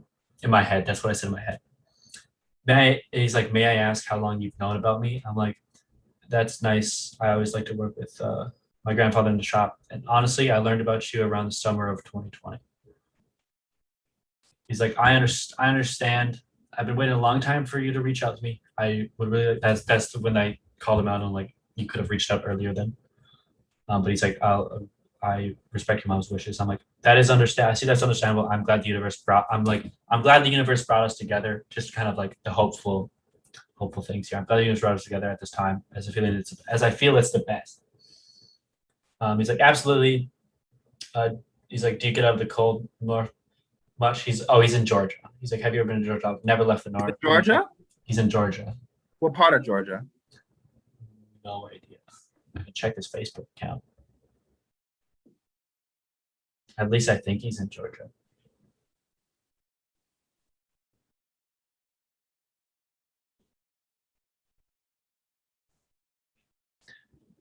Alpharetta. Because also one thing you have to remember about Geminis is that they speak. You have to remember about Geminis. Geminis are not good at speaking details. They're good at communicating, but not detailed. He's Alpharetta. He's in Alpharetta. Alpharetta? What the fuck is that?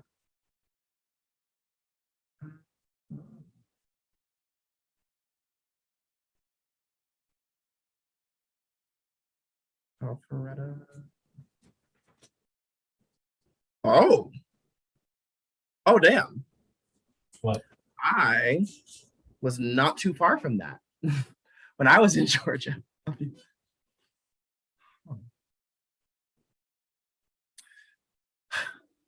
Because here's the thing. It's like, ooh. He was basically stalking my Facebook account I've had for a while. For not while, but like he was periodically checking in on my Facebook account. Because there's a lot of holes here, but the thing is approach it. This is my thing. Approach it neutrally. Obviously, keep your guard up. But like, I'm seeing just like, what did I miss here? Because like, for example, you could also just be blunt. Like, did you abuse her? Did you hit her? Did that happen? Yeah. Get all the key stuff. Like, did XYZ things happen? Because that's one thing that needs to be known from the get-go. So that way you know what to watch out for so it doesn't get hit on you. But I'm really suspicious because I'll give you an example. I had a client from England, Black lady, and she said that she broke up with her husband, her boyfriend, because he abused her. But then when she told the whole story, it was she was going through some times. And whenever he would try to help, she would say, "You're controlling me." And then eventually, after years of watching her go through all these things and him not be allowed to help in any way and her being closed off to him, he snapped. And that's when he hit her. Oh. All right. So I was just like, and then I asked her, she was like, and she said, the one thing. And she was like, she's like, honestly, she's like, the one thing he did wrong in the relationship was he put his hands on her, and other than that, he was fine. There's a parent, right? The parent does not have the right to reach out to the child. Yeah. And honestly, because here's another thing, my concern is like, not saying he's innocent, but also be very mindful when there's a group of people all coming after this one person. No, don't think underdog. But when everyone's saying one thing and the one person hasn't been able to speak for themselves and at least tell their side of the story, not saying your mom is innocent, but some of the holes in this story, I'm not quite sure if, I'll put it like this,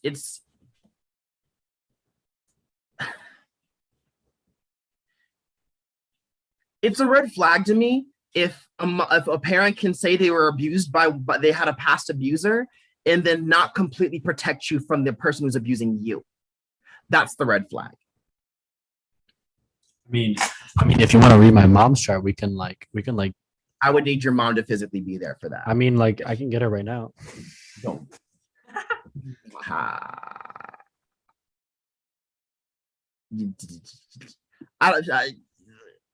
We're on live. We can't do that. I'm just saying, I'm like, she wouldn't want that to happen on live. Because here's the other thing. Because I'll give you an example. My mom, one of 12 kids, abusive father. Okay. First husband, abusive. Second husband is not abusive to her or my sister, but he's abusive to me. But they don't stop that though. Notice that she's had two men abusive to her, but the only time she doesn't do anything is when he's being abusive to me. Here's the thing though. My stepdad is not outright abusive to her. He puts that all onto me. Exactly. My dad isn't abusive towards my mom. He's abusive to me. That's why I'm like, there's something missing about your mom in this story that's not making sense here. I might have. Yeah, not saying she's the bad guy. Not saying she's Oh, the no, bad no, guy. no, no. I think I have more text messages.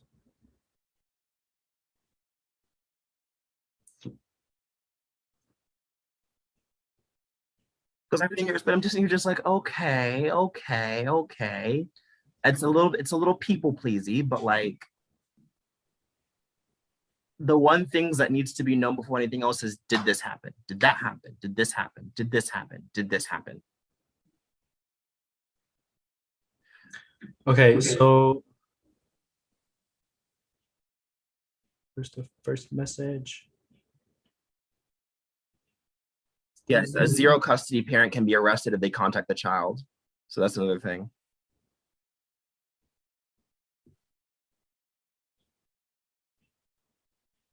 Okay, so the first one, I'm like, so when he said I wanted to respect your mom's wishes, things like that. I showed a picture of the text. I sent it to my mom. Is this true? And she's like, which part? I'm like, the last part. He's like, he called once when you were 14, basically wanted to know more about what I was doing, and if I knew about him. I told him you would know when the time is right. He never called before that for 10 years. Then all of a sudden again last spring, 4 years later, I didn't say anything because he gave up his rights and you were 18. As I wanted you to let you get through high school and graduate before I threw this huge information at you, I never talked about him. I'm like, I see, that makes sense. He says one day he can fly me down to see him. Also, Wait, that many wait, Nick, wait, Venus, does it though? Because think about it. If she said she was going to wait till you were 18, but she lied and said another man was your dad. So did she actually plan on telling you? I never looked into that far. That's why I'm suspicious. He's like, he told me he wants to fly me down to see him and his family. I'm like, and I asked my mom about it. He's like, and she's like, it's up to you. Proceed, just take it slow, and always know that I'll support you through whatever. I'm like, she's like, I'm here for advice and questions.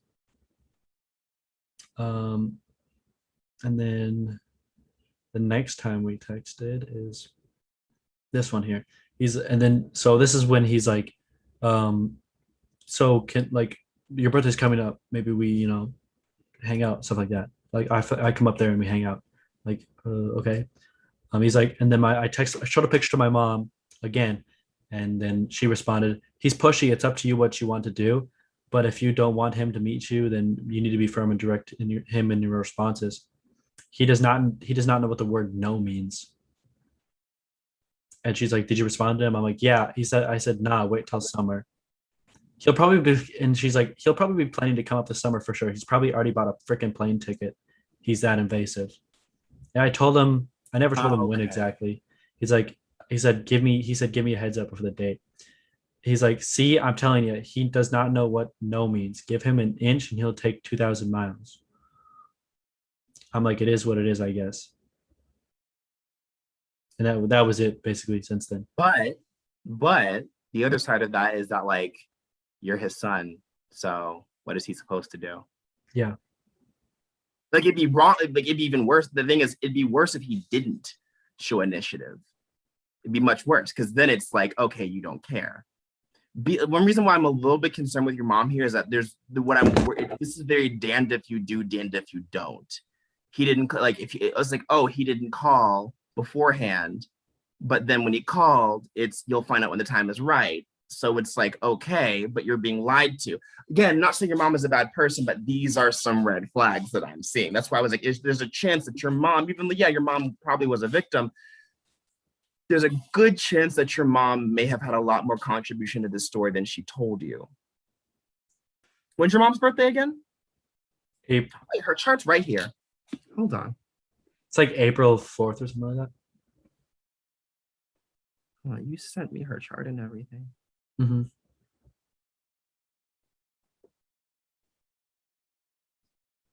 Wait, that's your trans friend. Hold on. My mom said she's interested in getting a reading, so Yeah? she's interested. What she needs to figure out time scheduling and stuff like that. I never told her a price tag though, so if need be, I'll just pay for it. So it's whatever.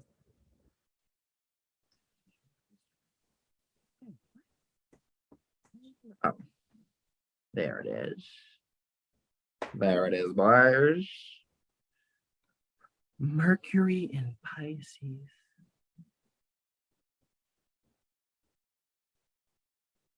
Look in Scorpio.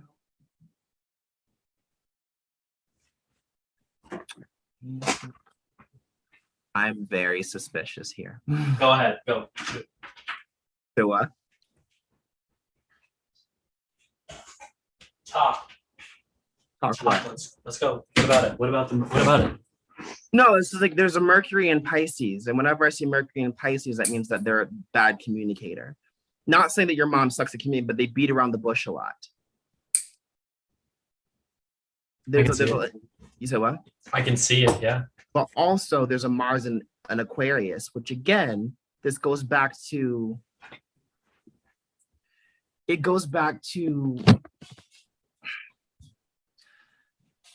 people whose immediate reaction is to treat you like you are trying to control them.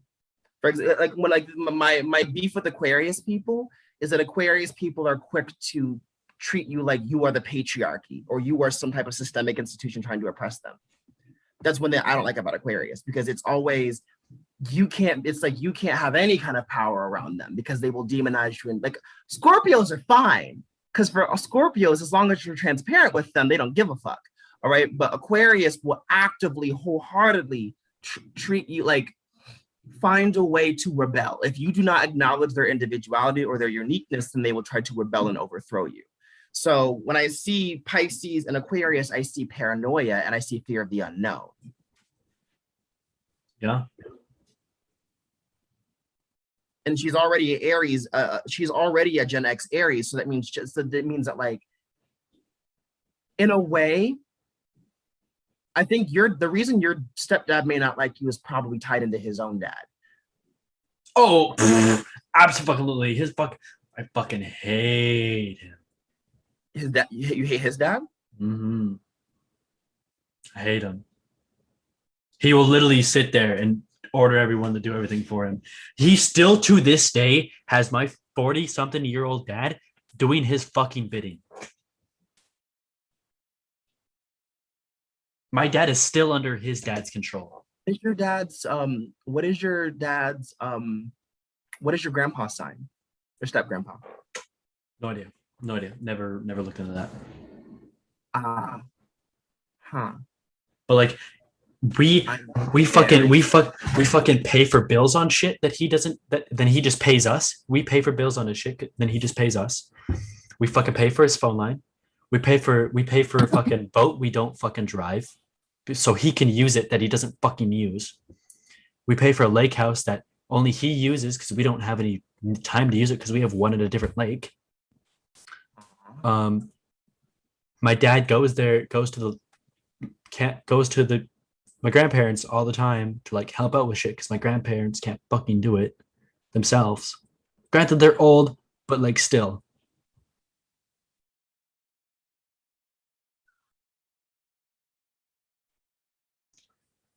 I see why he's lashing out at you then. Why?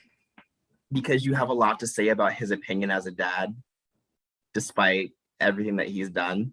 At the same time, it's also him thinking that that is the way you're supposed to parent, because no one stood up for your dad and told him otherwise. His only experience has been with that kind of father. So literally, it's not that you leaving the house would be beneficial to him, but you being independent would literally be like a gift from God. It's literally ever since I started getting more and more independent, he's mellowed out more and more and more. I'm like, the fuck? Your stepdad has a codependency trauma.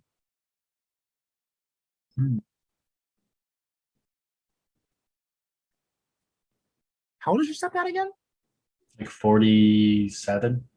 And he's a Gen Xer. Yeah, both my parents are Gen X. Yeah. Ah. Remember, I gave you the chart. It's under my. No, it's clicking. Like that's typical Gen X trauma. So, what does he do for your? What does he do for your mom? Nothing. Like, what do you mean? He provides for the family. Both my parents work, but he provides for the family. He does things around the house, so kind of like a handyman. My dad's a civil engineer, like a top tier civil engineer. So he does like handyman stuff, does things like that. You know. My mom kind of wears the pants and does everything, like all the nitty gritty kind of stuff. He's just kind of there. He just provides. Does your mom have parent issues with her parents? I would say yes. Oh. My mom, my grandma and grandpa for their side was kind of controlling. Both Christian family, grew up in a Christian family, hardcore Christian family. My grandmother is still hardcore Christian to this day. I think I know what happened. My mother snuck out plenty of times, got caught on all of them, and basically fucked up. I know what happened. Yeah, hypothesis. Mm-hmm. When your mom was together with your biological dad, mm-hmm. your mom had experienced some shit by that point. All right. And your biological dad did not have a strong sense of self, very people pleasing. And he tried to give all of that to your mom. The issue was that your mom interpreted his attempts to help out as him trying to be controlling, to the point where when she finally got pregnant, it's kind of like the reason he took all the money. There's two sides of it. I think taking all the money and running is probably like his way of breaking away from your mom's control. And at the same time, your mom never really depended on him in the first place. Yeah. My mom still doesn't really depend on a whole lot of people. Exactly. Like your mom doesn't depend on people. And your biological dad is someone who wanted her to depend on him. Because that's his love. It seems like his love language is acts of service and quality time. It does from what it seems like. Yeah, most likely. And your stepdad's traumatized from that. He doesn't like that type of thing.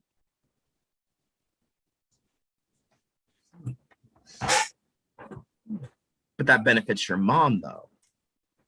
Yeah, because she can be independent. And you are the more codependent child.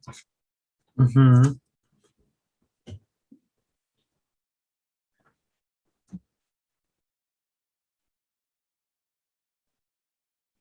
What? I don't get the hand gesture. Turns here. Yeah, I guess a little bit here. Like biological dad is codependent. Mom does not like being vulnerable. No. Mom doesn't like being vulnerable. His current dad, he's independent to an extent, but he's definitely to an extent, but takes it all, but he lashes out at you, who actually has medical conditions that require you to be more codependent physically and mentally. And he hates that.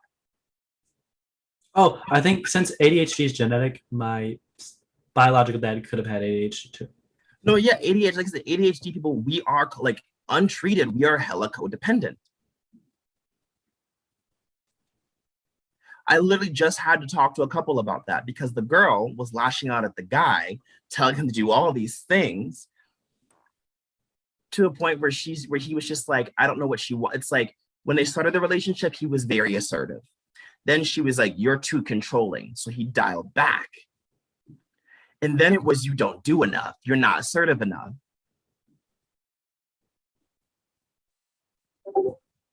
It was a lot of back and forth. Yeah. This current dad is basically submissive to your mom, but he plays like strong second in command to a certain extent, which is what I think your biological dad was trying to do.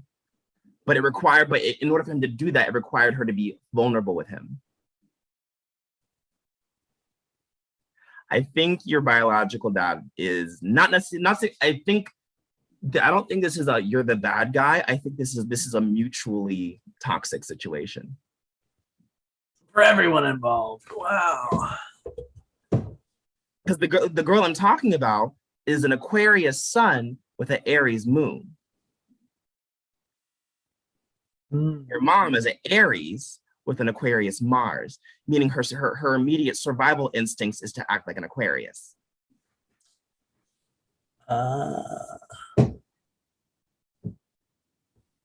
Yeah.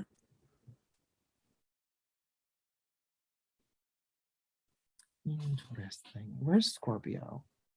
Lilith in Scorpio. Well, of course, Lilith is in Scorpio, of course. Your mom is pessimistic based on past traumas. Pessimistic. Yeah, definitely. It might have projected that at your biological dad. Actually projected that probably onto me too, more. Yeah, because Jupiter is an Aquarius and Mars is an Aquarius. Moon and Taurus. My dad kind of like, my stepdad actually kind of bullied my mom into projecting all that shit onto me. Like the way that he like basically my dad is like, can't keep fucking babying him. You can't keep fucking doing this and this and this. Can't just keep letting him get away with shit. So my mom like felt like she was forced a little bit to project all this stuff that she was dealing with onto me. Well, my dad was doing it to me too.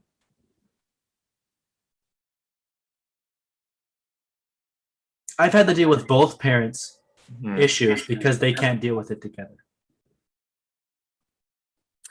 You should talk to your dad.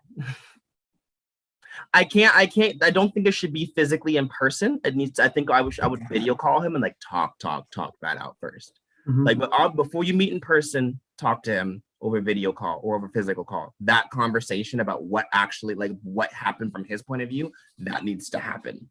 All right. But it sounds like your mom is like, again, I'm not saying that like your mom is the evil person here, but Mercury in Pisces means prone to white lies. Or prone to creating situations that aren't there. Pisces it's very easy for Pisces to victimize themselves. Very easy for Pisces, anything to victimize themselves. Perfect example, Tatsu has a Pisces Mars. That's icy. That makes sense now. Okay. I definitely think you should have a talk with your dad, because I think this trauma of yours, it's projected trauma on projected trauma on projected trauma. Your stepdad's trauma specifically comes from having a bossy father, and you're bossy. You're not bossy to me, but like you, like that earthy energy you have for Aries can be bossy because it's this big ass bull and this tiny ass fire that's Aries. Whereas like your mom, yeah. Where's Scorpio? What's in Scorpio? Her fifth house in Scorpio. Fifth house in Scorpio, fourth house in. No, fifth house in Aries, sixth house in Scorpio. Yeah. I'm suspicious. I'm very suspicious. How old is your mom again? Like 45 or something. I'm gonna have a fun time reading her if you ever decide to set that up. You know, but yeah, Also, Charon says they agree. Like mom is an unreliable narrator. Again, not saying your mom is the bad guy here. Yeah. I don't think that your biological dad is the sole person. The thing is she cares too much about me for her to just say everything bluntly. That's the reason. She'll protect me from the truth because she doesn't want to see me hurt. I think what's the polar opposite sign of Pisces? I don't remember off the top of my head. Looking at it.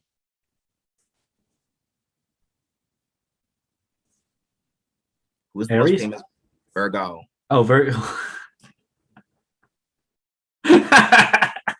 I can't remember. The fucking long day. Virgo is the sign of truth and honesty. What's the opposite of Virgo? Pisces. So not truth and not honesty. Pisces runs away. I say Pisces always escapes into la la land because they are running away from the harsh truth.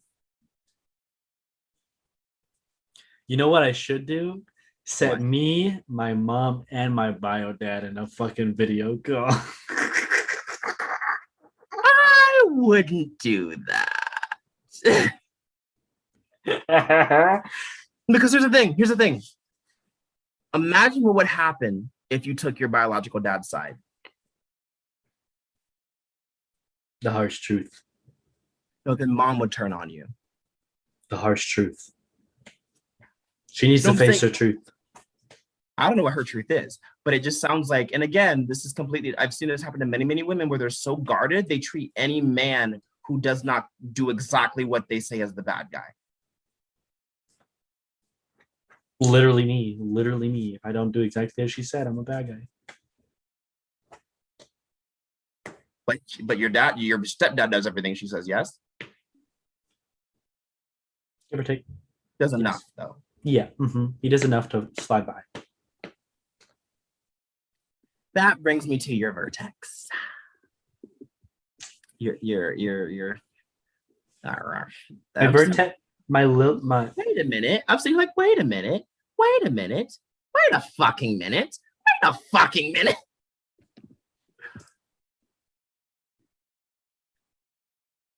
Because your vertex is the energy you channel when events happen outside of control.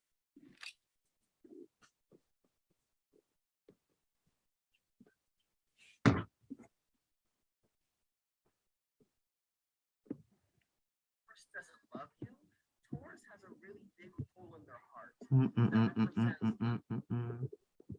This is a very suspicious situation.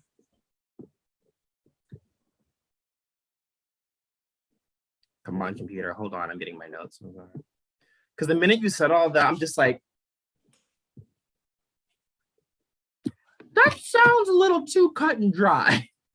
Like, I mean, for someone who's apparently this abusive, like, for someone who's allegedly that abusive, it's either if someone's people pleasing and babyish, for them to turn abusive, they have to snap.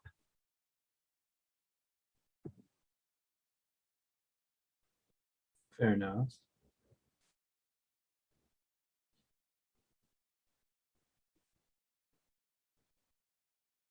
Where is, hold on, vertex.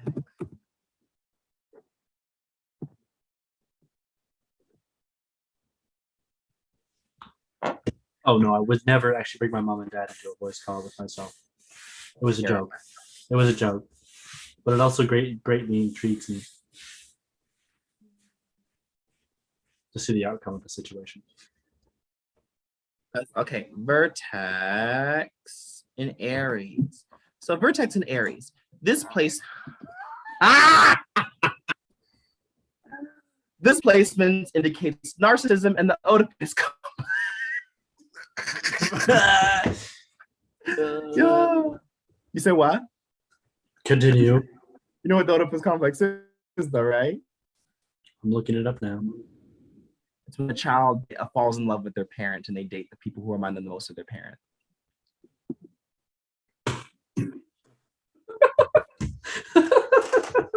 Damn, right on the nail right there.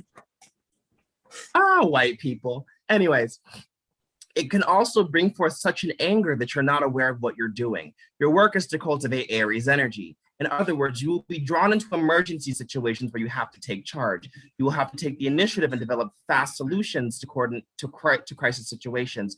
There will be no time to coordinate efforts. Circumstances will force you to pick up the wheels of leadership and react fast. You will be forced to take the center of action rather than staying on the sidelines waiting for someone else to do it. Also, this vertex in Aries will make you feel the need to express your bad feelings, but you oppress them when this vertex is activated and you explode in the worst possible way. You're expected to pick up the wheels of leadership, initiate new directions, take a decisive stand, overcome inhibitions, be courageous, and conquer your fears.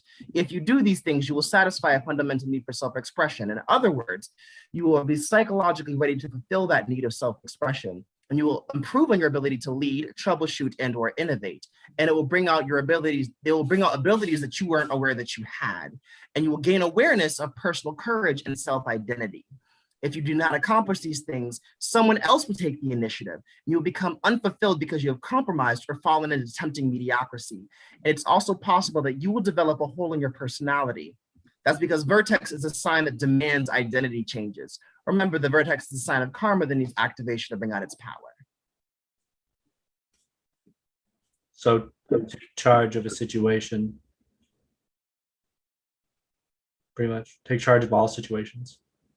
Basically, like, if you have a problem and you know what you need to do to fix it, do it. Okay. Literally, just do it. Because and again, if it means asking, and again, you have ADHD, so guess what that means? It means asking for help. Meaning, hey guys, I want to do spiritual stuff and I don't know what the fuck I'm doing. Ask for help. Like, for example, I'm going to call my friend Liz and be like, Liz, I have a question about to see if she can if she knows any spiritual rights for that. Carlo? Yes, that. Or she can put you in contact, or maybe if I can find someone who's a priest of that specific deity, we'll figure it out, you know? Yeah. Mm-hmm. But in the meantime, any questions about your chart? No. How do you feel? Fine. Just need to figure out what the fuck to do. Like, I need to plan everything on what to do. Do it. I know. Do it. I need to move the fuck out. I need first step one, get big. That's the first thing you need to do. Ask for help. You have a pretty ass face and you use it for everything but everything you need. Damn. I mean, yeah. We call that wasting your good looks, goddamn. And guess what? But guess what? I want you to know something. You know I'm proud of you, right? For what do you mean? Existing? Proud of me for existing? No, you made it this far despite everything you've been through. And you have the desire to keep going. I mean, yeah, because I ain't dying, and that's spite talking. That's the spite talking right there. I don't want to die.